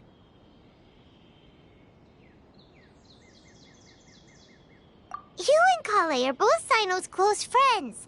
Why don't you come to the feast with us? Kala has taken over some of my tasks these days.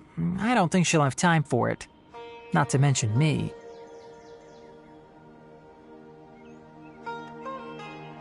You see, some VIPs have come to the forest recently. Huh? VIPs? Very important Paimons?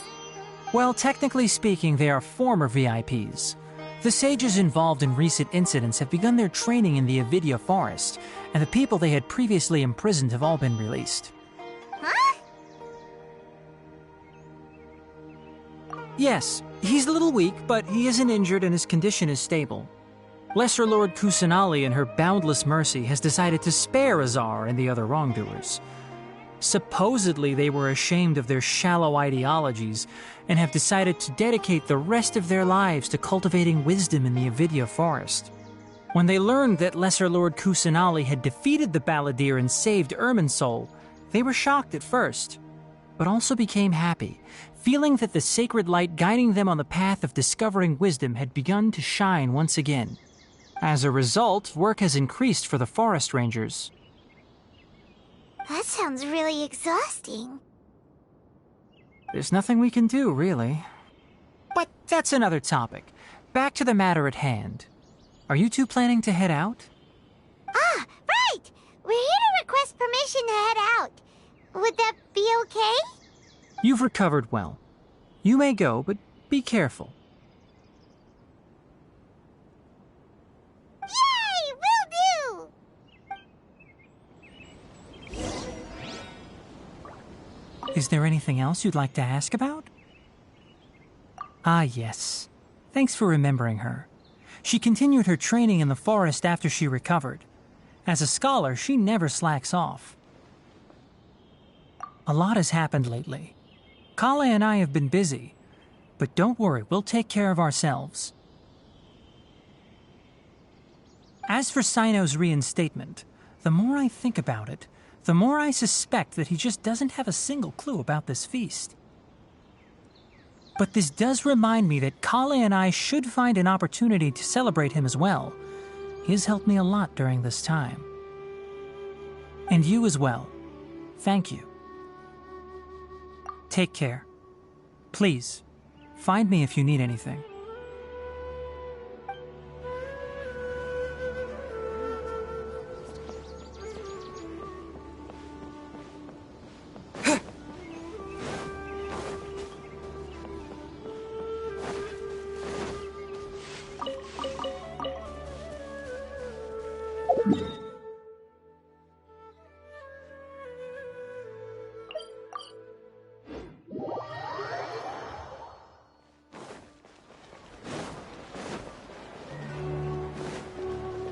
Astra.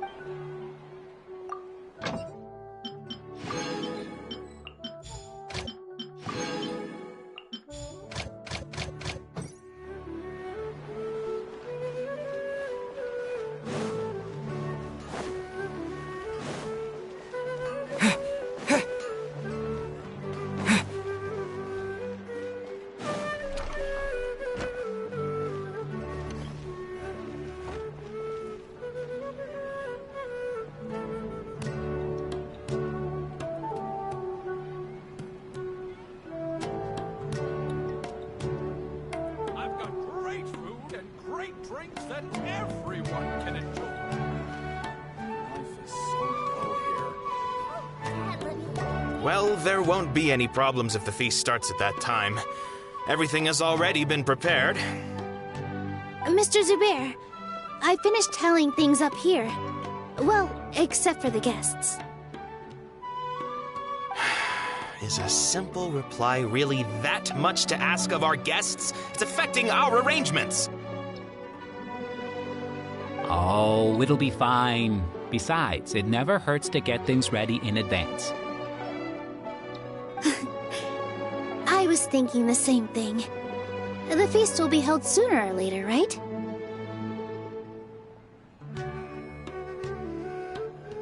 Hey, Nilu!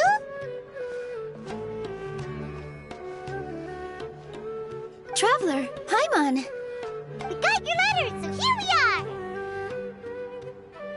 You're the best! The other guests haven't even replied yet. Huh? Are we the only ones that have arrived? Yeah, I had someone deliver letters to all of our guests. But maybe everyone is still busy with other things. Look, I get it. Sumeru is in an extremely important period of transition right now, but even if your friends are important figures, they shouldn't just ignore your request like this. Nilou is Sumeru's #1 celebrity, after all. You have no idea how happy I am to talk to people with good taste. If you consider enjoying Nilu's dances having good taste, then almost everybody has good taste. Because Paimon thinks everybody will love her performance. That's right. We all think she's amazing too. Nilou is an absolute favorite among those of us who frequent the Grand Bazaar. For Outlanders, you have a great eye. Master Zubair, let's have a vote for the most outstanding audience members next time. I think these two may win. Nonsense. It is not for us to determine the value of an audience. But indeed, we could try giving gifts to people with particularly good taste. I heard there's a device in Fontaine called a camera that can record people's appearances as pictures. Such pictures would make superb gifts. Ooh, good idea. I wonder where we can find one. I don't want you giving pictures of me to everyone. I'm satisfied just being able to perform here. There's always a lot going on at the Grand Bazaar. Yeah, and that's why I love it here. Traveler and Paimon, could you help confirm if the letters were actually delivered? If for some reason they didn't receive the letters, then please tell everyone that there will be a feast here.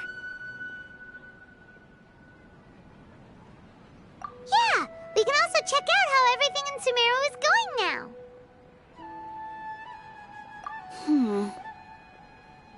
When I wrote the letters, I heard that Dia was in Port Ormos, and Alhaitham was at the Academia.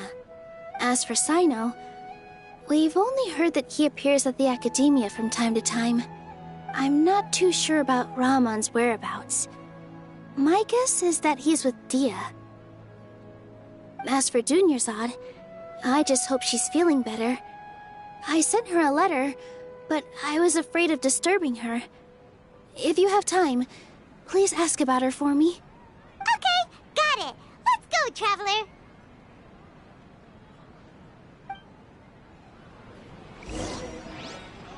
I wonder if the treasures I discovered in my youth have been left by the Dendro Archon.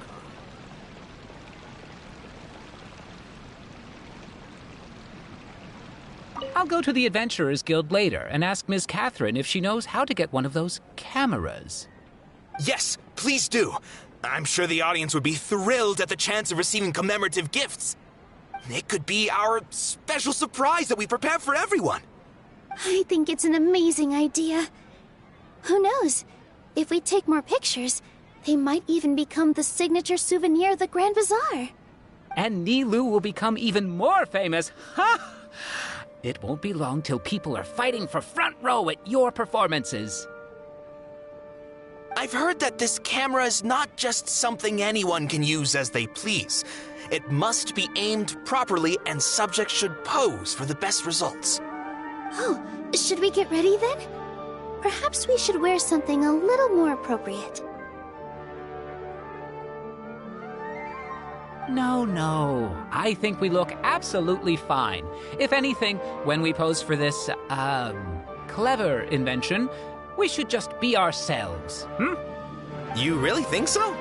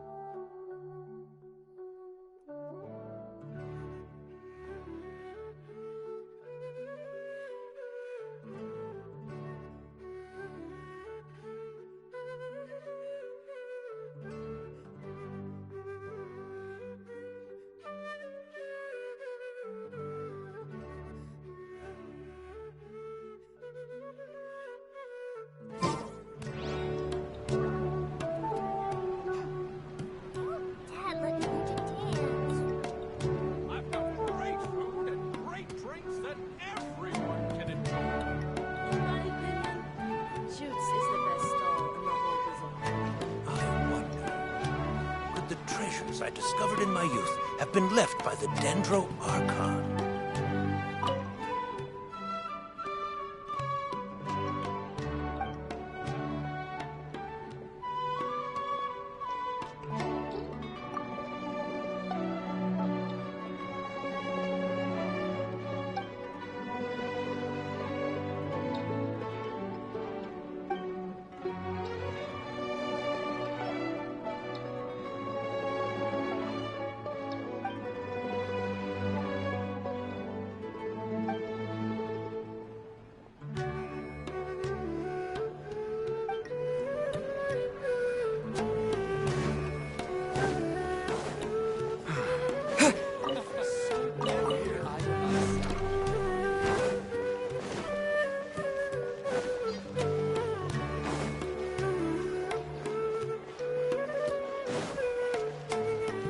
Take it easy.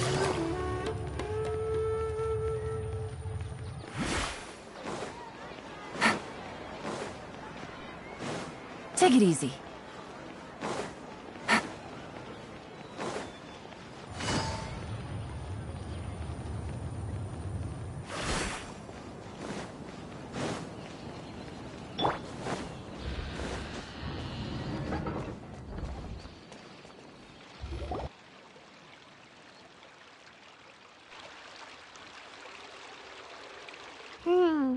We haven't seen Alhaitham anywhere.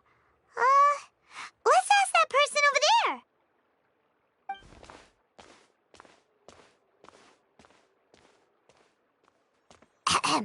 Hey there, have you seen Alhaitham around? Yes, it seems Scribe Alhaitham has gone to the House of Dana. You should be able to find him there. But you're already the second group of people I've seen looking for him today. He must be quite the busy man. Oh? Who else was looking for him? Mr. Cavey was just here asking about him. You wouldn't believe how terrible their relationship is. And now you two are here. Don't tell me everyone's here looking for gossip about the sages.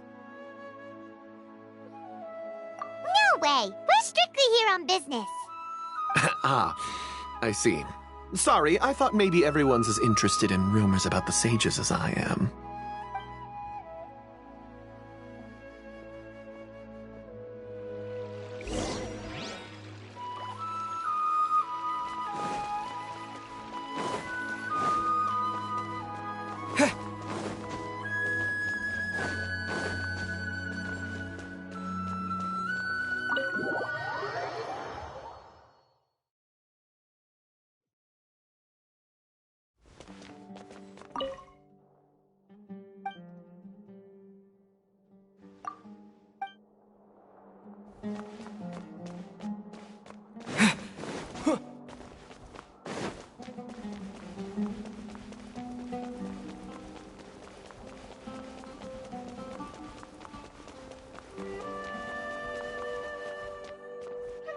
Alhaitham should be around here somewhere, right?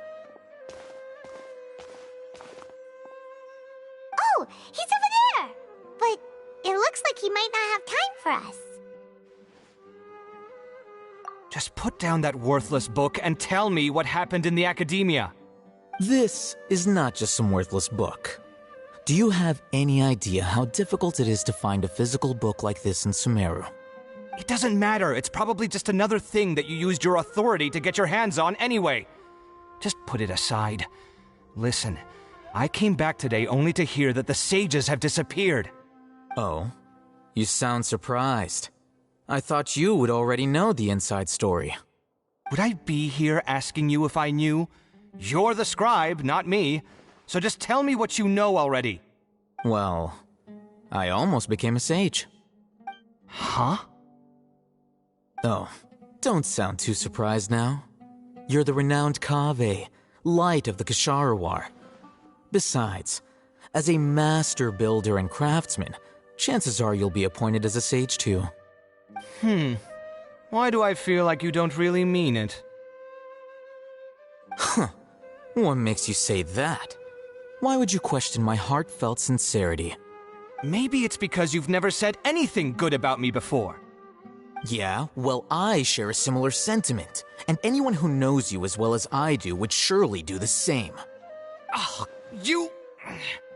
See? This is why I hate discussing anything with you. Your ridiculous and arrogant attitude always gets in the way. It seems that you really can't stand my personality. Ha! What was your first clue?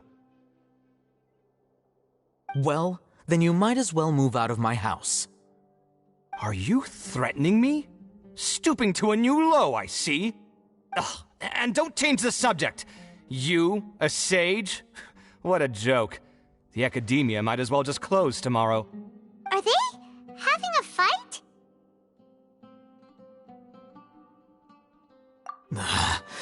Forget what's going on with the academia. Haven't you been busy with your construction project? Tell me, when are you going to build yourself a mansion? Don't get me started. I get angry just thinking about it. So, what great building did our master architect work on this time? Like I need to tell you. Keep your nose out of my business. No, I think we deserve to know. Where were you when Sumeru needed you most? I was in the desert for a large project, but considering Haravatat's utter ignorance of architectural and aesthetic matters, you probably wouldn't understand. Ah, which is truly unfortunate. I can only pity the man who doesn't understand the first thing about beauty and romance. Unlike a true... hold on, wait a second. What do you mean by when Sumeru needed me most? Well, while you were out fiddling around in the desert, many people came together to save Sumeru from a crisis. Ha! And you think I'd believe that? Look, all you really need to know is that Azar and all his accomplices have all been overthrown. Huh? What nonsense are you talking about? It's no skin off my nose if you don't believe me. It's not like my Darshan was the one trying to apply for funding from the Grand Sage. Yours, though, on the other hand... You know what? I'll ask around. I'm sure someone knows what's going on here. You're dead if I find out you're lying to me.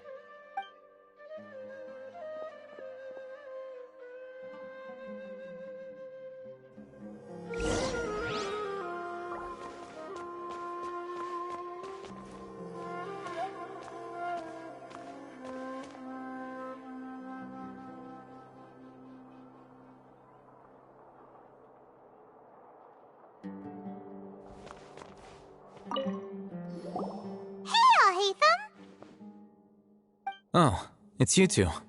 What's the matter? We're running some errands for Nilu. Have you received her letter? Letter? Nilu said she sent out a letter inviting everyone to a celebration feast in 2 days at the Grand Bazaar. We'll also be celebrating Zaino's reinstatement as General Mahamatra. If she addressed the letter to all Hatham of the Academia, then the letter should have gone to my office.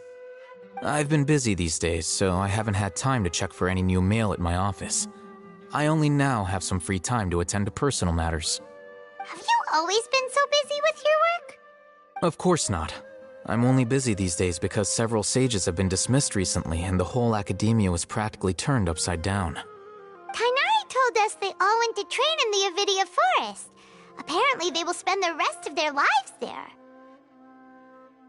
That is already the best possible ending for the likes of them. 4 of the 6 great sages were possessed by their desire for power and attempted to create a new god. In order to pull it off, they even imprisoned the other 2 rational sages. To imagine such things could take place in the academia. I don't know where to begin. Yeah, you're right. Huh. Feels kind of strange to hear them called that after all this time. But then again, the 6 great schools sounded pretty impressive too. Yes, at least that's how they're supposed to sound. It's said that when the academia was first founded, the Dendro Archon herself established the 6 great schools, each representing one of the 6 different types of wisdom. Numerous Darshans have sprung up and faded. Only the 6 Darshans attaching themselves to the 6 great schools have stood the test of time and obtained permanent seats in the academia. Now, the 6 Darshans are nearly synonymous with the 6 great schools, and the leaders selected for the schools are the 6 great sages. Among the 6 great sages, there is one central leader, the Grand Sage. Unfortunately, only the sages from Vahumana and Amorta remain now. They were imprisoned for opposing Azar and were only rescued after Azar's downfall. So who's managing things in the other 4 schools now? Do they need to find someone new? Yes. Normally, new sages are selected based on a strict set of criteria. Oh, didn't you just say something about becoming a sage? If they pick you, then we'd have a huge connection in Sumeru. Yes, about that. You didn't let me finish my sentence. The person in charge of personnel affairs nominated me to be the Grand Sage in place of Azar and help Lesser Lord Kusanali manage the academia. But I refused. Huh? But why? Ugh, can't you be a little more ambitious? I'm not even interested in being one of the 6 great sages.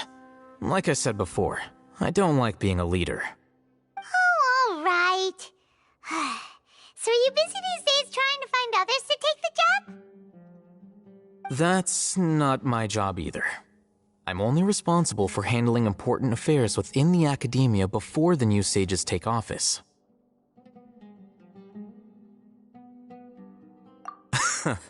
And the first thing I'll do is reject Kasharawar's application for funding. By the way, who was that other person just now? Is he your friend? Do we look like friends? Paimon doesn't know. That's why Paimon's asking. His name is Kaveh, my roommate. You could say he's the representative for Ksharawar scholars.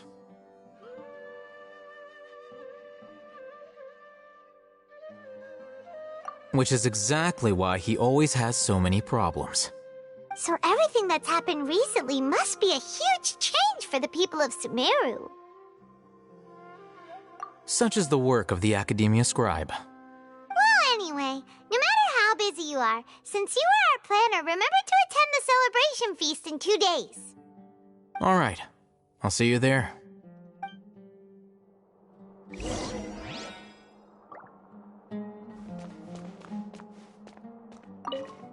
The House of Dana is the last quiet place in the whole academia now. I was originally planning to stay here a little longer, but there's a chance that Kaveh might show up again. Tuh, what a nuisance. I'd better go somewhere else.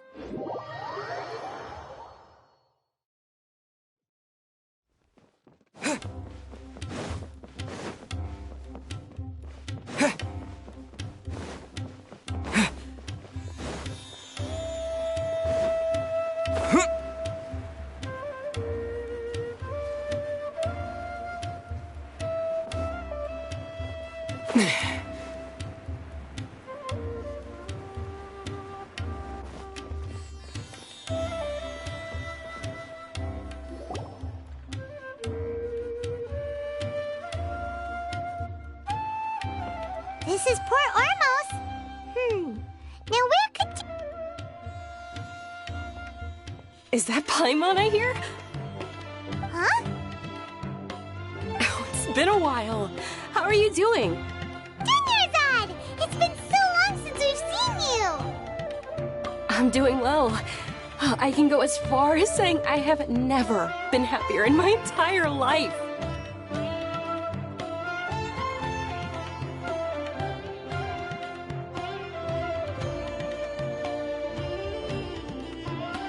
I don't know if you've heard, but Alizar has completely disappeared, and all the patients have recovered. You kidding? Knowing them and the connections they've got, I'm sure they've heard about it.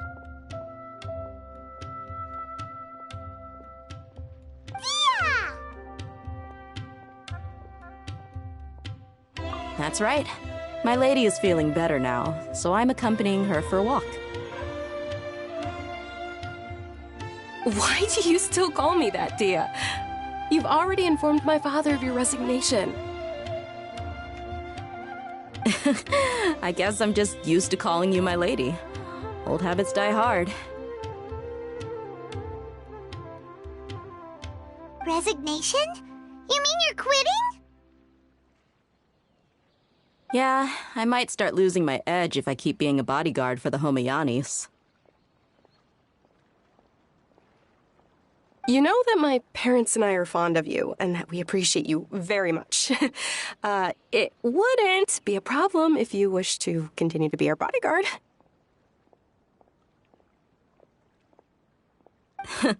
I'm not a woman that's easily persuaded.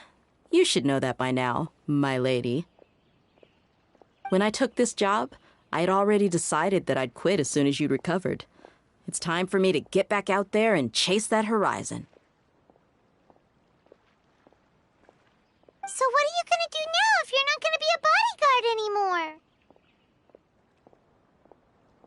anymore? I want to take a risky job and put my body to the test again. Huh? But we literally just finished one of the most dangerous jobs ever!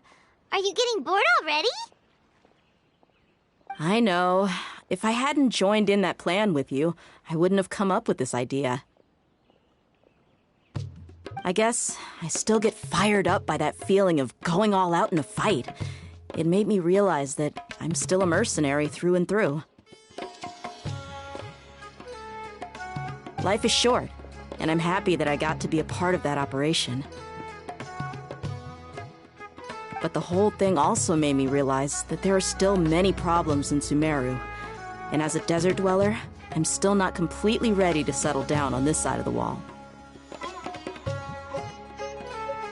Well, I remember a friend had someone bring you a message. You mean I'll hate them? I didn't expect him to still remember that. I thought he was joking.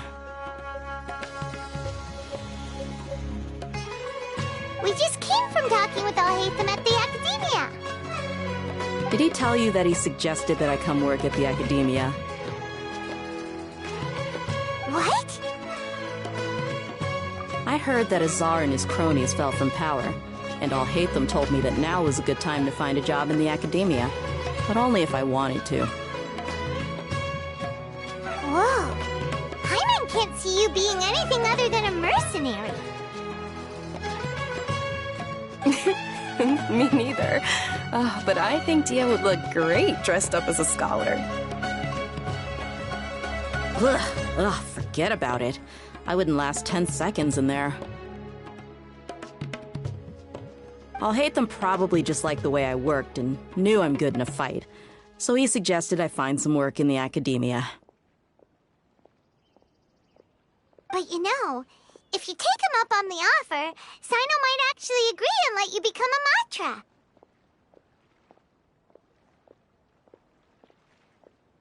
Because you're super amazing!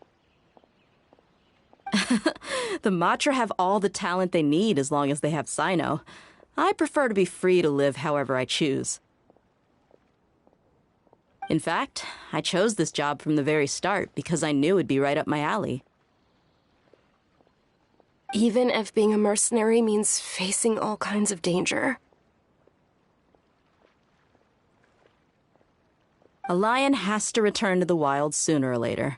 If anything, being your bodyguard has been unfamiliar territory for me. I don't want to see you go, but I'll respect your decision. I'm glad to hear you say that. Come on, no need for the sad face. It's not like we'll never meet again. Once the whole Dendro Archon thing is settled, everything in Sumeru will take a turn for the better. That makes me happy too. But a peaceful society will probably mean less demand for mercenaries like me. Before long, we'll be a dying breed. So I'd better get to work while I still can. Huh? But wait a second! You make it sound like you're leaving now! Well, no, not yet at least. I promised my lady I'd stick around until next week. So, have you been in Port Ormos this entire time? We were wondering if you had received a letter from Nilu. Oh, did Nilu write to us? She heard that you were seen in Port Ormos, so she sent the letter here. Huh. It was probably sent to the inn that we're staying at. My lady has been very energetic lately and keeps taking me on hikes, staying out even into the night. By the time we get back, the receptionist is usually off napping on the job. Right, and we tend to leave quite early in the morning, so the old man on duty is also usually dozing off. So what it really sounds like is that the person on duty is always asleep. I bet the letter's at the reception desk. I'll go check later. No wonder there wasn't a reply. You never received the letter. Good thing Nilu asked us to come and check on that. Sorry to make you two come all the way out here. It must be something important for Nilu to specifically write to us like that. Yes, she said they were preparing a victory feast in the Grand Bazaar, and will also be celebrating Sino's reinstatement as General Mahamatra. She was hoping you could come. Great! I'll be sure to attend. Count me in too. But is there some sort of dress code or anything for the feast? Can I just show up looking like this? Since it's being organized by Nilu, I don't think she'll be too picky about that. If anything, I think she wants to see us as our most natural selves. All right, then this is how I'll show up. The feast will be held in 2 days, so don't forget! Sure. Thank you so much for letting us know. We'll see you there. Oh, by the way, do you happen to know where Sino and Raman are? The General Mahamatra always comes and goes without a trace. Normally no one knows his whereabouts. Oh. But last time we met, he mentioned that he had something to do in Aru Village. You can try your luck there. As for Raman, your guess is as good as mine. I only remember he said that he had something to discuss with Sino. You can ask Sino when you meet him. Don't mention it. You'd better get going. All right, on to our next stop.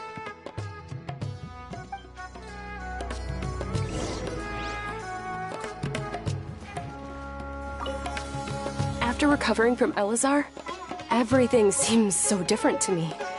When I look at the scenery I visited before, it has a completely different feeling. Yeah, you need to be stronger than an ox to take life by the horns. I think I've heard you say something like that before. But today, I finally understand what you mean. Is there any place you'd like to go? I can accompany you. I've got time. What if I tell you that I want to go to the desert? Fine by me. If we go to the desert, I can introduce you to my friends there. But we should prepare and get everything we need before setting off. Let's go! I'll go pack my luggage now. After we're done with the feast in 2 days, we can go have fun in the desert. You can count me in.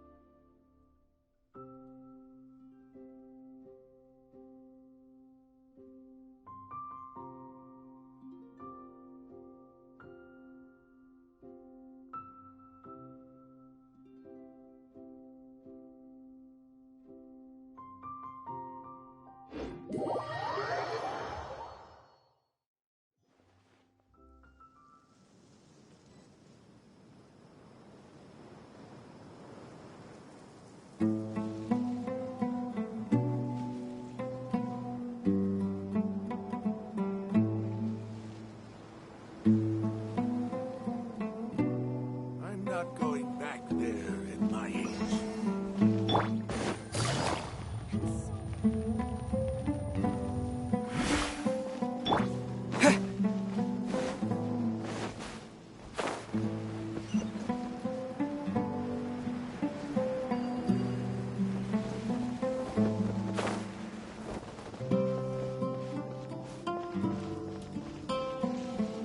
It's been a while since we last visited Aru Village. Ah, there's Sino!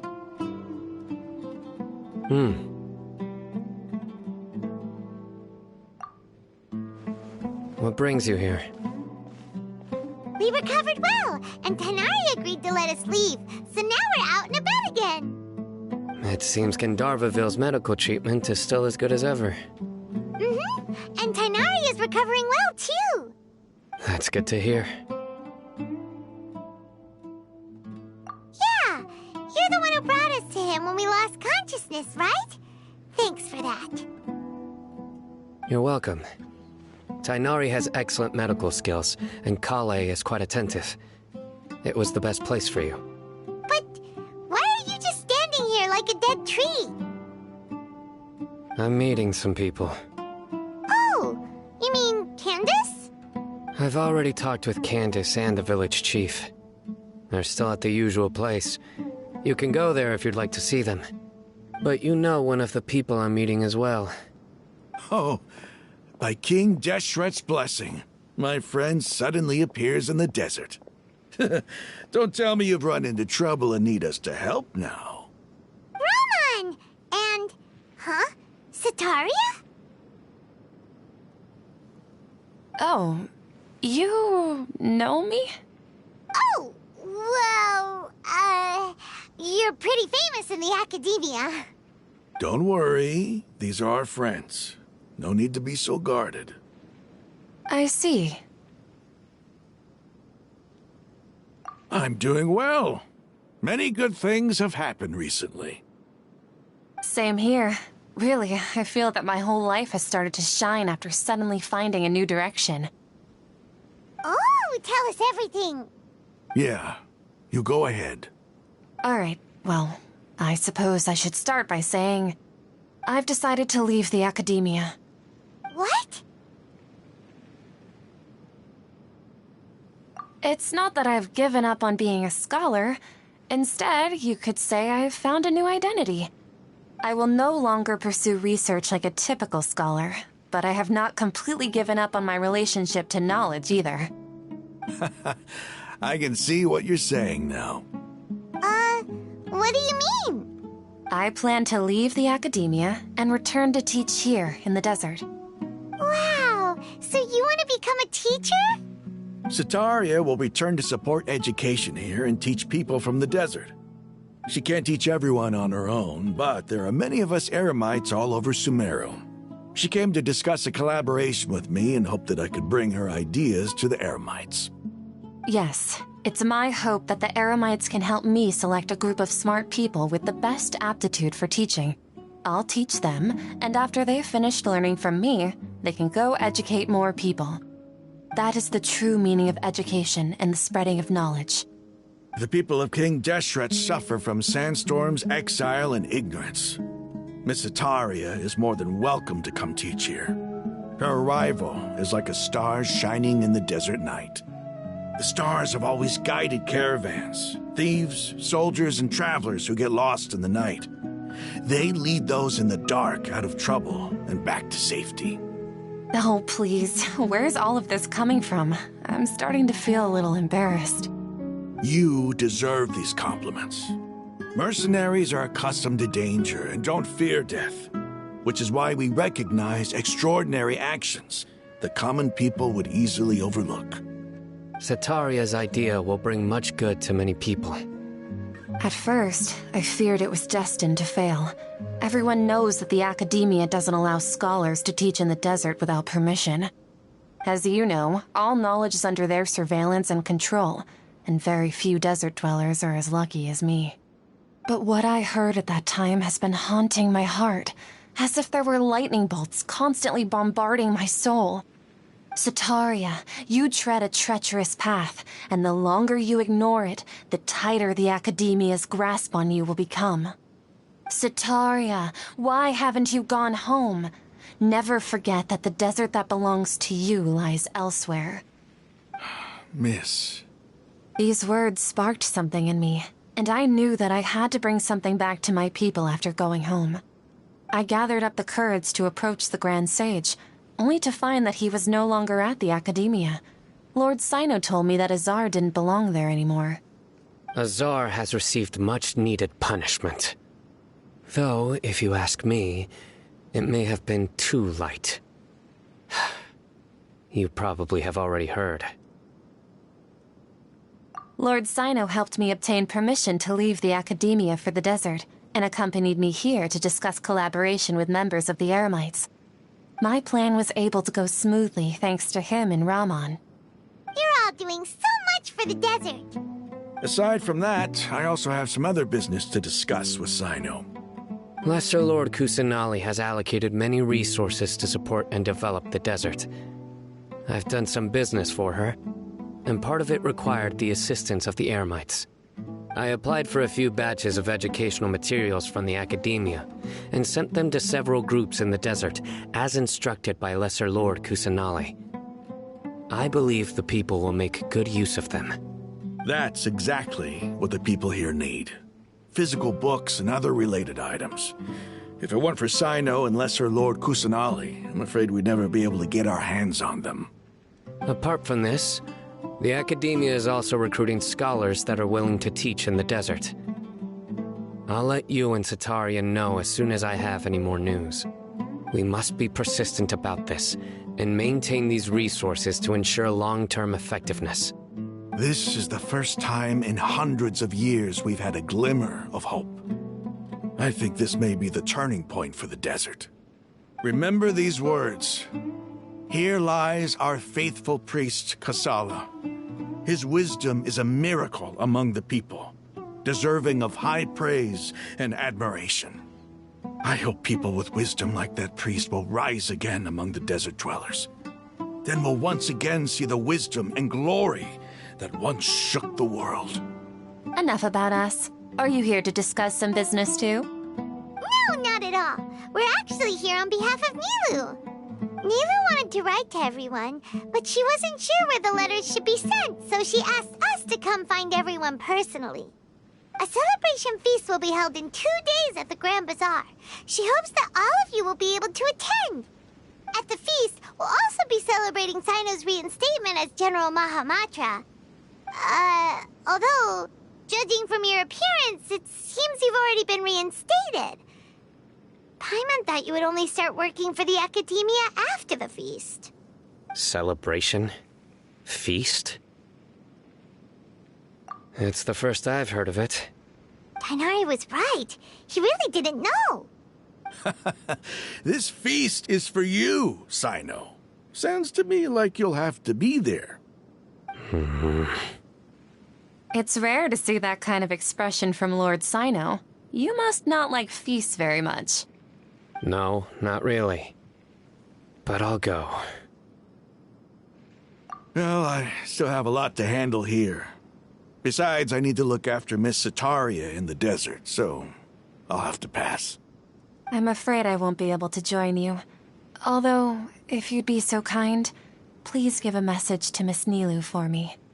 The message is, I'm sorry for how I treated you before, but now I understand the beauty of your dance.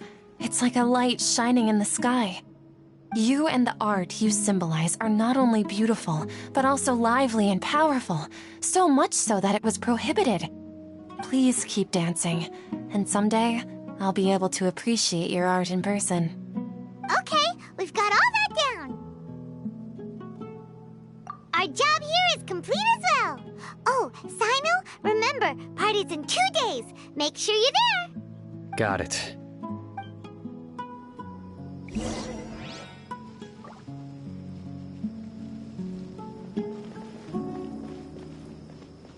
Anyway, our preparation has been going smoothly these days.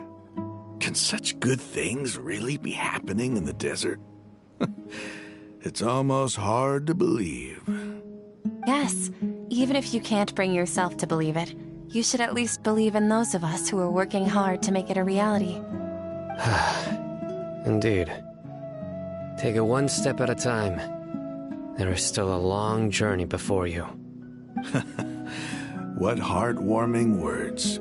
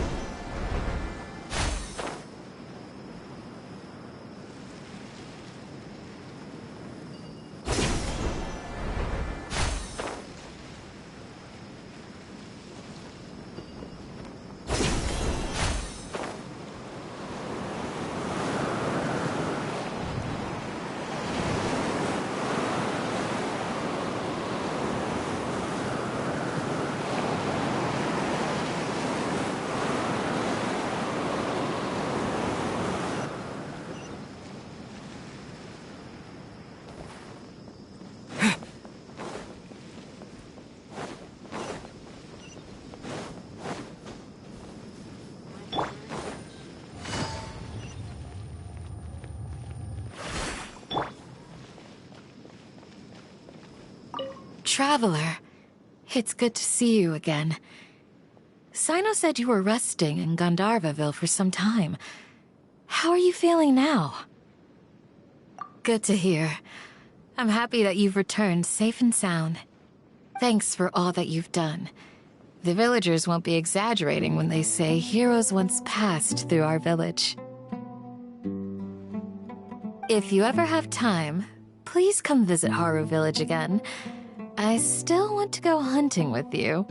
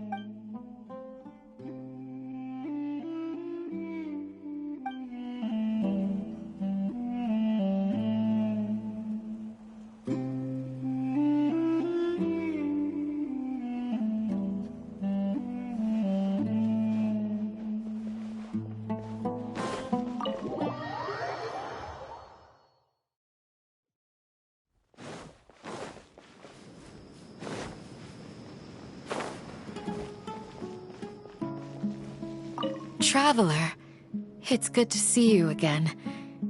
Sino said you were resting in Gandharvaville for some time. How are you feeling now? Good to hear. I'm happy that you've returned safe and sound. Thanks for all that you've done. The villagers won't be exaggerating when they say heroes once passed through our village. If you ever have time, please come visit Haru Village again. I still want to go hunting with you.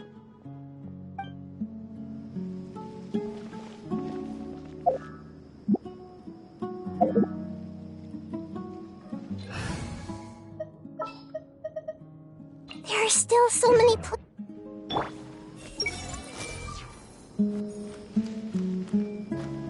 Yes, you were right.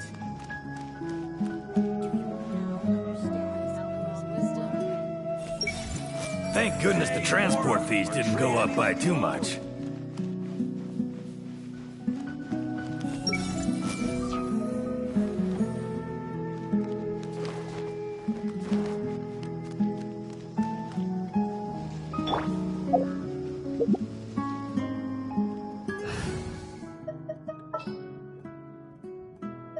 It's time to pull the trigger.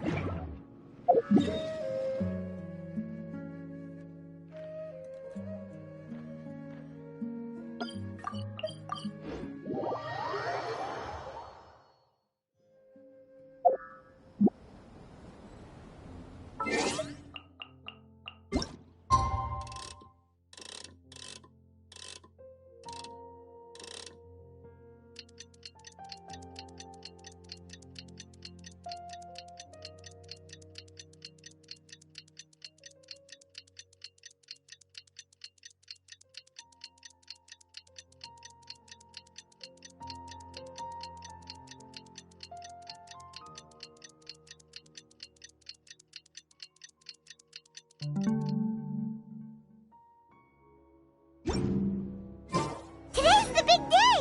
Let's go to the Grand Bazaar and see how the celebration's coming along.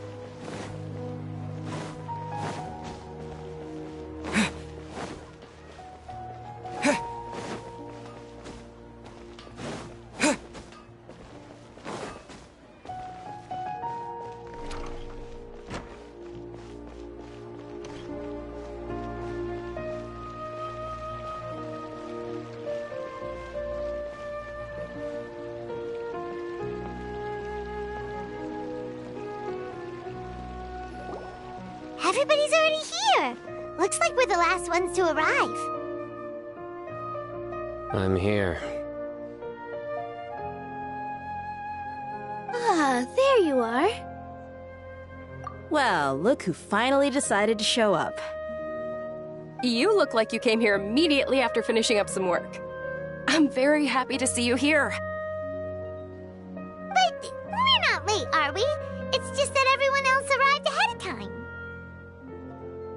I propose that the last one who arrived be put in charge of today's speeches. Nah, there won't be any speeches today. Oh, really? Well, even better. Come join us over here. Let's share some great food and drinks, and chat about all sorts of fun things. Everything looks quite good. Wow! Paimon can't wait! Traveler, just look at all the delicious food here!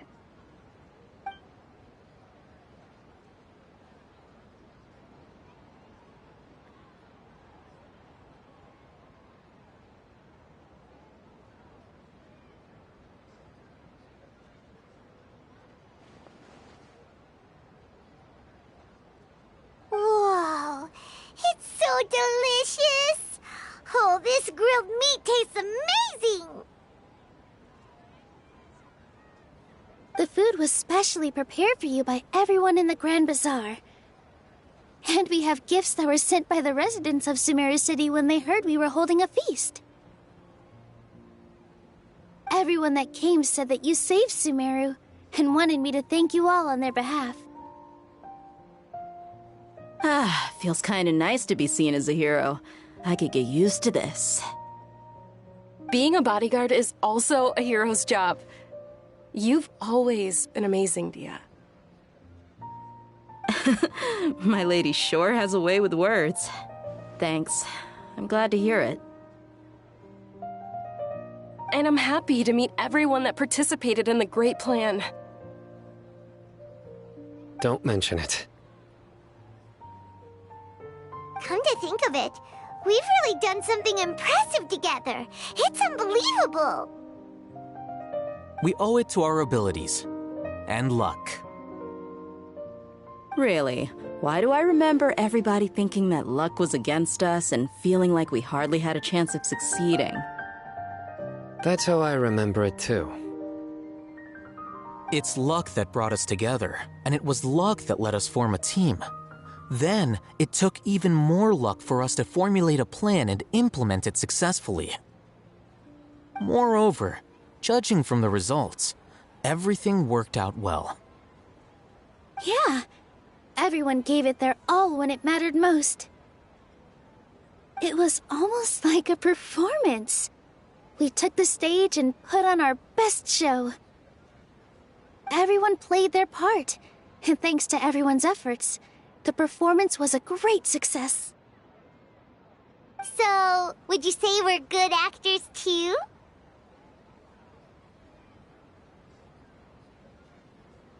It's such a blessing that Lesser Lord Kusanali was able to return to power at the Academia.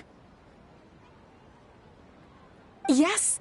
Even after being abandoned and neglected so many times, she's finally returned. Uh-huh. Lesser Lord Kusanali once used all her power in a great disaster, which resulted in her losing all her wisdom and memories of the past. The Academia basically abandoned her because of it. This should be something everybody should remember. Huh? You look surprised. I didn't say anything wrong, did I? No, everything you said is correct. That's good. Something wrong?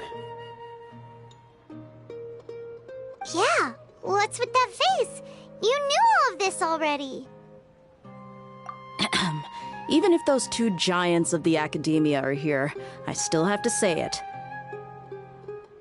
Those sages really have some nerve. 500 years ago, Lesser Lord Kusanali used all her power for the people of Sumeru, and what did they do in return?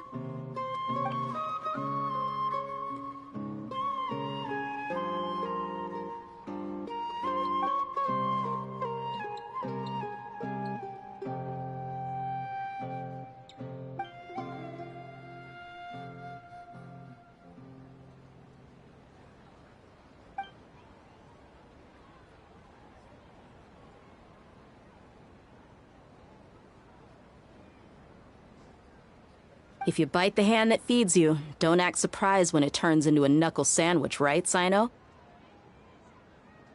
Perhaps I shouldn't say this, but their treatment of Lesser Lord Kusanali calls for a more severe punishment.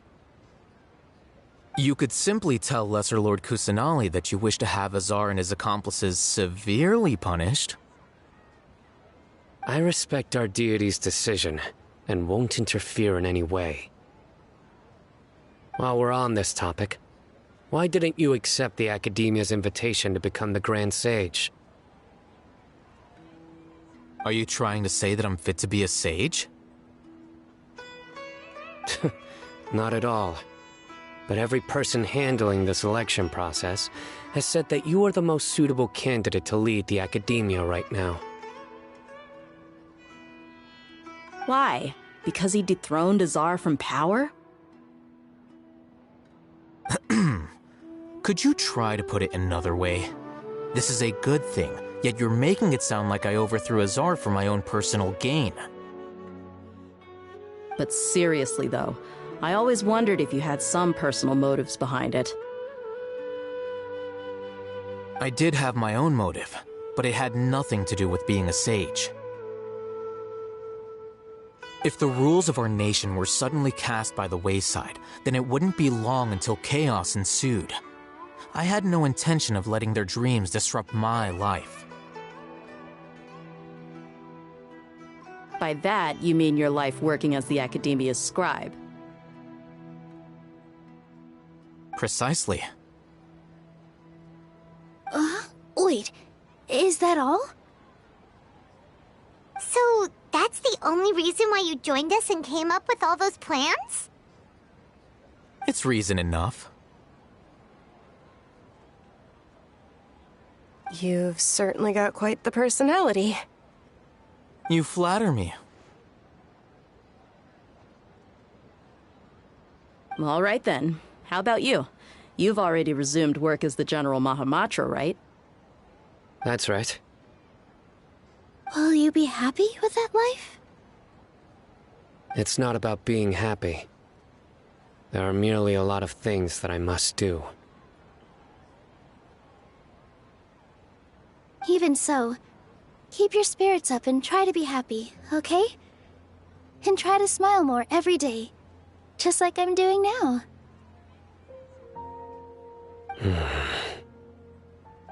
Thank you. I'll keep that in mind.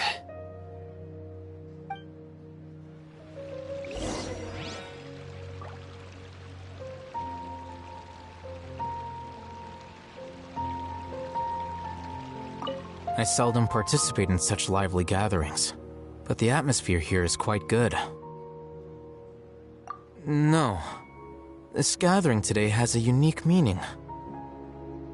The Grand Bazaar is lively because the people here feel happiness from the bottom of their hearts, unlike the farces at the Academia. That happiness is an emotion that'll be forever alien to those bookworms who have driven themselves insane by studying. I seem to have taken both keys when I left the house. Oh well.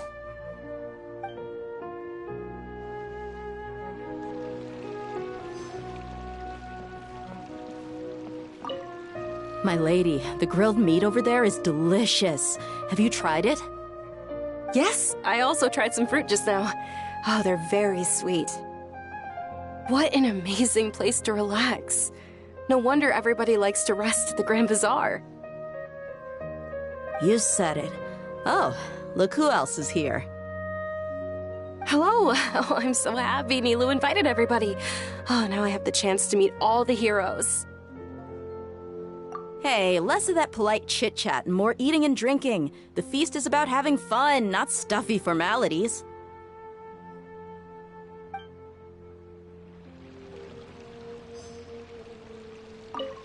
My lady, the grilled... Yes, I also tried some fruit just now. Oh, they're very sweet. What an amazing place to relax. You said it. Oh, look who else is here. Hello. Oh, I'm so happy Nilu invited... Hey, less of that polite chit-chat and more eating and drinking. The feast is about having fun, not stuffy formalities.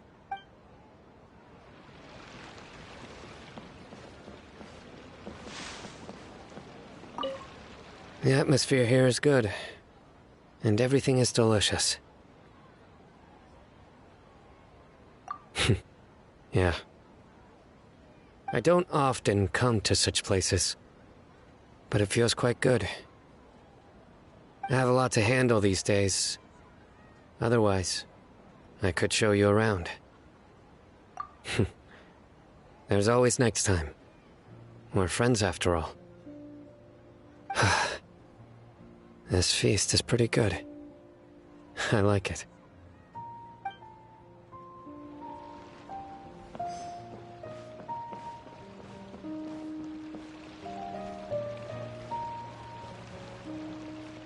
Ah, there you are, traveler.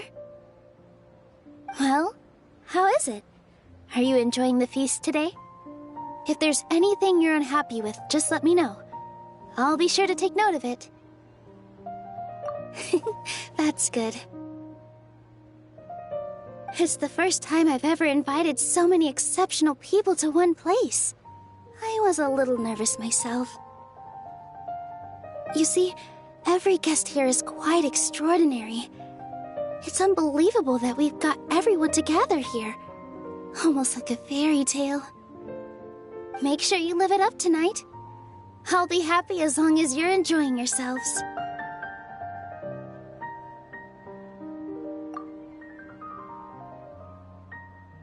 I'm honored to have her think of me this way. If I have a chance in the future, I would really like to invite her to one of my performances. I can't explain why, but I just feel elated right now. Thank you.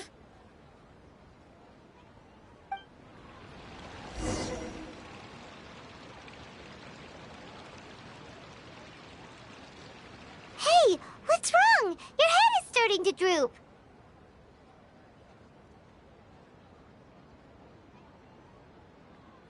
Hey, you can't just fall asleep here. Paimon will go find something delicious for you to eat. You'll wake up once you've put something yummy in your tummy. Of course, just wait here for Paimon.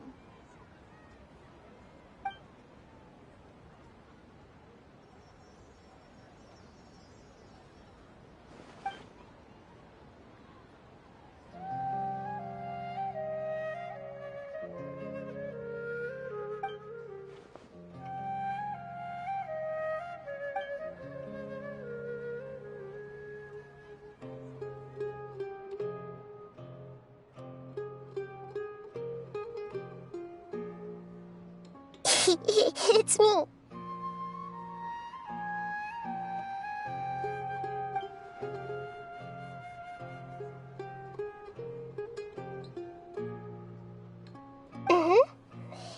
You may blame me for being a bit too self-indulgent.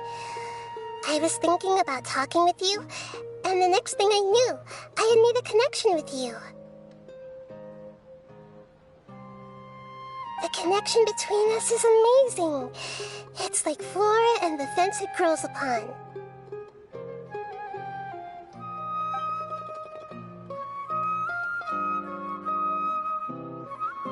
I heard there's an amazing celebration feast today at the Grand Bazaar. I wanted to have a look for myself, so I snuck in. Lately, I've been so busy dealing with all the fallout from recent events, so I really haven't had any free time. Although you've already helped me with a lot, there's still one more thing I hope you can help me with.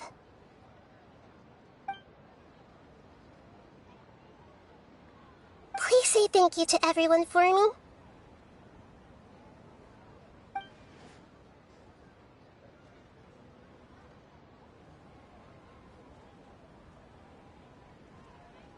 Oh, is it not convenient for you to do that for me?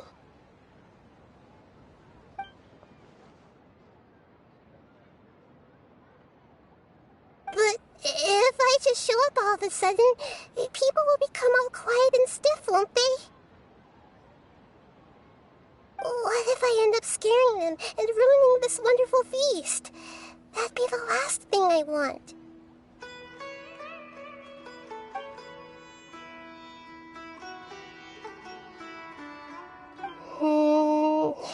Let me think about it. Okay.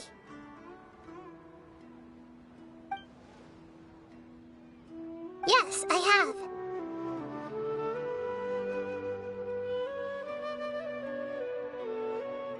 You said I should go thank everyone as myself, right? So... I've decided to borrow your body for the time being. Please don't blame me. The flora also climbs up to the fence to get closer to the sky.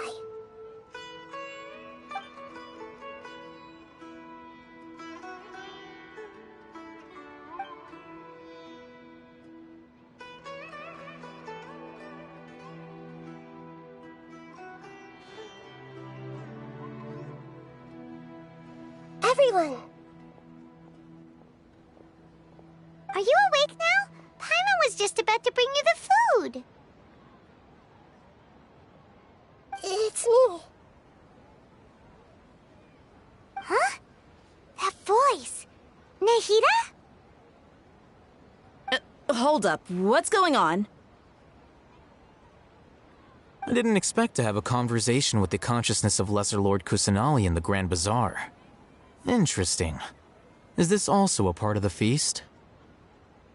No, of course not. Are you... Lesser Lord Kusanali? Hello, Nilu.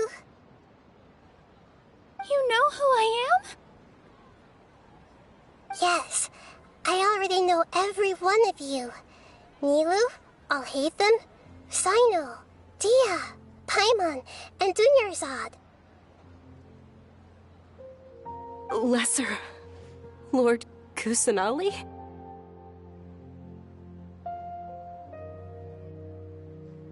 I took the liberty of occupying the traveler's body so that I could thank all of you in person. Thank you so much for rescuing me, even if that meant placing your own safety in peril and taking the risk of becoming enemies with the Academia, the sages, the doctor, the balladeer, and even the entirety of Sumeru. Without you, without any of you, I would have been in a much more difficult situation. Had you not helped me to resolve the crisis, not only I, but Sumeru and even the entirety of Tevat would have suffered great misfortune. People refer to you as the heroes who managed to rescue a god. I'm quite fond of this name. It not only explains your identities, but also bears witness to your relationship with me. Please, allow me to present to you my most sincere gratitude. Lesser Lord Kusanali, you have done so much for Sumeru, and I didn't even have a chance to do anything for you. You don't have to do this. Dunyarzad, the suffering you endured during your illness is also proof of you being with me and praying for me. Thank you. You don't need to be so ceremonious. It's always been my duty to protect you. This is how the relationship between the Academia and Dendro Archon should be. We just did what was necessary and set things back on the right path. You're an Archon, but you act so humble. You really don't need to be so polite with us. I'm honored to have been able to take part in this plan. I hoped you liked the dance I dedicated to you. Thank you, all of you. Thank you so much.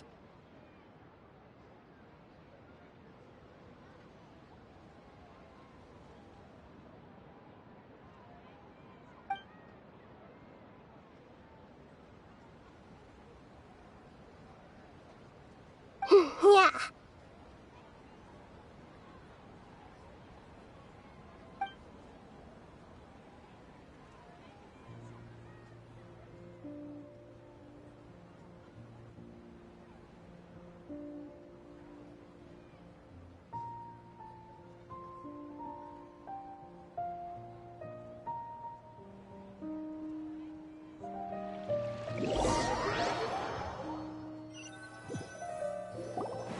you awake? Did you rest well? After Nahida left, you ate a lot of food. You've become a glutton. That just means you still have a lot to learn from Master Paimon, the Sage of Gluttony! Alright, since you're awake now, should we go and have a chat with Nahida? She should be in the academia right about now. If you have any questions, now's your chance to ask.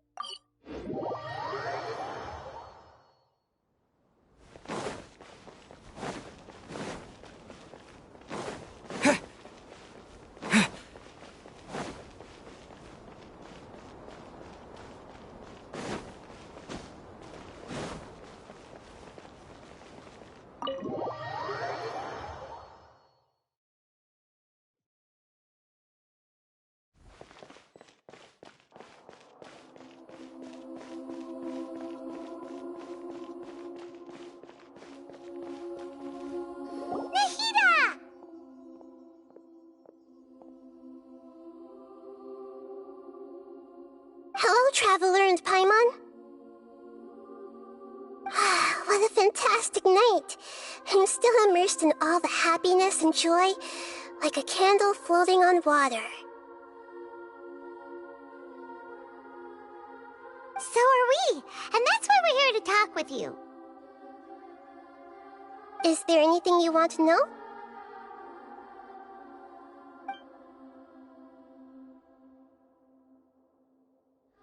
After recent events, the Akasha can no longer function as it used to.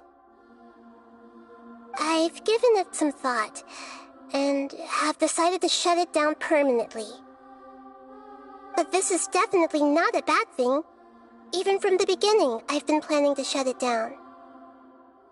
The Akasha's centralized administration of knowledge has always restrained people's curiosity and curtailed the number of paths available to them. I don't think this is good for Sumeru. Although people may initially feel a little uncomfortable with the loss of the Akasha, they will soon understand that this life is more suitable for them. And as for the future of Sumeru, I'm preparing to regain control of the academia. The former sages have received their punishment, but the new sages have yet to be selected. I will oversee the process personally. I hope that the new 6th grade sages will be more focused on academics. Sumeru needs such leaders more than ever. The other big issue is the people of King Deshret. All the residents of the desert, in fact. They have been mistreated for far too long. I've already taken some measures to address this. It will take some time to rebuild everything, but no matter if it's culture, friendship, or trust, we will rebuild it.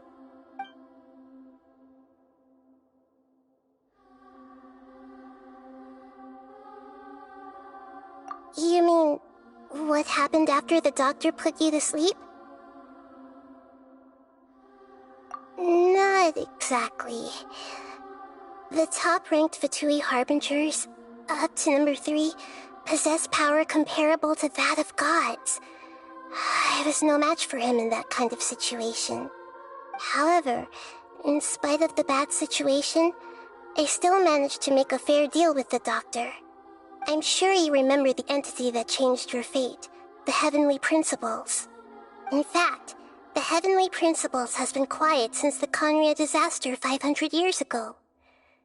I used this point as leverage against the doctor. I told him that the Heavenly Principles may be awakened if I destroy the Gnosis. Although it's just a bluff, he still fell for it. I assumed that the Heavenly Principles wouldn't just stand by and let such extensive damage to its laws take place.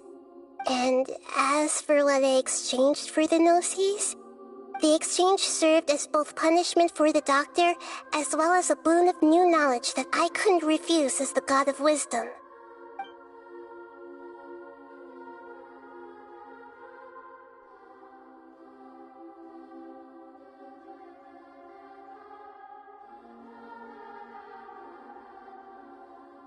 He's still in a coma. I've hidden him like how one would hide a feather. I know you have many misgivings about him, but as someone who had become a god, he has retained a number of very useful features.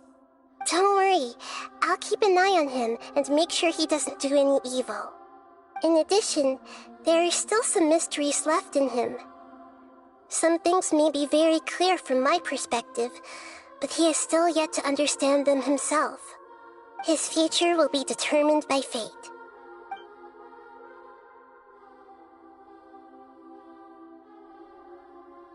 Is that where you're headed next? Fontaine, the nation of justice?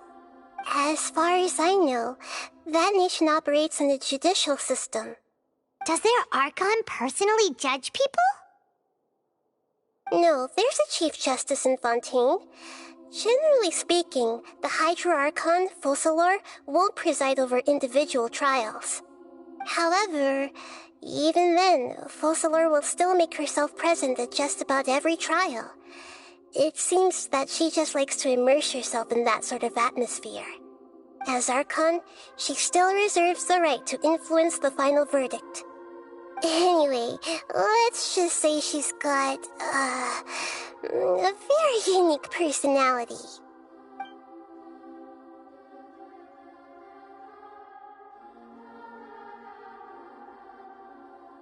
Are you sure? Isn't there something else you haven't asked about yet?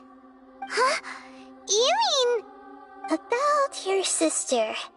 While you were resting at Gandharvaville, I took some time to perform an Irminsul search for information on your sister.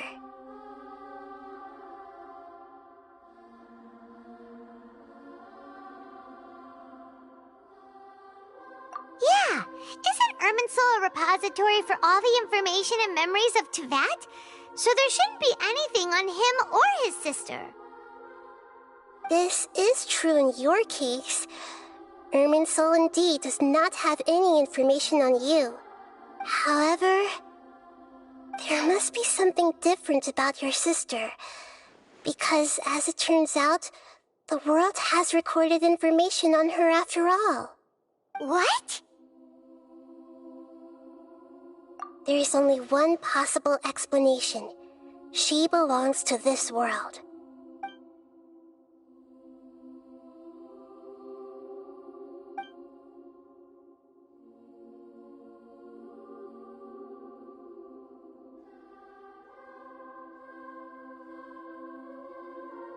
But nothing about this makes any sense! Wasn't this your first trip to Teyvat?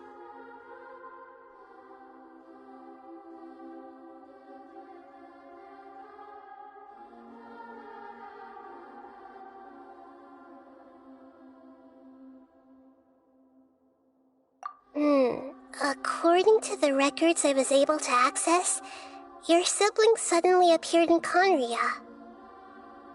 After the Conria disaster, she began her journey through the 7 nations of Teyvat.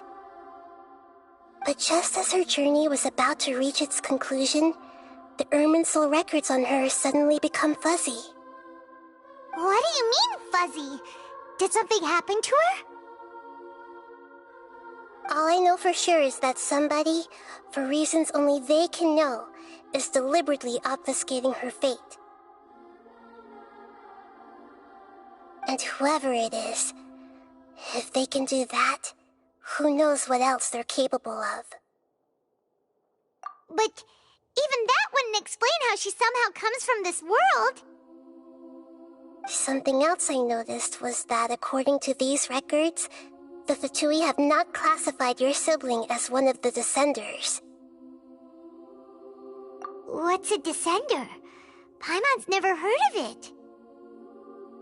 Look, I'm sure you must be curious about the information I received from the Fatui in return for my gnosis, right? A very important part of the intel was about this world's descenders. External beings, ones that don't belong to this world. Traveler, you are Tevat's 4th descender. Huh? So the Vatui count 3 other descenders before the Traveler, and his sister isn't even one of them? That's right. My current hypothesis is that the first descender was likely what we now call the Heavenly Principles. As for the other descenders, I still need to verify their existence. It could take me some time. Paimon's head's about to burst from all this crazy new information. And yet, even knowing all this, I'm sure you must still have a lot of unanswered questions. I must say, I truly regret that I can't help you more as the God of Wisdom.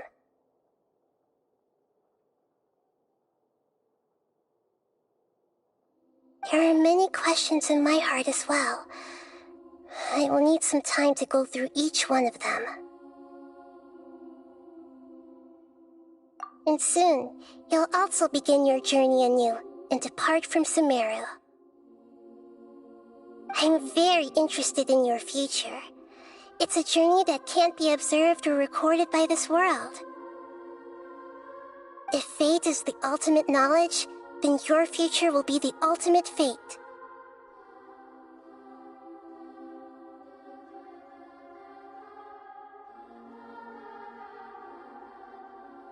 Paimon's sure glad we got to meet you, Nahida.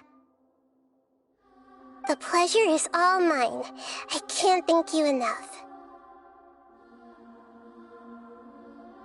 Alright, that's enough talk for today. If you ever miss me, just close your eyes, and maybe I'll appear in your dreams.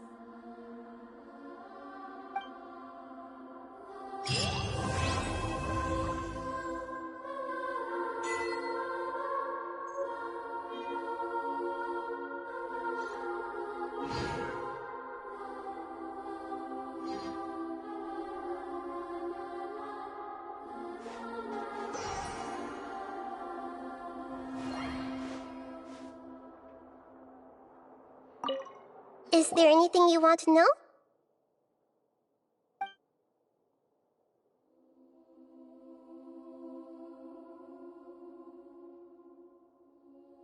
You mean, what happened after the doctor put you to sleep? Not exactly. The top-ranked Vatui Harbingers, up to number 3, possess power comparable to that of gods. I was no match for him in that kind of situation. However, in spite of the bad situation, I still managed to make a fair deal with the doctor. I'm sure you remember the entity that changed your fate, the Heavenly Principles. In fact, the Heavenly Principles has been quiet since the Conria disaster 500 years ago. I used this point as leverage against the doctor. I told him that the Heavenly Principles may be awakened if I destroyed Enosis. Although it was just a bluff, he still fell for it. I assumed that the Heavenly Principles wouldn't just stand by and let such extensive damage to its laws take place. And as for what I exchanged for the Gnosis, the exchange served as both punishment for the doctor as well as a boon of new knowledge that I couldn't refuse as the God of Wisdom.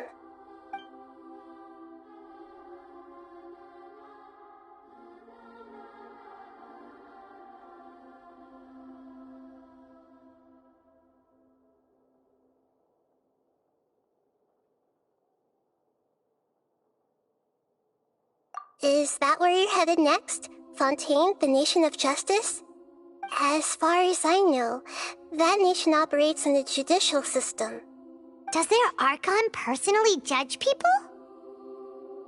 No, there's a Chief Justice in Fontaine.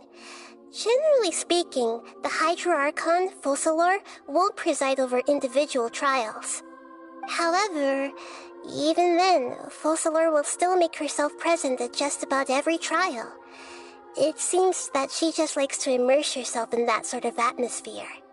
As Archon, she still reserves the right to influence the final verdict. Anyway, let's just say she's got, a very unique personality.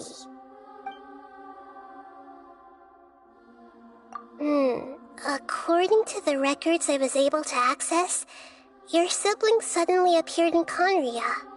After the Conria disaster, she began her journey through the 7 nations of Tevat. But just as her journey was about to reach its conclusion, the Irminsul records on her suddenly become fuzzy. What do you mean, fuzzy? Did something happen to her? All I know for sure is that somebody, for reasons only they can know, is deliberately obfuscating her fate. And whoever it is, if they can do that, who knows what else they're capable of. But even that wouldn't explain how she somehow comes from this world. Something else I noticed was that according to these records, the Fatui have not classified your sibling as one of the Descenders. What's a Descender? Paimon's never heard of it. Look, I'm sure you must be curious about the information I received from the Fatui in return for my gnosis, right? A very important part of the intel was about this world's Descenders. External beings, ones that don't belong to this world. Traveler, you are Tevat's 4th Descender. Huh? So the Fatui count 3 other Descenders before the Traveler, and his sister isn't even one of them? That's right. My current hypothesis is that the first Descender was likely what we now call the Heavenly Principles. As for the other Descenders, I still need to verify their existence. It could take me some time. Paimon's head's about to burst from all this crazy new information. And yet, even knowing all this, I'm sure you must still have a lot of unanswered questions. I must say, I truly regret that I can't help you more as the God of Wisdom.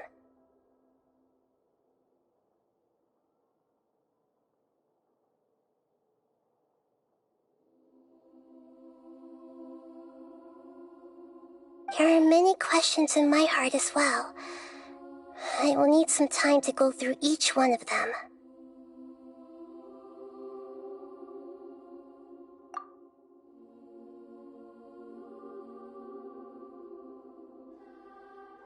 And soon, you'll also begin your journey anew and depart from Sumeru. I'm very interested in your future. It's a journey that can't be observed or recorded by this world. If fate is the ultimate knowledge, then your future will be the ultimate fate. Paimon's sure glad we got to meet you, Nahida.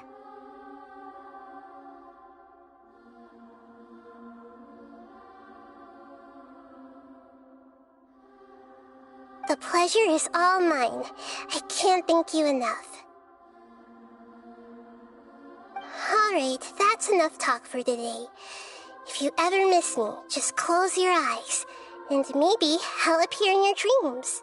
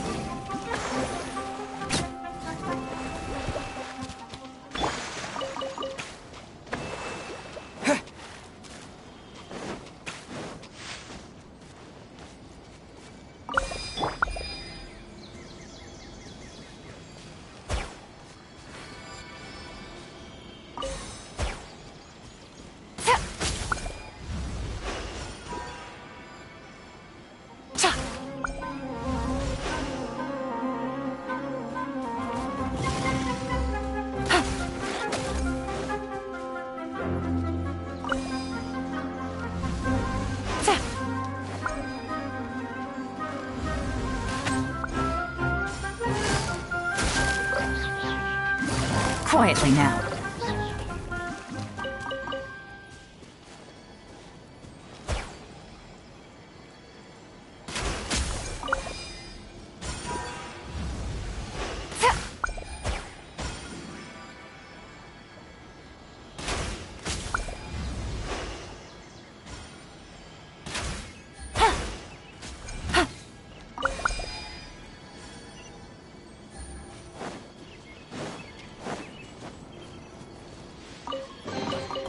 Treasure.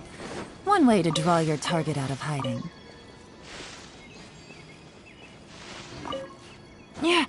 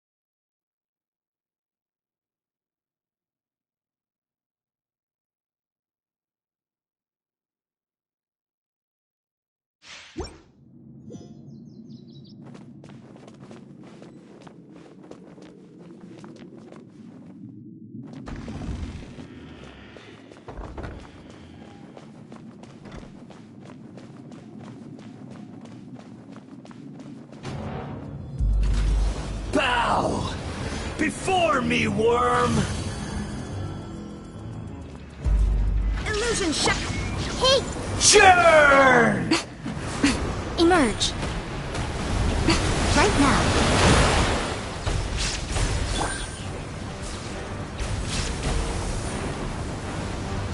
Feeble human!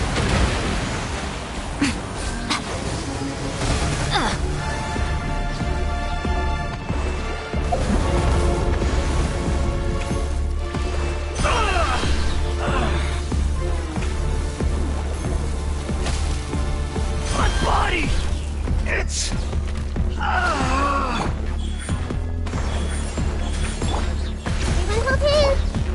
There is no escape! Inazuma shines eternal!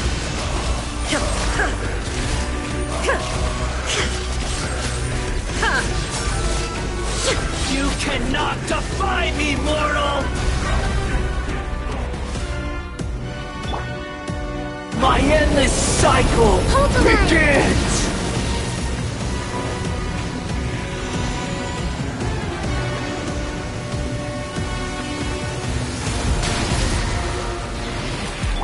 Right here. Emerge. Right now.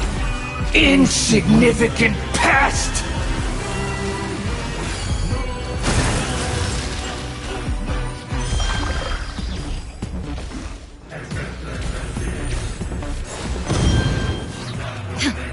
Feeble human! Shine down! Right here.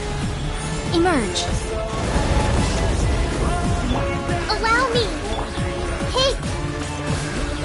Share my knowledge!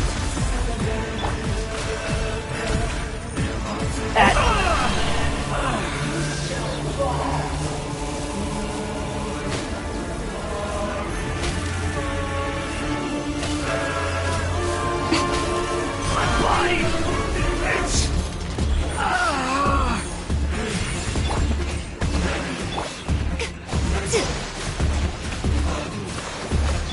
There is no escape!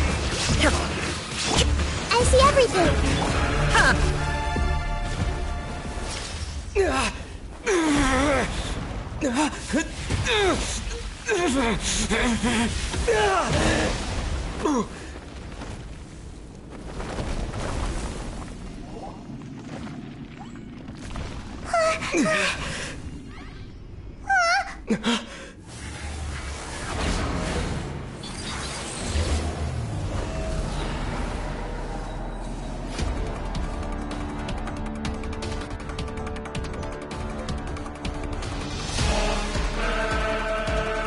A thousand eons, mine to dominate!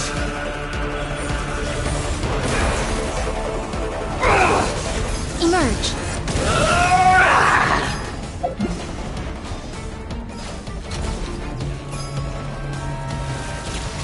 Kneel!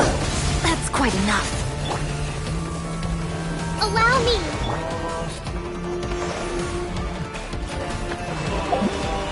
Tremble!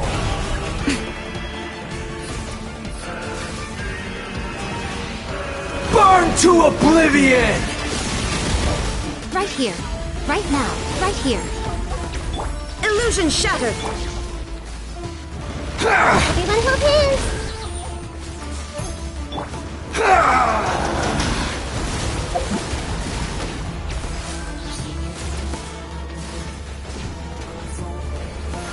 Reality is pain! Hold the line!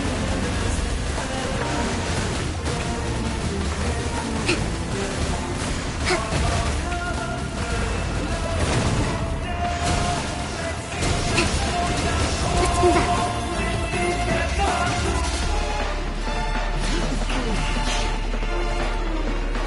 Rest and rebuild! Emerge. Good riddance, cruel world! This was unwise! I see everything! Now, your eyes have been opened. Right here. Allow me! Billowing surge!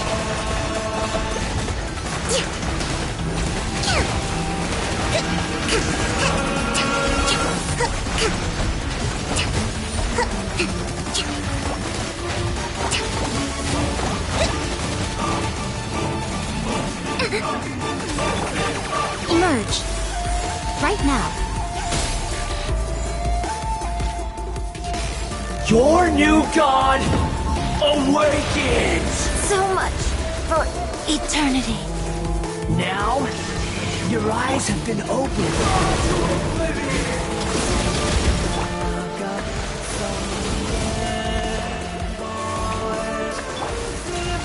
Kneel! Thunderbolts. Godhood is mine now, Beelzebub.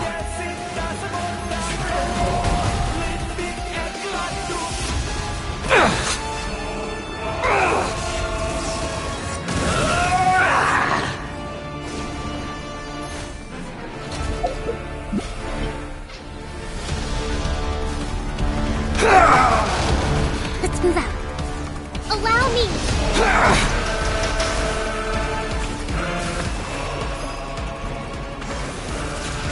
Kneel!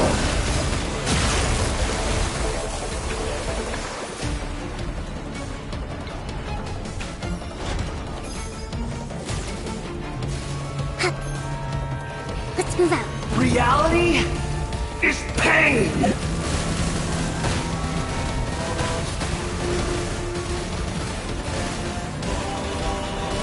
Hold the line!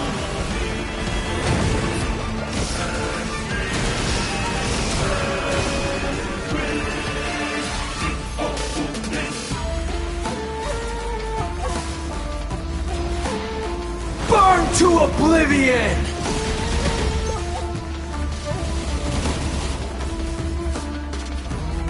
Rest and rebuild! Kneel!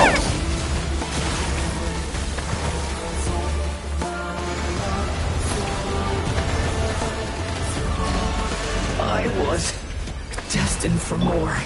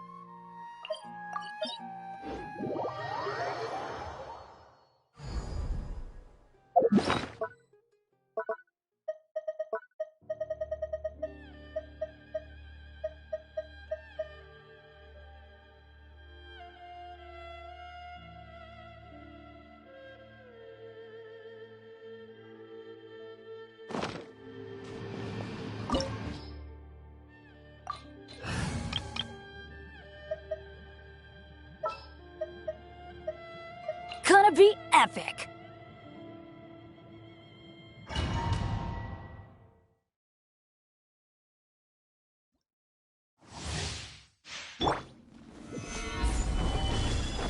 Let's light it up! Yeah! Shiver!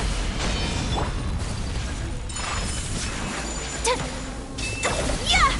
Pathetic. Ha! Yeah! Gore! Yeah! Ha! Yeah! My apologies! Solidify! Ha! Judgment! Be gone!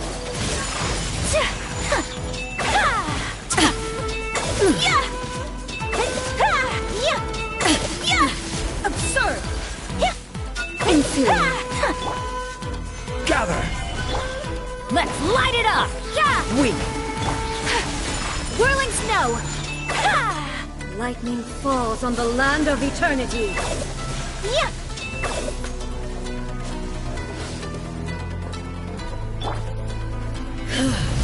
Solidify! Is eternal! Going in! Punishment! Judgment! Ruin! Followed by blade! My apologies! Embrace the ice! Inferior!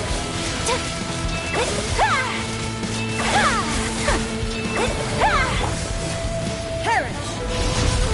Gather! Inferior! Teamwork is strength! Lights out.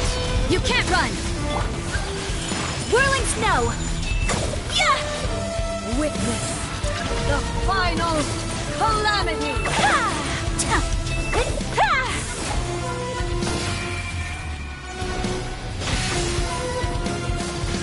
My apologies! Solidify! Followed by blade! Whirling snow! Let's light it up! Gather! I'm going in! Shiver! Yeah! Take flight! Sakura swirl!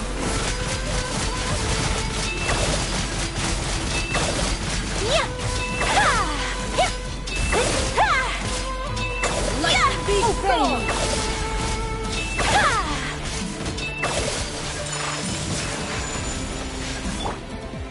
Solidify!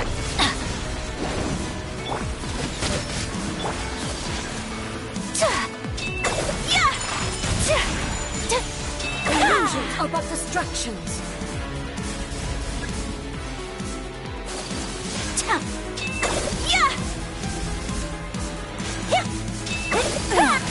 Shattered!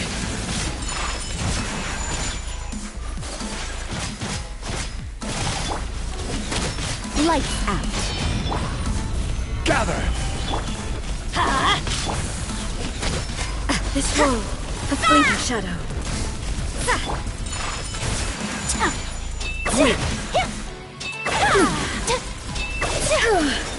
Only emptiness awaits.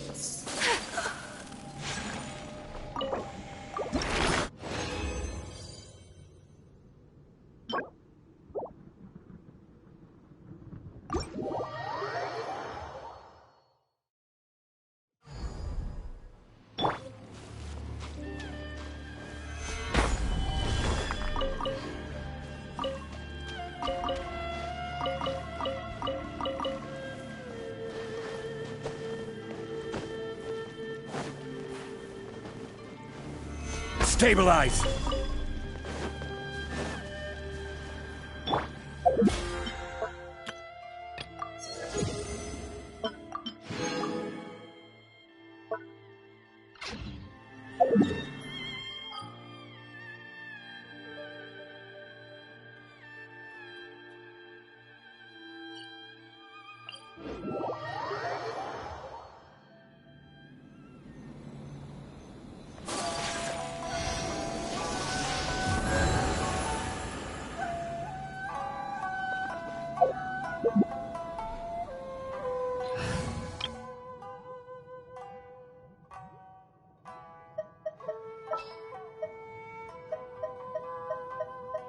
I've been waiting for you for ages.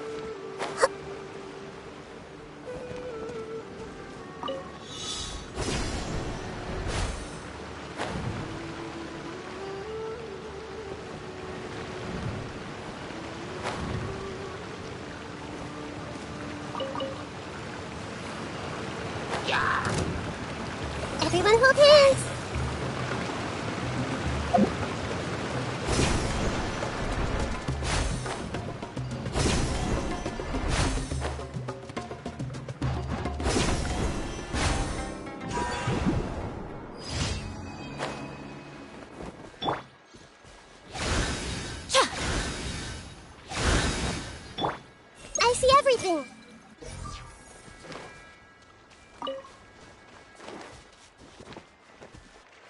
Allow me!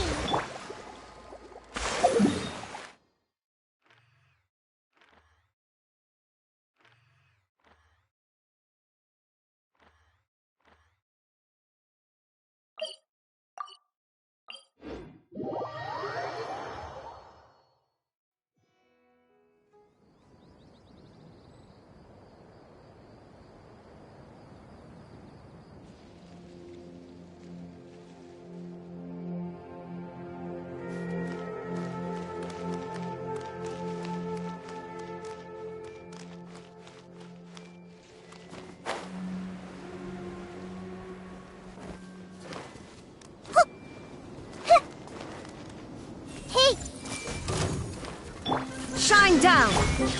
Right here, right now.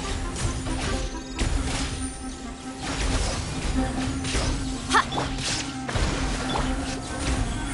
Emerge.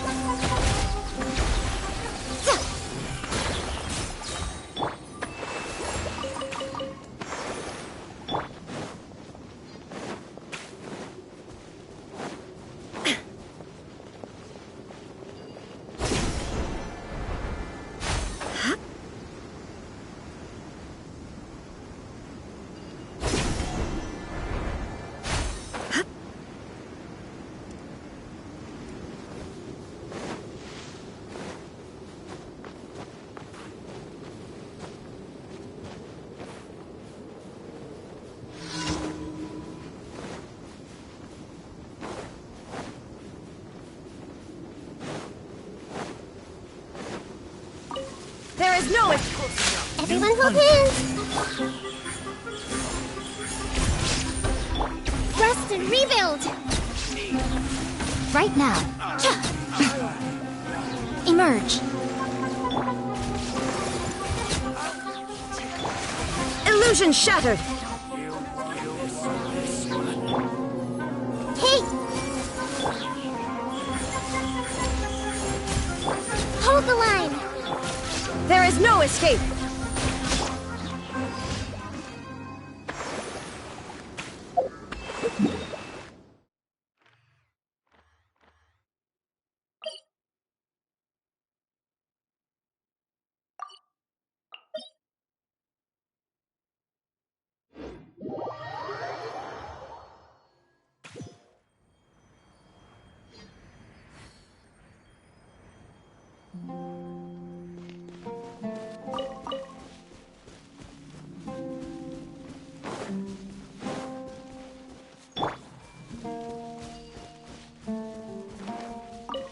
Everyone hold hands!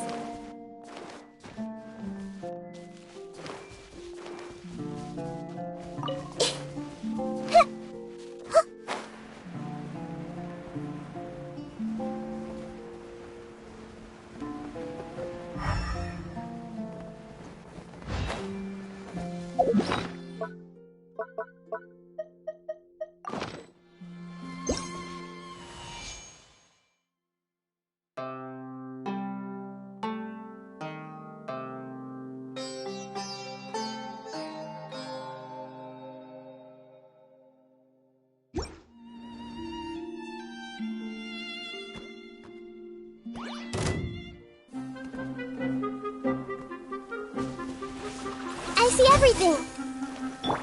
Rest and rebuild!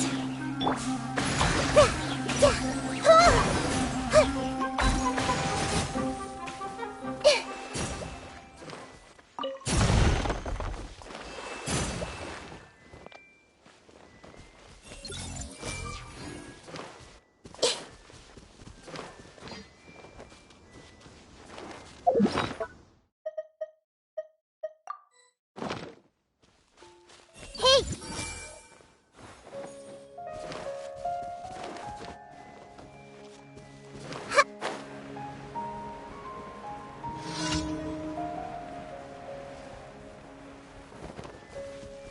Everyone hold hands! Make yourselves at home! Shine down. Right now. Emerge. Hold the line!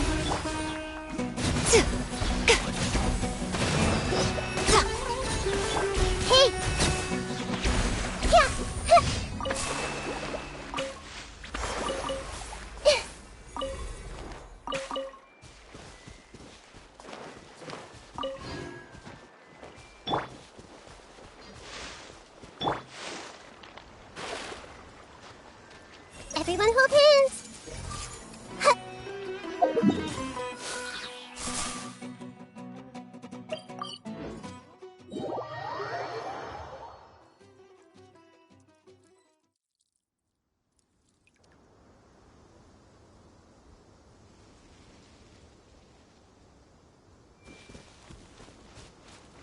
Hey!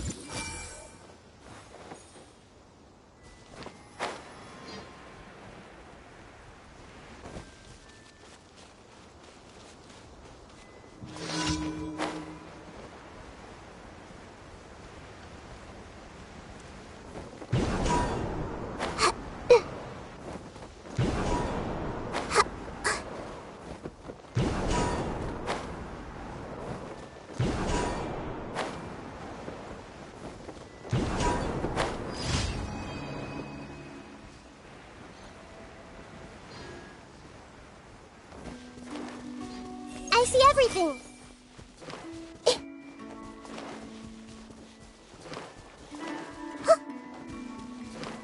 Hey!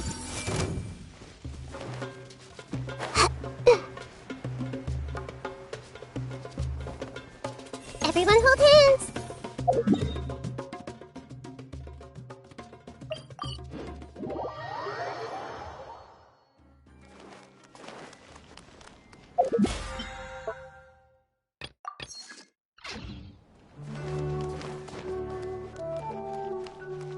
Ad Astra Abyssosk. Well, thank you for completing today.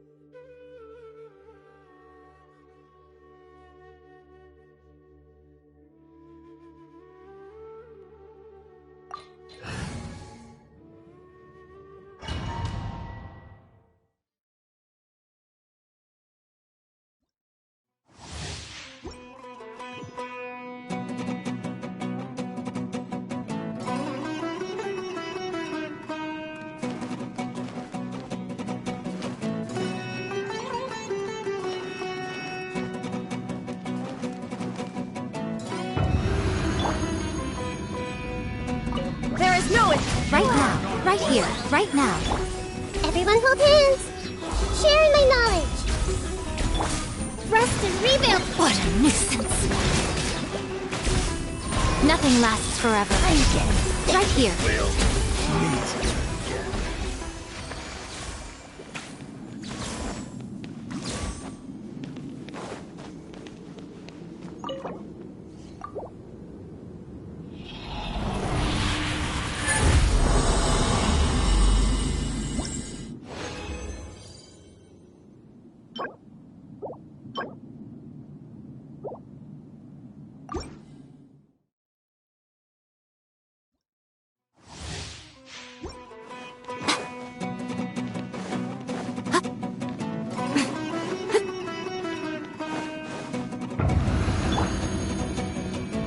Illusion Emerge, right here, emerge. Hold the line.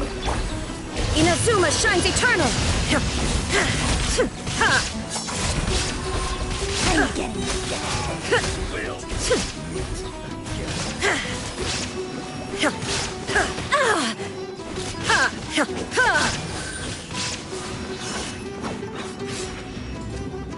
Shine down!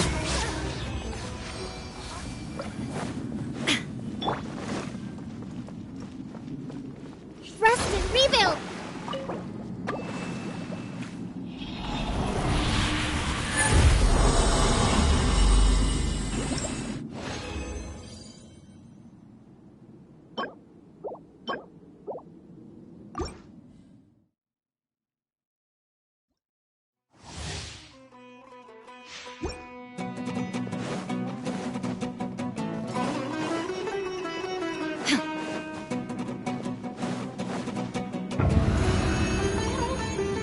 There is no it! right now, right here. Take the Temple of Wisdom. Hold the line. I'm always watching. Right now, emerge, right here. I'm getting Shine down!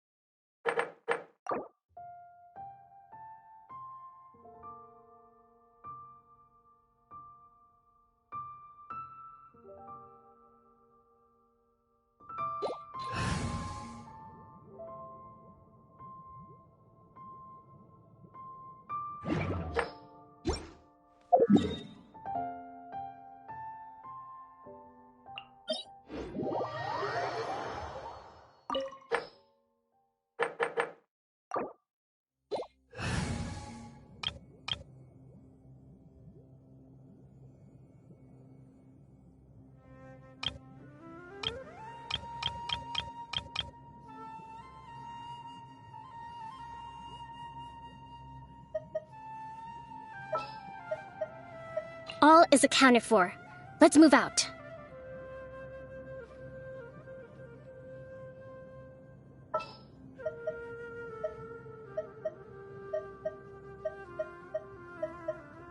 Gonna be epic!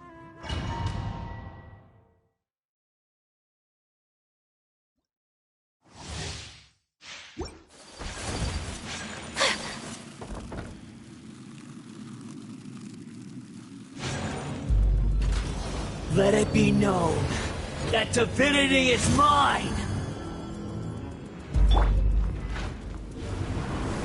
Churn!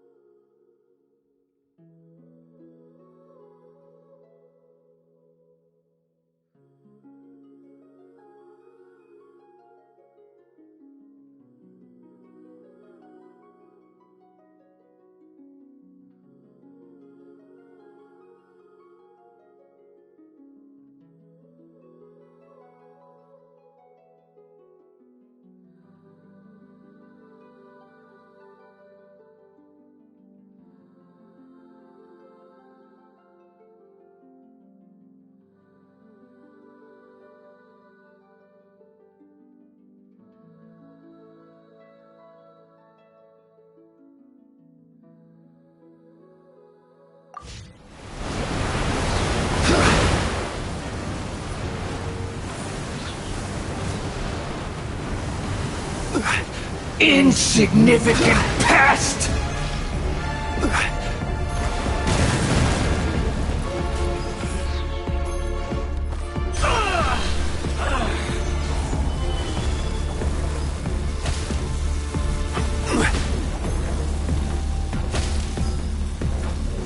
My body!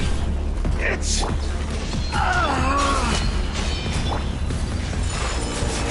Press the ice!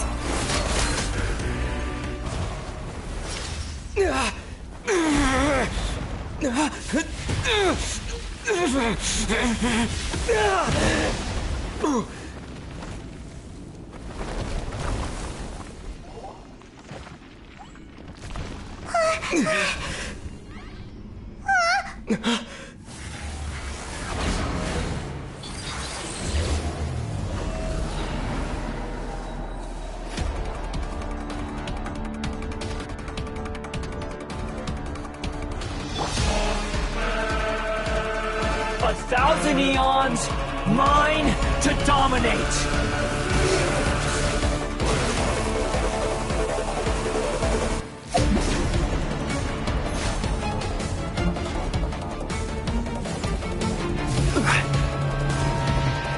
Burn to oblivion! Let's light it up! Tremble!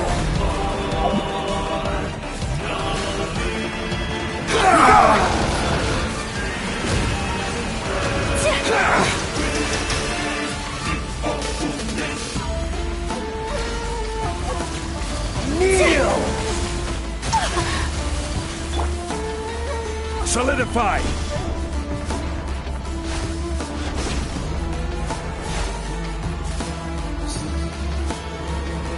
Reality is pain!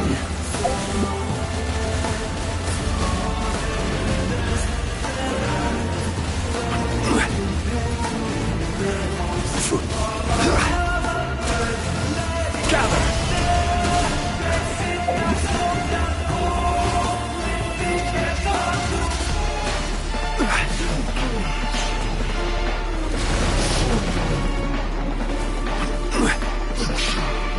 Good riddance, cruel world. This is order. Whirling snow!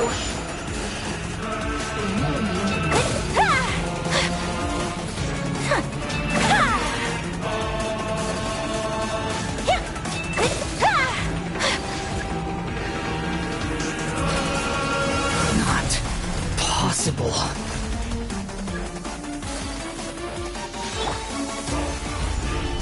Everybody stand the punishment! Kamisato art! Sometsu! I can't lose it all again.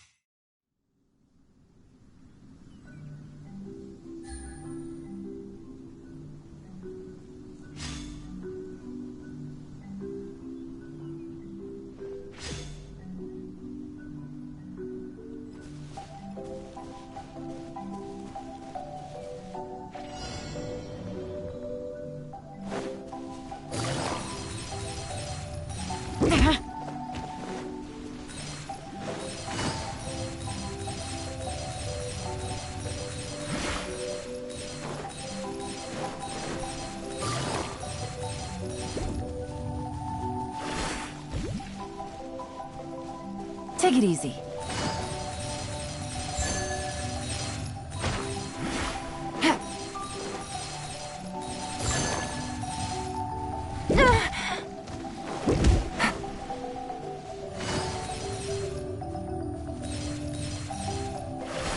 Take it easy.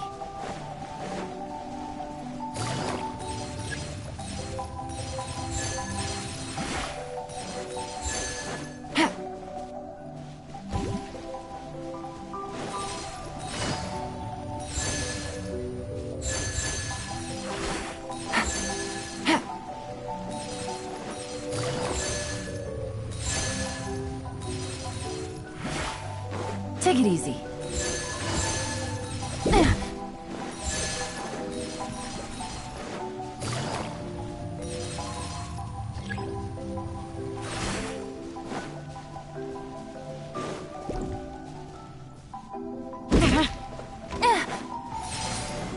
No.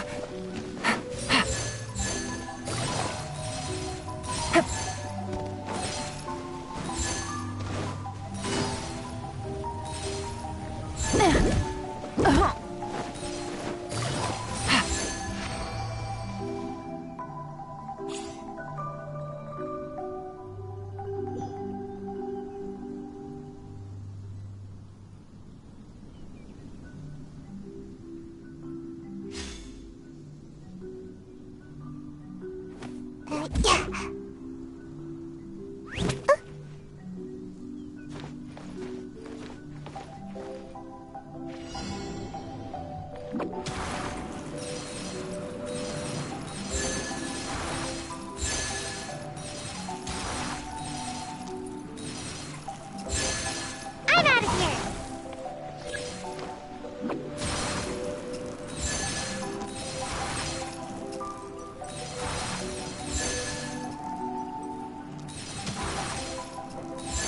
And away I go!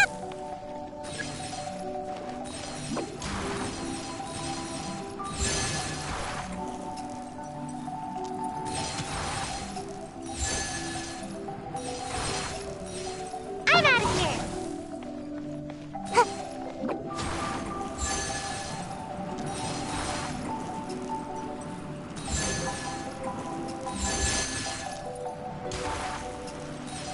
And away I go!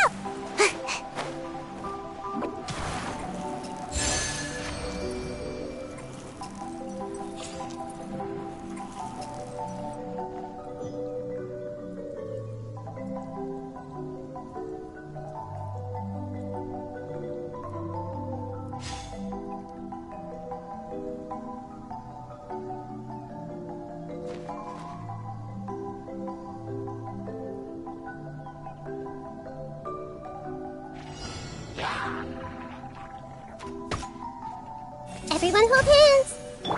Incoming!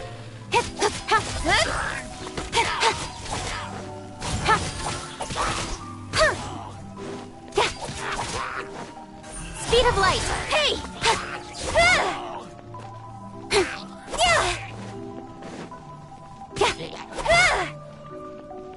Don't blink!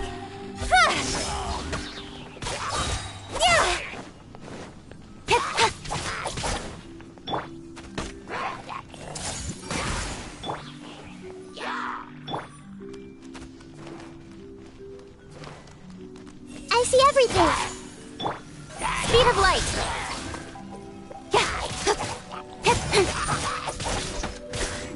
With sword comes shadow! Hey! Sharing my knowledge! Help! Incoming! I see everything! Nowhere to hide! Speed of light! The Temple of